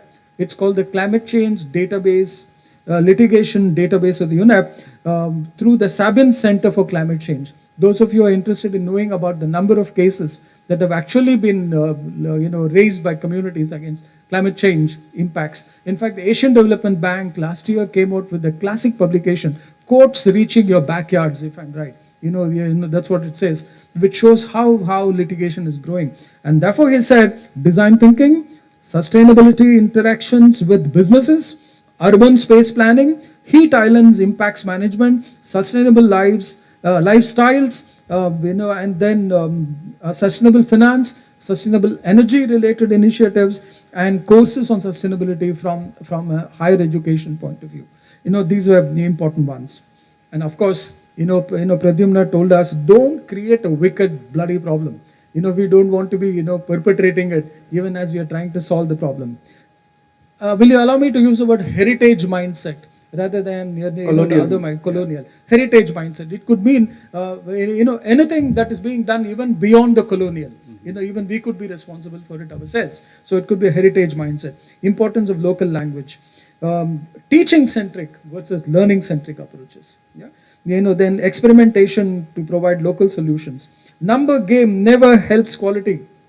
Number game never helps quality. Let me say that loud and clear. I think we should be absolutely clear about it. Create thought leaders. Consumption and harmonizing action versus loss of culture. These were all extremely important ones. And the question to Pradyumna, therefore, is, he spoke about reaching the unreached. That was an important one. Through disruption. Right? Can you therefore tell us what could be immediate, medium and long-term milestones? When we want to reach the unreached, what could be immediate, medium and long-term goals or milestones, let's say over a 2-year or a 5-year horizon, so that we can show that these solutions can really work. So I thought I must place all these before you, and Ruma, as I said, was wonderful, the WASH interface and what are the other piloting opportunities. I thought I must do my duty, therefore, by presenting these important rapporteuring points for whoever is marking. And I've also indicated the questions. Amit will tell us, why are we still facing problems of bringing together a synthesis of command and control? We tell people not to jump the red light. We tell people not to pollute. But we still face a problem despite market-based instruments and market and institutional mechanisms. How can we resolve them and see how they can happen? So now, with the permission of the organizer, we can quickly take a 2-minute answer to the questions I posed, and then go to the bunch of questions. And then probably I'll request that each one of them will also tell Shashank, this is the agenda you can carry back to the Niti Aayog, because I think we would have served the purpose of the larger coming together. Is that all right? Yeah? Great. So 2 minutes each, for the panelists to answer the questions that I raised. Yeah? Sorry, there was no ego in that eye, and then the questions that have come from the others. The yeah was loudest. Yeah. So I think the Yeah. So I think the most important point is propensity to get caught. Propensity to get caught. So if you are violating a traffic light, the policeman, there is nobody who will catch me. No, propensity getting caught is very low. And even if you are caught, the penalty is not big enough, not to deter your behavior, change your behavior. You know that you can do something and then get out without this thing. So that is very important. So until Chanakya said, Raj Dand ka bhay, we don't have Raj Dand ka bhay sufficiently. So that is why it is not happening. Second thing you said, there is something called push and pull. When a policy is to be given to the market, you have to push it through subsidy, through promotion, like electric vehicle policy, we are giving 10,000 rupees per kilowatt of battery support. But once the market has adopted sufficiently, the market should pull it up. Then you remove these things. So first push, then leave it, and market should pull it up. If we continue the subsidies and support for long enough time, we will create lame systems, no? Because they think that always there will be some support. That is not good enough. Why should we continue with subsidizing education at IITs? We stopped 3 years back. Why should I have continued? If IITs cannot draw their own support system from the market, who else will draw? So I think I'm not against anybody. I'm just putting a point which should be taken up. And I think I'll stop here. I will just give one sentence that it looks like cynicism, no, that we are talking about nothing is happening. Faiz Ahmad Faiz said something very good. Maybe those who don't understand Hindi, I'll explain. Dil na ummeed to nahi. I am not hopeless in my thoughts. Naakaam hi to hai. Naakaam means I failed this time. लंबी है गम की शाम मगर शाम ही तो है. वाह वाह, क्या बात है.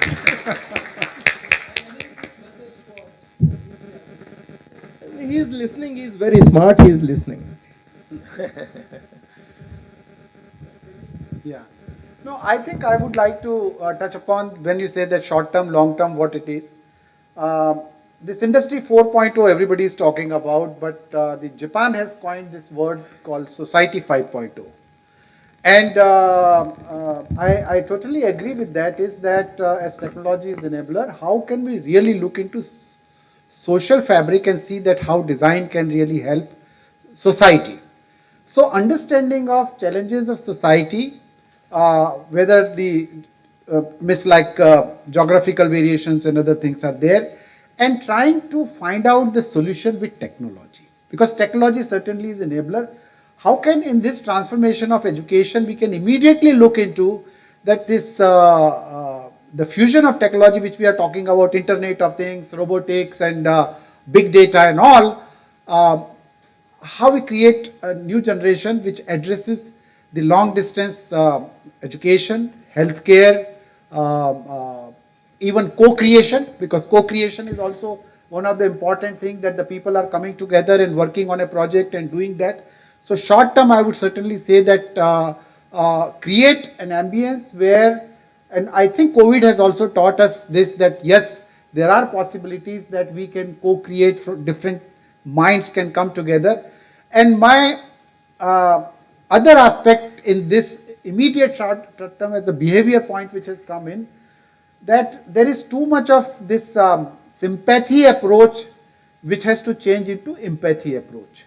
That we have to really put ourselves, and that is what design thinking also talk about, that you put yourself in whichever context is there, in their shoes, and try and understand the problem or challenges in their perspective to try and do that, and that is what is the empathy. Transdisciplinary aspect which we talked about, that it's not that engineer should talk to engineer or administrators talk to. So many times we said that when conferences are happening, even if it is a design conference, we need to have a veterinary doctor, we need to have a policeman, and we need to have a person who is cleaning the gutters. What are their issues? Can they really understand each other and try and create? So conferences, immediately I think whenever we are organizing the conferences, how we can bring different expertise when we are trying to solve the problem. And our approach should be challenge centric. The thing is that please find out what is the challenge and try and address through transdisciplinary approach. And instead of, as I said, instead of disciplinary, which most of the institutes have in compartment, transdisciplinary approach for challenging the problem, as I mentioned, that veterinary doctor and other people, you get it. And I think that is the way bringing the co-creating culture is immediate requirement, which we need to really bring in on the platform and take each one's point of view. And when we talk about problem solving, it should be bottom up approach rather than top down approach, and that is what again design thinking talks about.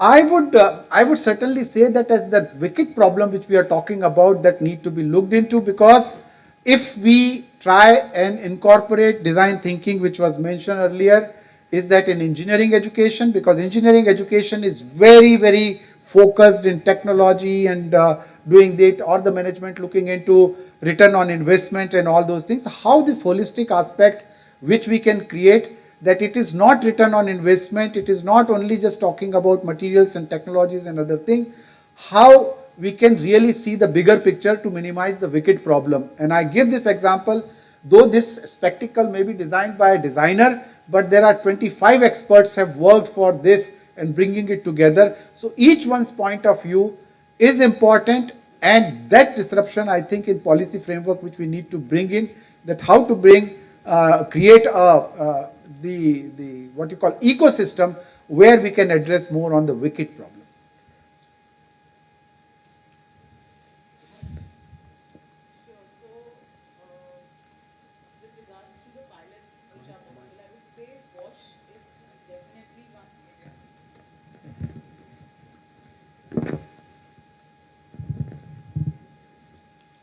I would say WASH is definitely one area which needs synergy. And for any pilot, I would, we cannot be seeing it in isolation that, you know, if we talk about sustainability, that we see education as one vertical, health as another, and environmental. I feel these are intricately linked. So when we think about pilots, we should be thinking about what are the synergies. And it is also very important to see how this particular pilot affects each of these verticals individualistically. What is the impact on education, health, environment, and as well as economically. So personally, I feel clean drinking water, hand hygiene. These are the two important aspects, the effects of what I have seen at the cognitive and the early childhood development level. Also, I feel gender-specific approaches, those are very important. We seem to design approaches which are one-size-fits-all approach. We don't customize not only with respect to gender, but also with respect to the geography, the socio-economic profile of the population who we are targeting.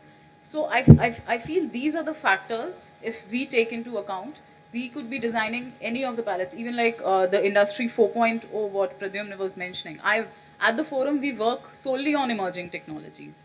But then, in India, I feel the level of primordial prevention, the use of Industry 4.0 for primordial prevention, that is a step ahead of primary prevention before the occurrence of the disease. That is very nascent. We are yet to develop modeling systems to forecast a particular behavioral pattern out of that. We still focus on preventive mechanisms for the outcomes of sustainability. So I feel if we can channelize and tap on that potential as well, that before prevention, we talk about primordial.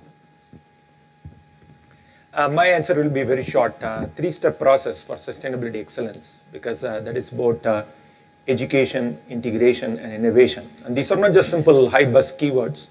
Educate, engage, because as practitioners, we have to educate ourselves on how to implement better sustainability strategies. But more importantly, we have to educate why it matters. The larger society still does not understand why these things matters. Particularly examples that Dr. Ruma gave. If I could sit in a room full of people and ask them about some of the data that she shared, without she sharing the data, they would not know about it. That level of gap exists, even in the most informed. So trying to contextualize why your sustainability action has got on the ground impact is a very important conversation. And how it actually helps the people who are on the ground to benefit from it is also an important part of education. That's why I say educate to engage. The second part is that we have to integrate to scale. Today, sustainability, thanks to the sustainability movement, they've done a pretty good job in the last 30 years of introducing 20,000 buzzwords. We say net zero, decarbonization, green. We will talk about UN SDGs. The list goes on. We have got 85,000 standards out there, 85,000 terminologies out there. But it is very difficult for businesses to keep track of. But if you can integrate sustainability as part of a core business strategy or a policy, then it's very likely that process will get institutionalized, operationalized, and most importantly, scaled. That's the ultimate goal. And last but not the least is innovate. And here, innovate to digitize. Because you'll be surprised, I know Professor Amit Garg spends a lot of time on the ESG space. You didn't touch on it, sir, but on your behalf, I'm just touching that keyword for a minute. What I was shocked to understand is that while the world is talking about ESG and while all of us cannot live without a cell phone and a mobile phone, we are all on the touch of the now and the no, most of the climate actions are not digitized. Still, we are running in spreadsheets. Still, we are running with manual inputs. So if you don't digitize climate action, what's going to happen is you will have this fantastic rallying effect. Then there will be greenwashing, like the news stories that you have listened to in the last 2 to 3 weeks, either the Deutsche Bank not providing the right level of information or the Goldman Sachs manipulating the information. Those type of things are not productive, particularly when you are trying to work very hard to bring sustainability mainstream. These rhetorics don't help. So to me, it's as simple as educate, integrate, innovate. Innovate. To digitize primarily. My clock says 8:53. Now we have another 7 minutes at hand. Can I take the liberty of inviting Shashank for about 3 minutes? Shashank, tell us how well can an initiative like this mainstream itself with the NITI Aayog's, please. Is it okay? Yes. Yeah.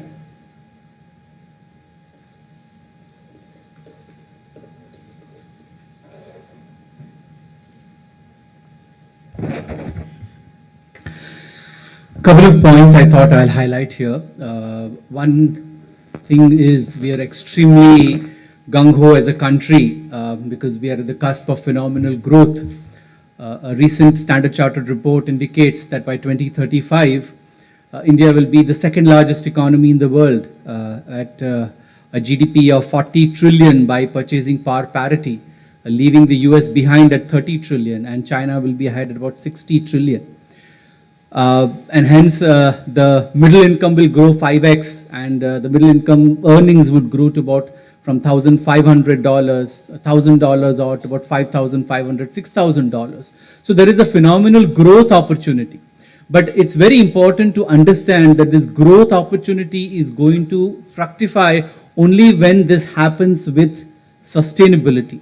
There are two major issues in the name of sustainability which are staring us in the face. A lot was discussed about the fragile ecosystem and the planet that we are in. The second important part which is missed out often is the extreme socio-economic inequities that we are seeing in the world today.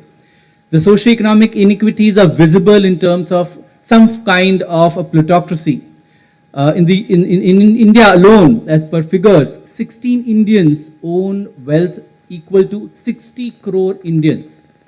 Till 2013, the average income of a farming household in 17 states of India per day was 55 rupees.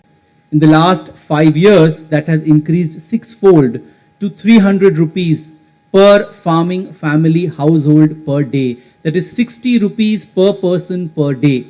So we've made phenomenal progress, but there's a long way ahead which we need to traverse. And that's where sustainability will play a very important role. And hence we need to look at SDGs in their entirety. There are 4 parts of the SDGs. There are 6 goals dedicated to social issues. There are 4 goals dedicated to economic issues. There are 5 goals dedicated to climate issues, and there are 2 goals dedicated to governance issues. That makes it 17 goals. As important the climate goals are, that important the social and economic goals are too.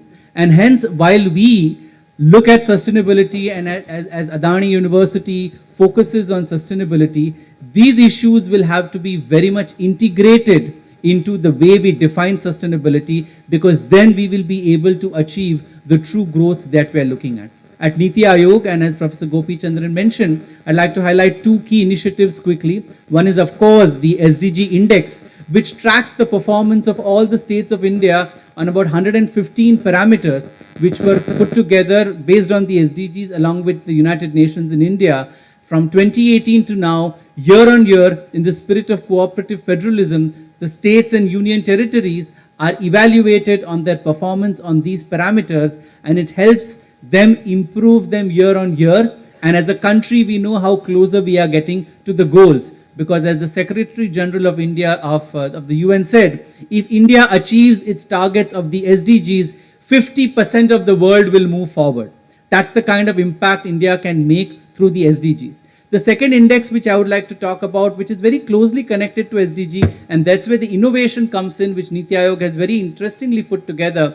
In 2018, the Aspirational Districts program was put together, which identified 112 most backward districts of India across 25 states, and using parameters similar to those identified in the SDGs, about 100 odd parameters across 6 areas. These districts were tracked in order to ensure as to how they can improve their performance in these areas so that they can come at par with the other districts in the country. And you would be delighted to know that because of this methodology and data-driven approach, in the last 4 years, the ADPs have truly transformed themselves from 40-50% performance levels to as high as 80-90% performance levels, not by additional funding, but by a conscious focus on how this should be done on a month-on-month, quarter-on-quarter, year-on-year basis. And in a conference recently, the Honorable Prime Minister said that this program has shown that the backward districts could become aspirational districts, and the aspirational districts are now becoming inspirational districts for the rest of the country. So I think that is the way, bit by bit, piece by piece, interdisciplinary, integrated and comprehensive approach, we would be able to achieve our goals. So let us look at sustainability in that broader lens. And I'm sure with the commitment of the senior leadership at the university, there'll be a lot of research, teaching, learning, and projects and outreach that will help in many such solutions. And we are always open for inputs and ideas, and we have regular consultations as Niti Aayog with experts across the field, and we'd be happy to get whatever findings that you have in this space which would benefit our nation and would help us reach that goal together successfully. Thank you. Very good. We spent 90 minutes and we are about 100 of us.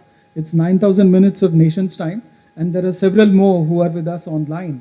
So salutations to all of you. The purpose of inviting Shashank was as simple as when he goes back, and when Amitabh Kant, right, CEO asks him, he will then be able to say one thing, that it is possible for the Adani University to in fact bring together the excellence that is in front of us, the panelists who have all been here with us, as a community of practitioners, who will then be able to provide that much needed industry, rest of the stakeholder, educational institution interface. I must do my duty to the wonderful panelists the morning and now. They are almost on the cutting edge of science, technology, innovation, policy, and so on. One template that we could catch up with is the science, technology, innovation policy of the Government of India, which opens up windows for work in all these areas. I'm most grateful to this wonderful panel and most grateful to the university. We will all do better as we progress.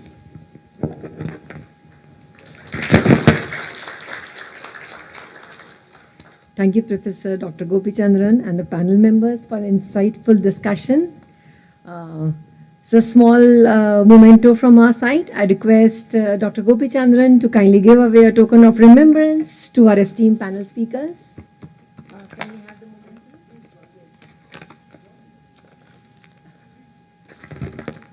please? I request Dr. Muruganan sir to kindly join.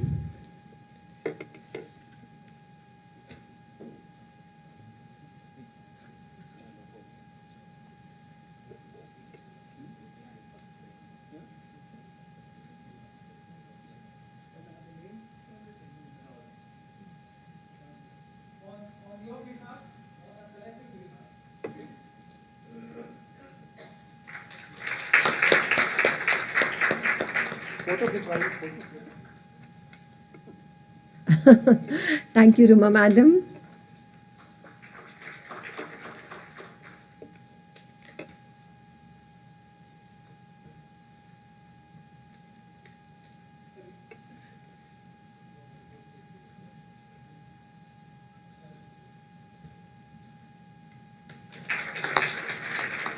Thank you, Mr. Mahesh Ramanujan.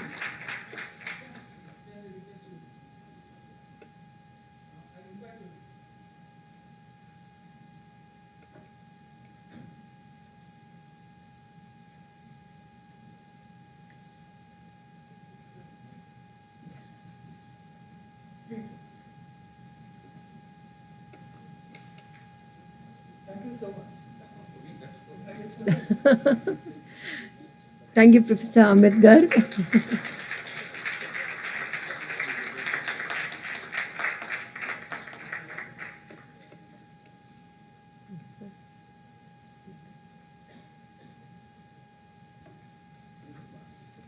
Thank you so much. Sir, he will. Thank you, Dr. Pradyumna Vyas.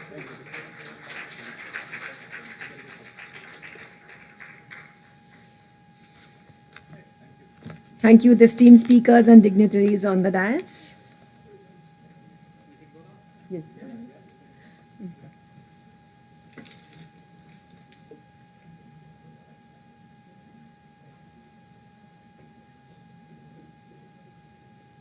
Thank you, sir. Ma'am, we'll pack it.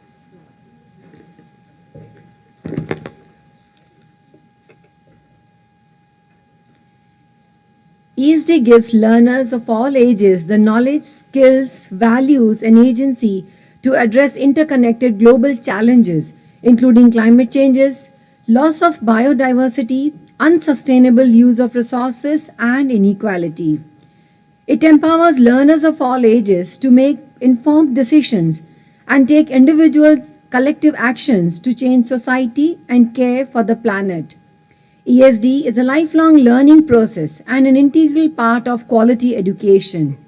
Who else can be a better person to talk about UNESCO's ESD goals better than Dr. Victoria Glan-Muros, Chief Research and Analysis, UNESCO International Institute for Higher Education in Latin America and Caribbean. I take this opportunity to introduce Madam Victoria. Dr. Victoria is a leading consultant and policy advisor associated with European Commission, OECD, UNESCO, OEI, DART, governments and universities worldwide. With more than 4 decades of experience as educationist, Dr. Victoria Glan is an interface between universities, businesses and policymakers in more than 40 countries. Dr. Victoria was policy analyst at OECD Paris, a senior associate consultant at Technopolis Group UK London, the research director at the Global Institute on Innovation Districts, with the policy affairs director at the University Industry Innovation Network. Madam Victoria co-founded and led Innovative Futures Institute, a think tank and do tank that advises and actively supports universities, businesses, and governments in their innovative efforts. Currently, Dr. Victoria is the Chief Research and Analyst at the UNESCO International Institute for Higher Education, leading evidence-based advice for governments and higher education worldwide. We feel proud and privileged and honored to welcome one such personality who has traveled all the way to deliver Keynote Address for Transformation for Sustainability. May I request, Madam?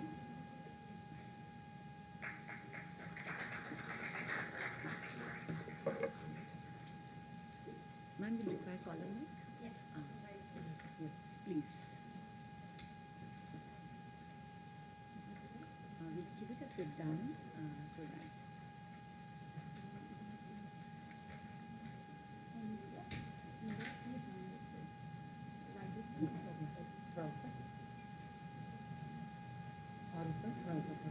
Yeah, right. That's it. Yes. Ma'am, speak something? On. No, it's not on. We need to switch on.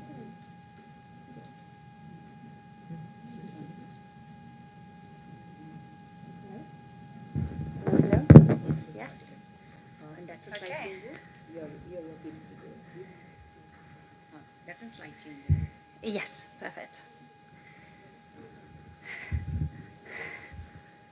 Well, good afternoon. This is always a very challenging task, which is to close up. I said I prefer to walk, but it seems that they're giving me way a lot of space. Thanks very much, guys. I come here today to start with probably not very good news. It's been said today like 1,000 times, but it seems that no matter how many times we repeat it, it doesn't stick. I don't know. Maybe it's more people saying it, it's saying it in a different way. You've seen pictures of it, but the thing is, it's actually the end of the world the way we know it.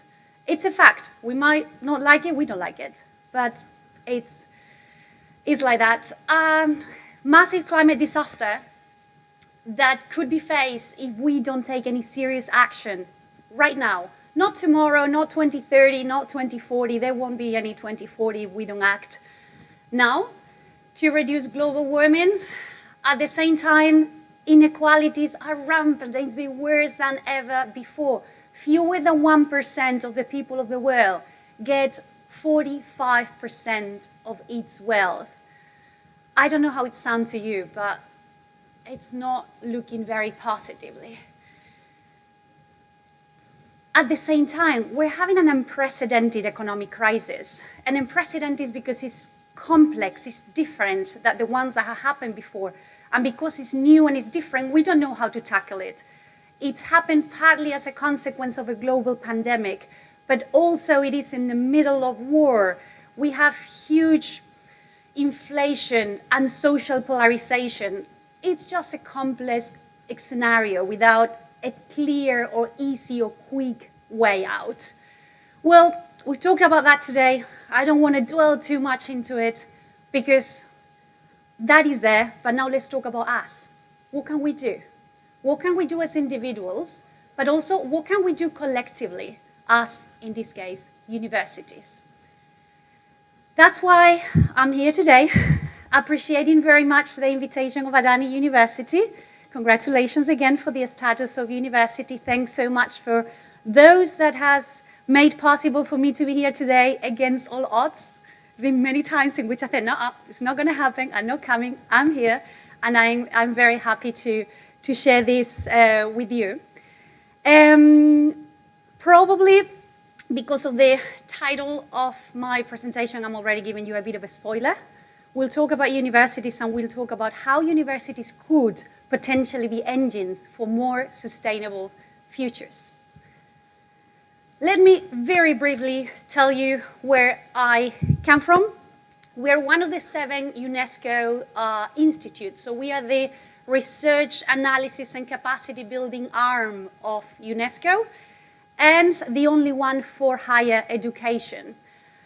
We focus our work, if you can say focus, because we really cover a lot in 4 different areas. This is internationalization, innovation, inclusion, and impact. Those are our 4 pillars, and all the work we do within higher education just comes into those 4 areas. We also do technical assistance as much as we can and have capacity. This is supporting governments or university associations or universities in whatever they need or they request. Well, I tend to, it happens at some point that I assume that people knew about the SDGs and I started talking about the SDGs and only later I realized they didn't. So I learned my lesson that day and I always put this slide to start with.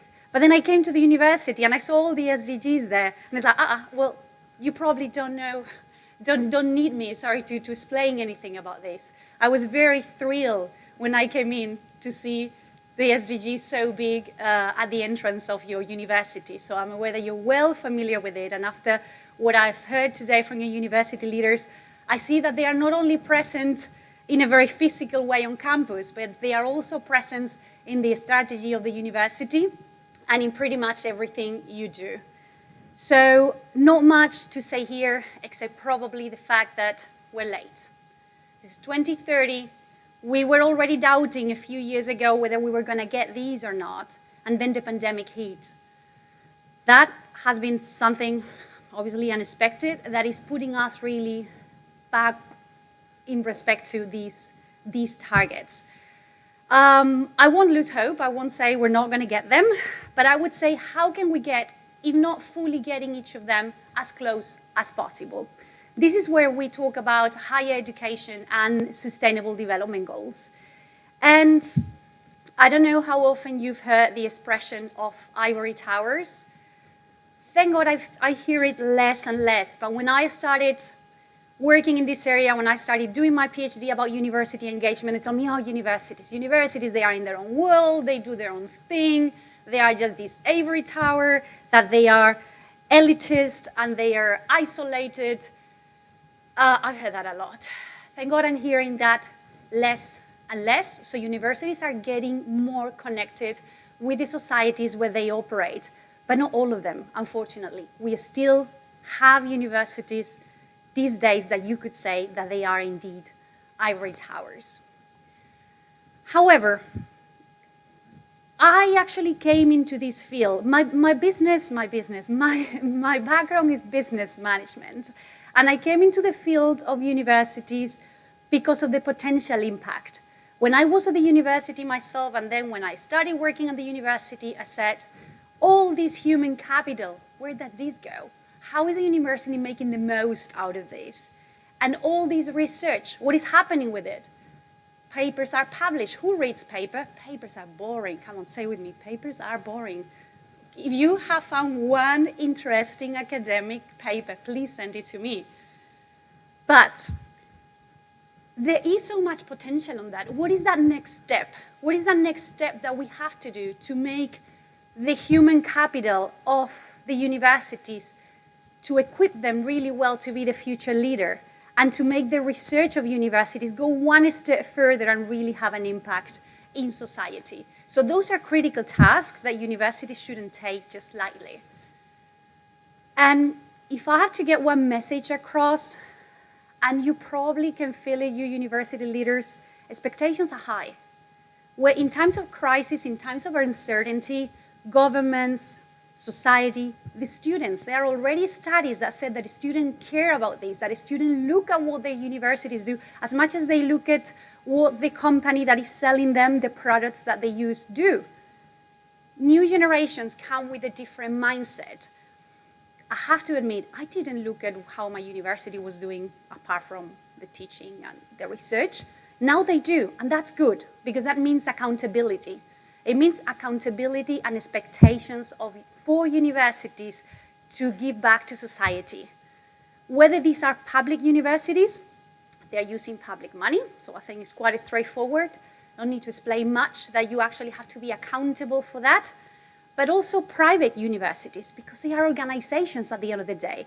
I think we've been very comfortable for very long with the concept of corporate social responsibility. It's understood, we're comfortable with that, we understand it. However, what about university social responsibility? It seems that we've been hidden behind, like, if no one realized, then we're just hiding here, so we don't have to be responsible. Well, I'm sorry, you have. All universities have. There is a responsibility that needs to be taken by universities as organizations to give back to the society where they are, no matter whether these are public or private nature. So let's start getting used to that concept. And pretty much everything that we do at our institute just dwells around the Sustainable Development Goals. And in very general terms, and it has been mentioned today, so nothing new here, universities have a huge potential to contribute to each one of the 17 SDGs through their 3 missions, their teaching and learning, their research, and their engagement, but also through the management and administration of their own university. So we have those 4 areas in which university has lots of things to do. Now, if we get concrete, what can they do? We could be here for another few days and I will still be saying activities and things that universities can do, lots. Actually, we wanted to bring them together in a self-assessment tool or in in some way that we could capture it in very concrete terms, there are way too many. So we are struggling to actually bring them together because there are too many ways. I'm bringing here just a few of them. Let's start with, oh, I had a point. I'll come back later. Let's start with teaching. So in respect to teaching and learning, one of the main ways that universities can actually contribute to SDGs is by the upskilling and reskilling of the population beyond their students. Universities need to forget about students are between 18 and 22 and the rest are alumni. They come here, they pass by, I forget about them. It's a lifelong learning environment, and that is a way in which universities can proactively take care of the human capital beyond those teenagers, young adults that come to their, or has traditionally come. We've also talked about how can we integrate SDG-related courses within the curriculum. So all the students are familiar with what are the SDGs, why they are important, but beyond that, how can we, and this is important but difficult to do, how can we integrate the SDGs within our curriculum? How can we teach physics, or how can we teach maths and teach some of the SDGs at the same time? It is possible. There are universities that are doing it. There are also some other learning activities. There are some universities that implemented things like SDG passports. So when the student finished, they are recognized that they have sort of an SDG stamp into their university title as well. If we want this to work, I go back to the faculty training or transformation. We cannot expect this to magically happen. This requires training of the faculty and training for the staff about how to do these changes or how to implement these changes. Today has been also mentioned the problem-based learning or the project-based learning. Those are also excellent ways which through or tools so students can actually acquire or practice or contribute to SDGs.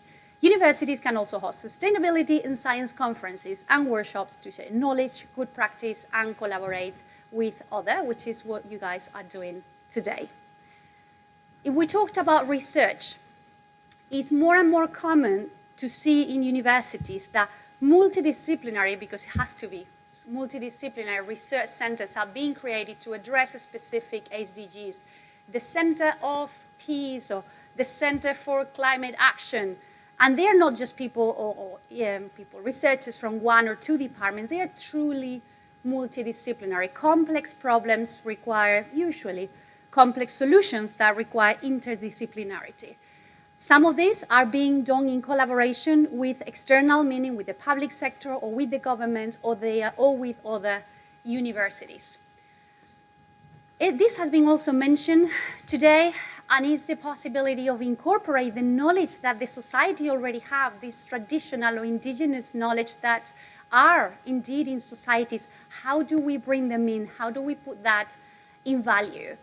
And at the same time, universities can also be very good at promoting evidence-based policy making. For example, for sustainable cities, universities sometimes are their own microenvironment. So they tend to be very good to be living labs and to test and to experiment, to test potential solutions, and then to provide evidence-based on that. Some universities do research in their own sustainability performance. So they want to do how universities like themselves perform in respect to sustainability. And more research is being happening considering the people that are going to be affected by that research. It sounds straightforward, it's not. If we look traditionally, research has been done in the way that the researcher considered to be better, and not necessarily talking with the populations that were going to be affected by that. Well, that is changing, so they are being part of the design of the research. We go into the government and the administration. Well, it's about in policies, about how the university as an organization work. And here we can start by policies that encourage not just access, that are the more common, but don't forget that when student access, we need to make them progress and we need to make them succeed. with its higher education. So for all that, we have both academic and non-academic policies.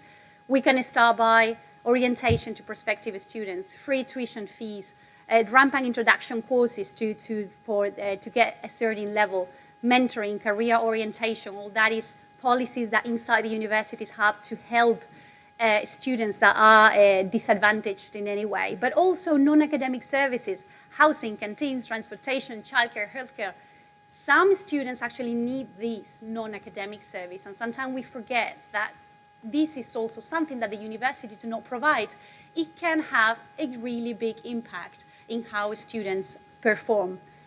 But also, if we look at our own campus, we talk about sustainability, but are we sustainable? Are we as a university sustainable? Are our infrastructure sustainable? Is our campus sustainable? Is it accessible as well? So all these are questions that universities are starting to wonder, because sometimes you can be doing research on something and you can be advising policymakers, but then you look at yourself and you're doing one thing, you're saying one thing, and then you're doing something else. If we're going to be an ethical organization and an organization that fits, you could say, into all the SDGs, it's about transparency about finances, hiring, promotion, but also integration of students and staff in governing bodies. And if you push me, even society. So bring as well representatives from the society. And there is unfortunately still harassment and even sexual violence within campus. And universities cannot look to a different side. So universities are responsible for having official procedure and assigned resources and attention and investigation on anything that could be related to this, as well as corruption and malpractice, whether that is inside the university or outside. I guess with all these examples that I just brought very quickly, I wanted to show what some universities are doing, because all those are real examples of what universities are doing and how they are affecting different SDGs, and maybe highlight the fact that the COVID-19 has shown everyone the potential of universities. I've never had more conversation about universities with people that are not related to higher education than during COVID. So it's like, oh, so then are doctors trained for that? Oh, so then is university research able to deliver a vaccine? So, oh, can they studied because we were in a desperate situation and we were in search for solutions. So somehow people remember, hey, universities are there, maybe they can help. So we see how these people, how universities trained all the health professionals that help, not just doctors and nurses, but also psychologists, or pharmacists, chemists that were helping during this time, how universities gather, monitor data related to the pandemic. John Hopkins data has been famous, and we has all been following and knowing what was going on, and government has made decisions based on that open data. They've been advising governments, some governments more open than others to hear to science. They've been even offering infrastructure, either some hospitals or vaccination points. They've been helping manufacture ventilation tests, anything else. And of course, from a university and the collaboration of a university and a company, is Oxford University came one of the first and proven to be until now quite effective COVID-19 vaccine. So it was a test for universities, and overall, or many of them delivered. So now, what now? Are we going to forget again that universities actually can be useful when we need them? So if we look forward or beyond the COVID-19 crisis, what a lot of universities have started to be interested about the SDG. They've asked us about how do we implement an SDG policy or an SDG, how do we somehow integrate the SDGs into our university? Well, the story is much longer than what I'm about to say, but just for the sake of time, it's like the ABC of this. A lot of people do not know how to start or where to start. This is a strategic exercise of the organization, so do not take it lightly. But at the same time, it's something that you shouldn't perceive that this is a lot more work. It's a matter of alignment and it's a matter of lens. It's a matter of looking at things with a different lens because universities already do quite a lot. And that's actually the next point. It's about information. This is not something that university management does or that the academics do. This is a university-wide exercise. So it is about information, it is about involvement, and it is about empowering everyone. Students have better ideas than any of us. Really, I'm looking at the barrel. Any of us. I've seen the best students, the best ideas of universities. Someone say, wow, this is great. Who decide? Students. And I think we have to learn a lot from the Nordic countries, in which they are very good in many ways, but one of the ways that I really appreciate is how much they trust a student, how much they empower students. They don't treat students like kids when they come into university because they're not, if they're over 18, they can vote, they can drink, they can this, they can that. Then they are fully adult people that can take responsibility of their own learning and can also contribute to the university. They let them run things. Oh yeah, we'll give you here one room and a few chairs and you run, and they make wonderful things out of it. They finish university being very empowered individuals because they haven't been treated like kids when they were doing so. This is related to the point that I mentioned before. First thing is that some people or some universities think, oh, we do nothing. We need to start from we start from scratch. No. Universities have been doing these activities for a long time. It's just that it's a different lens. So start by checking what you have and start seeing which SDGs it is affecting, and you will see that that list is bigger than you think. And then it's about brainstorming and prioritizing which activities, because in that brainstorming is going to have a huge list of things. I just say a few there. Well, it's going to come like hundreds. Universities can do hundreds, but then what are the priorities of the universities? So what are the priorities of my region? What are the priorities of my stakeholders? So then choose a criteria that makes sense for you and then prioritize and choose some of those activities, because this is a long term. And this doesn't even finish in 2030. This is going to continue. UN will come out with something for 2040, for 2050. Believe me, we're not going to stop even if we don't get these ones. Something will happen. So just to close up and not to make this too long because it's been a long day for everyone, I wanted to just highlight a few final ideas about this big change in this paradigm that we are witnessing right now. And a few final reflections are the fact that more and more universities that were considered to be ivory towers are now more open and more engaged to have partnerships, strategic alliances with different actors, whether these are businesses, whether these are the government or society or the universities, lower levels of the education system. These are open universities that are aware and are humble enough to recognize that we don't know everything and we can still be better if we cooperate. These are universities that listen to others, and these are universities that react to that listening, to what they hear from other actors. And we've been talking, or we've been even saying that universities are not even reactive. I've heard so many times, and they have a point, that when we talked in Europe about the university created, Bologna University in the 1200s, and it hasn't changed that much. You take the pictures of the rooms and the way we're teaching today. It is kind of true, not much have changed. But if something, universities, or most universities, has been reactive, that's not even enough anymore. It's not enough being reactive. We expect universities to be proactive. When you have the most well-educated human capital in your hands, and you have the majority of the research potential in your hands, we don't want you to be waiting. We want you to act. We want you to be proactive and to be entrepreneurial as an organization.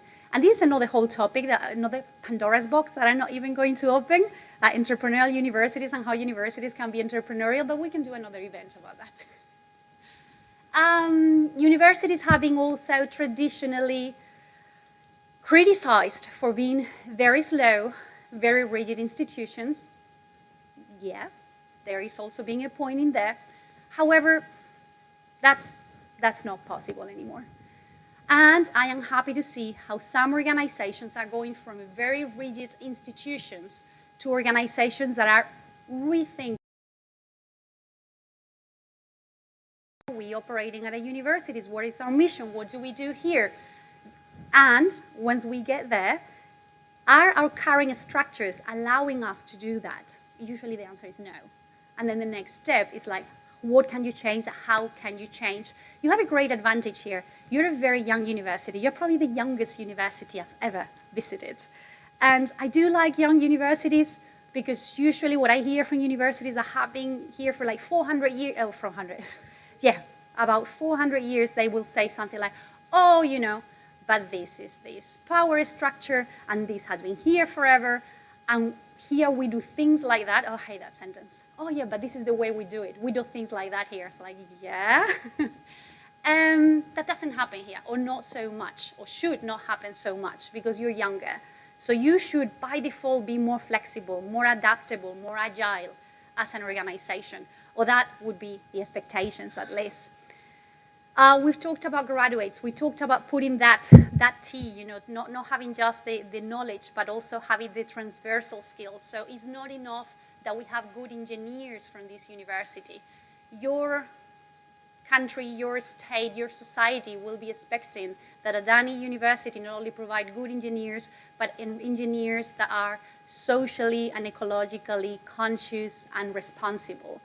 And that is something that might not be that obvious until now. Well, now it is.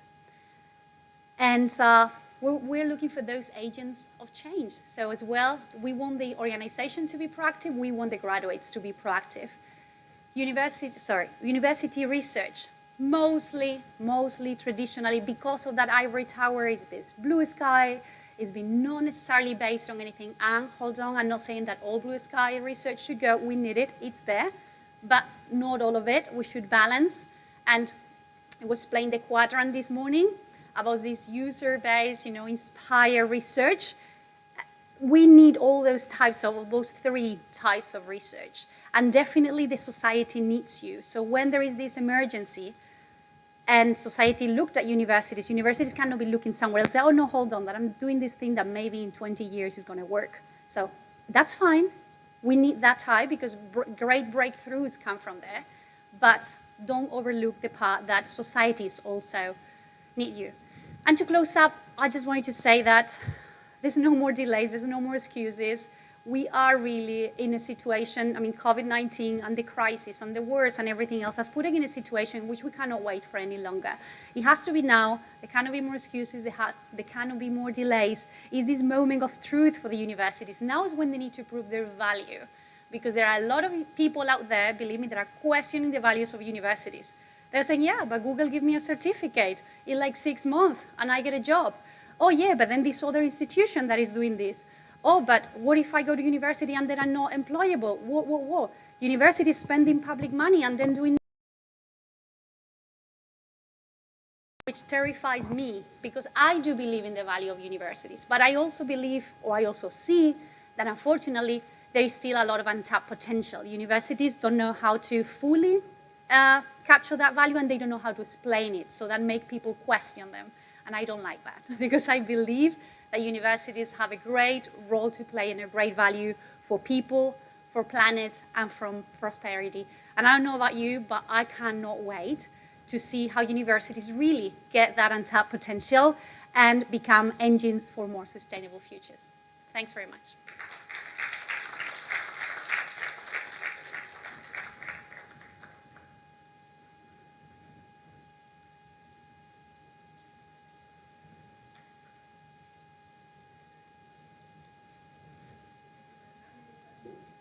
Okay? The easy one first, please.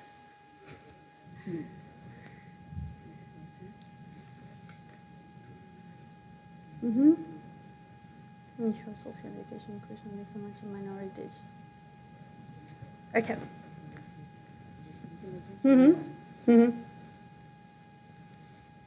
Okay, actually both of them are about rural populations. How can we envision the implementation, and when are still parts of... Okay, so there are a couple of questions here. I'll go to that one then, which are about the rural areas. I think it was mentioned this morning as well, most universities are in urban areas, so that means that rural areas are not getting, or people in rural areas are not getting the possibility, in many cases, to attend a nearby university, and for them it's not possible to go to an urban areas to attend university. So that means that people that could maybe start their life being less privileged for the place where they live and maybe related with the socioeconomic status, the fact that they cannot attend a university nearby only increases that gap. That is the case in most countries, and there are countries that have been actually doing things to include rural areas a bit more. I give the example of Mexico. So Mexico has one autonomous university in each of the states, tend to be a very large university. They have to have all of them campus, different ones, in different regions of their state. So they consider that that university has a commitment with the state because it's state money, and they need to take care of everyone in the state. So yes, the main campus is usually in the main city, in the capital city of the state, but then they need to provide all the campuses, sometimes with all the offers, sometimes with part of the offer in other areas. They're taking lately advantage of technologies as well, which is allowing them to be teaching from the main campus in case they cannot offer all their degrees, and to be doing things as well online. Sometimes they are providing transport to bring these students from rural areas to the main city as well. And they are engaging a lot with communities, because if they engage a lot with communities in rural areas, they do several things. One, they are helping them. It's part of the engagement of the university. They are engaging with farmers, for example. But then the presence of the university is much bigger within the community, because sometimes they say it doesn't even cross the mind of a potential or prospective student to go to university. But if the university is present in the area, then they at least, they have it in the radar, and they are also much more likely to attend and much more familiar with the concept of university and what it is and how it can help. These are small actions, you could say. They're being quite effective, by the way, but obviously there is still a lot of room for improvement to ended up bridging that gap between urban and rural that in some countries is so large. So some actions, some results, still a long way to go. Thank you. Thank you, ma'am. Thank you very much for that insightful message. May I request Dr. Muruganan to please come over and give a token of remembrance to Dr. Victoria.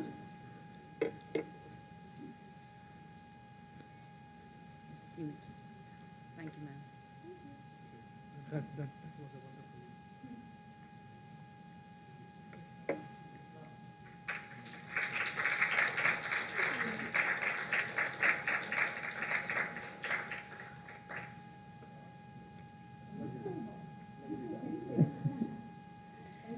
Thank you, sir. Thank you, ma'am. Thank you. Let's have Dr. Astha Agarwala, Associate Professor, Faculty of Management Sciences, with us here today.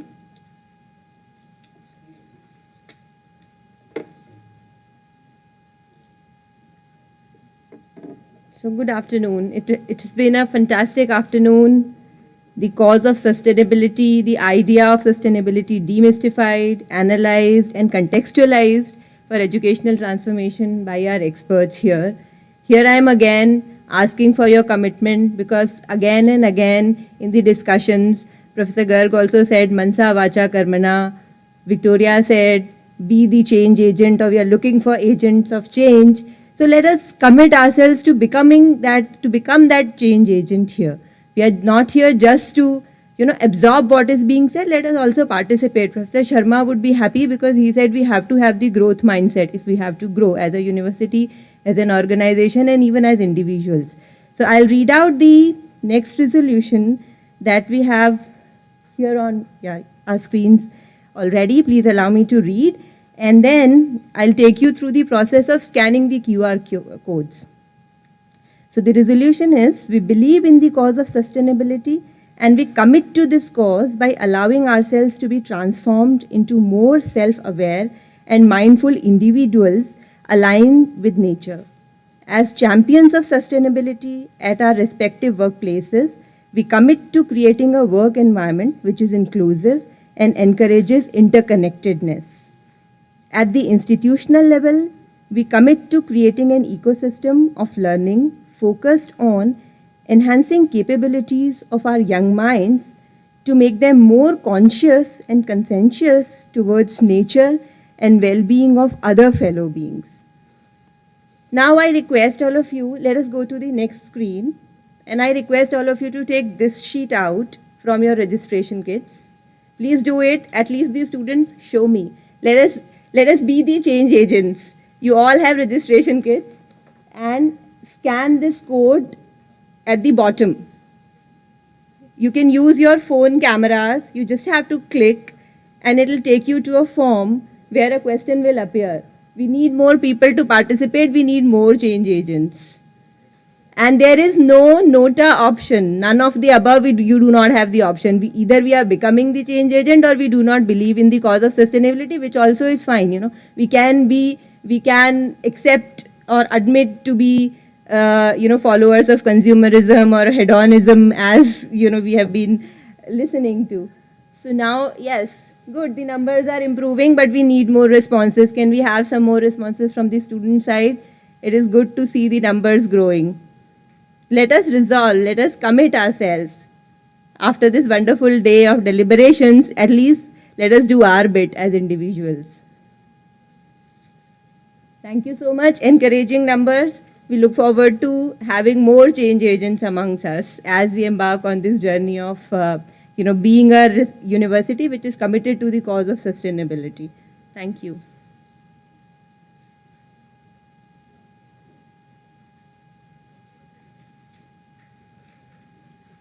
Thank you, ma'am. I would now like to request dignitaries, panel members, and keynote speakers to kindly join on dais for a group photograph.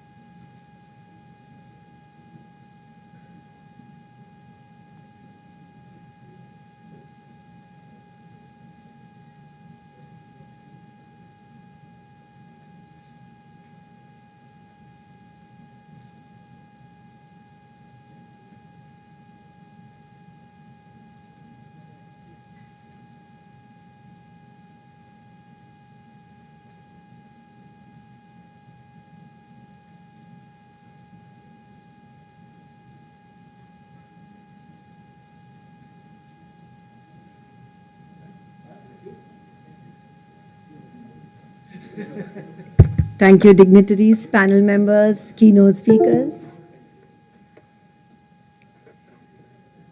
May now request Dr. Astha Agarwala for a formal vote of thanks.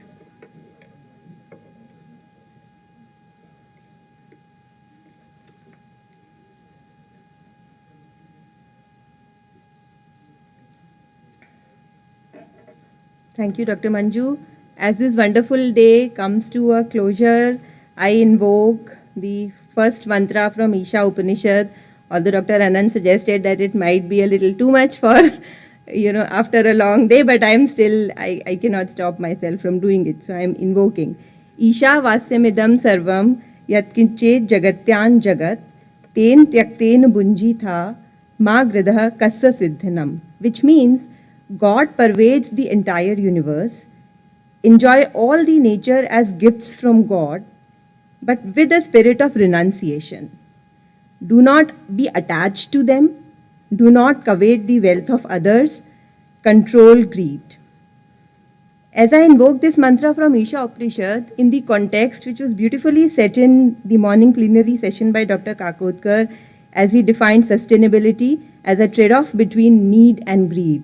So I thank Dr. Kha Khodkar. He's not here with us in the afternoon, but we are really thankful for his presence.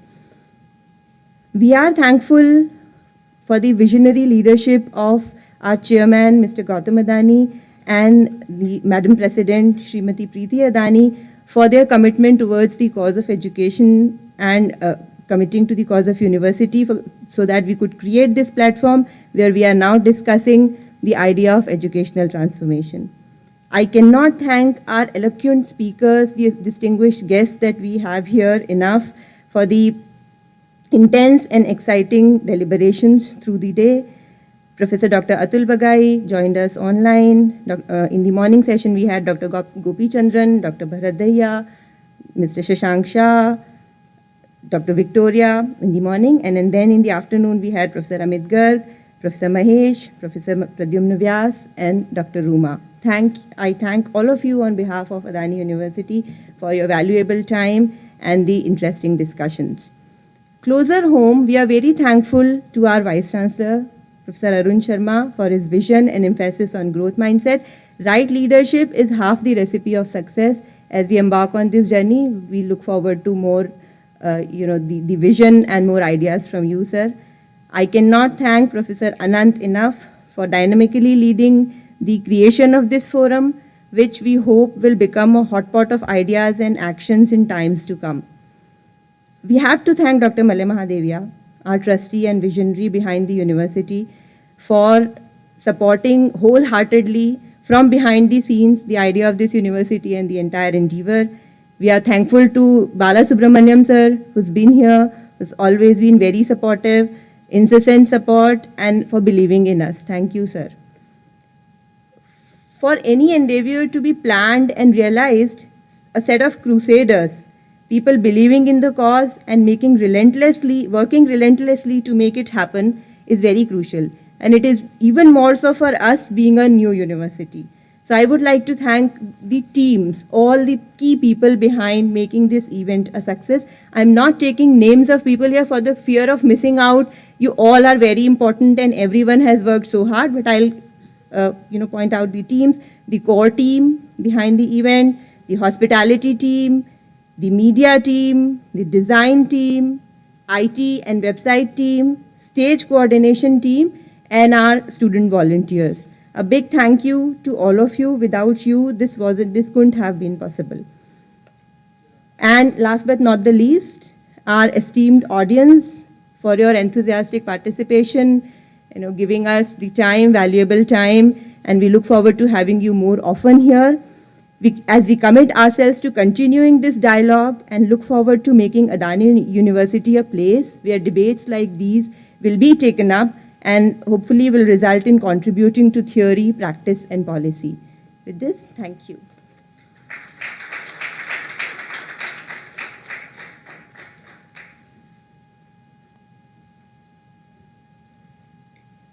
Thank you, Asta ma'am. So this brings to the end of the whole long day.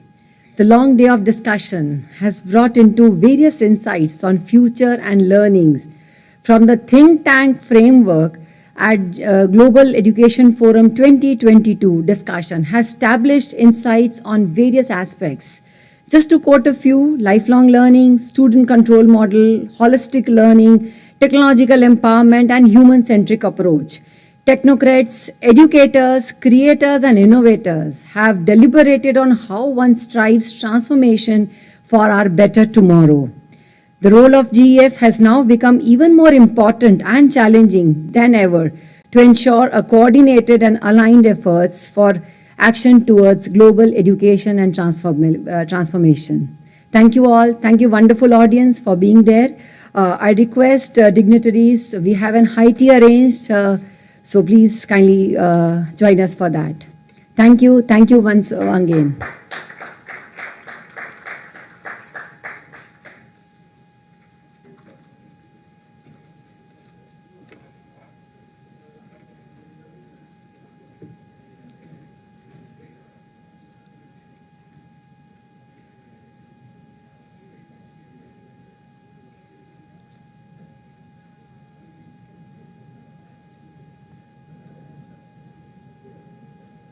Mm-hmm.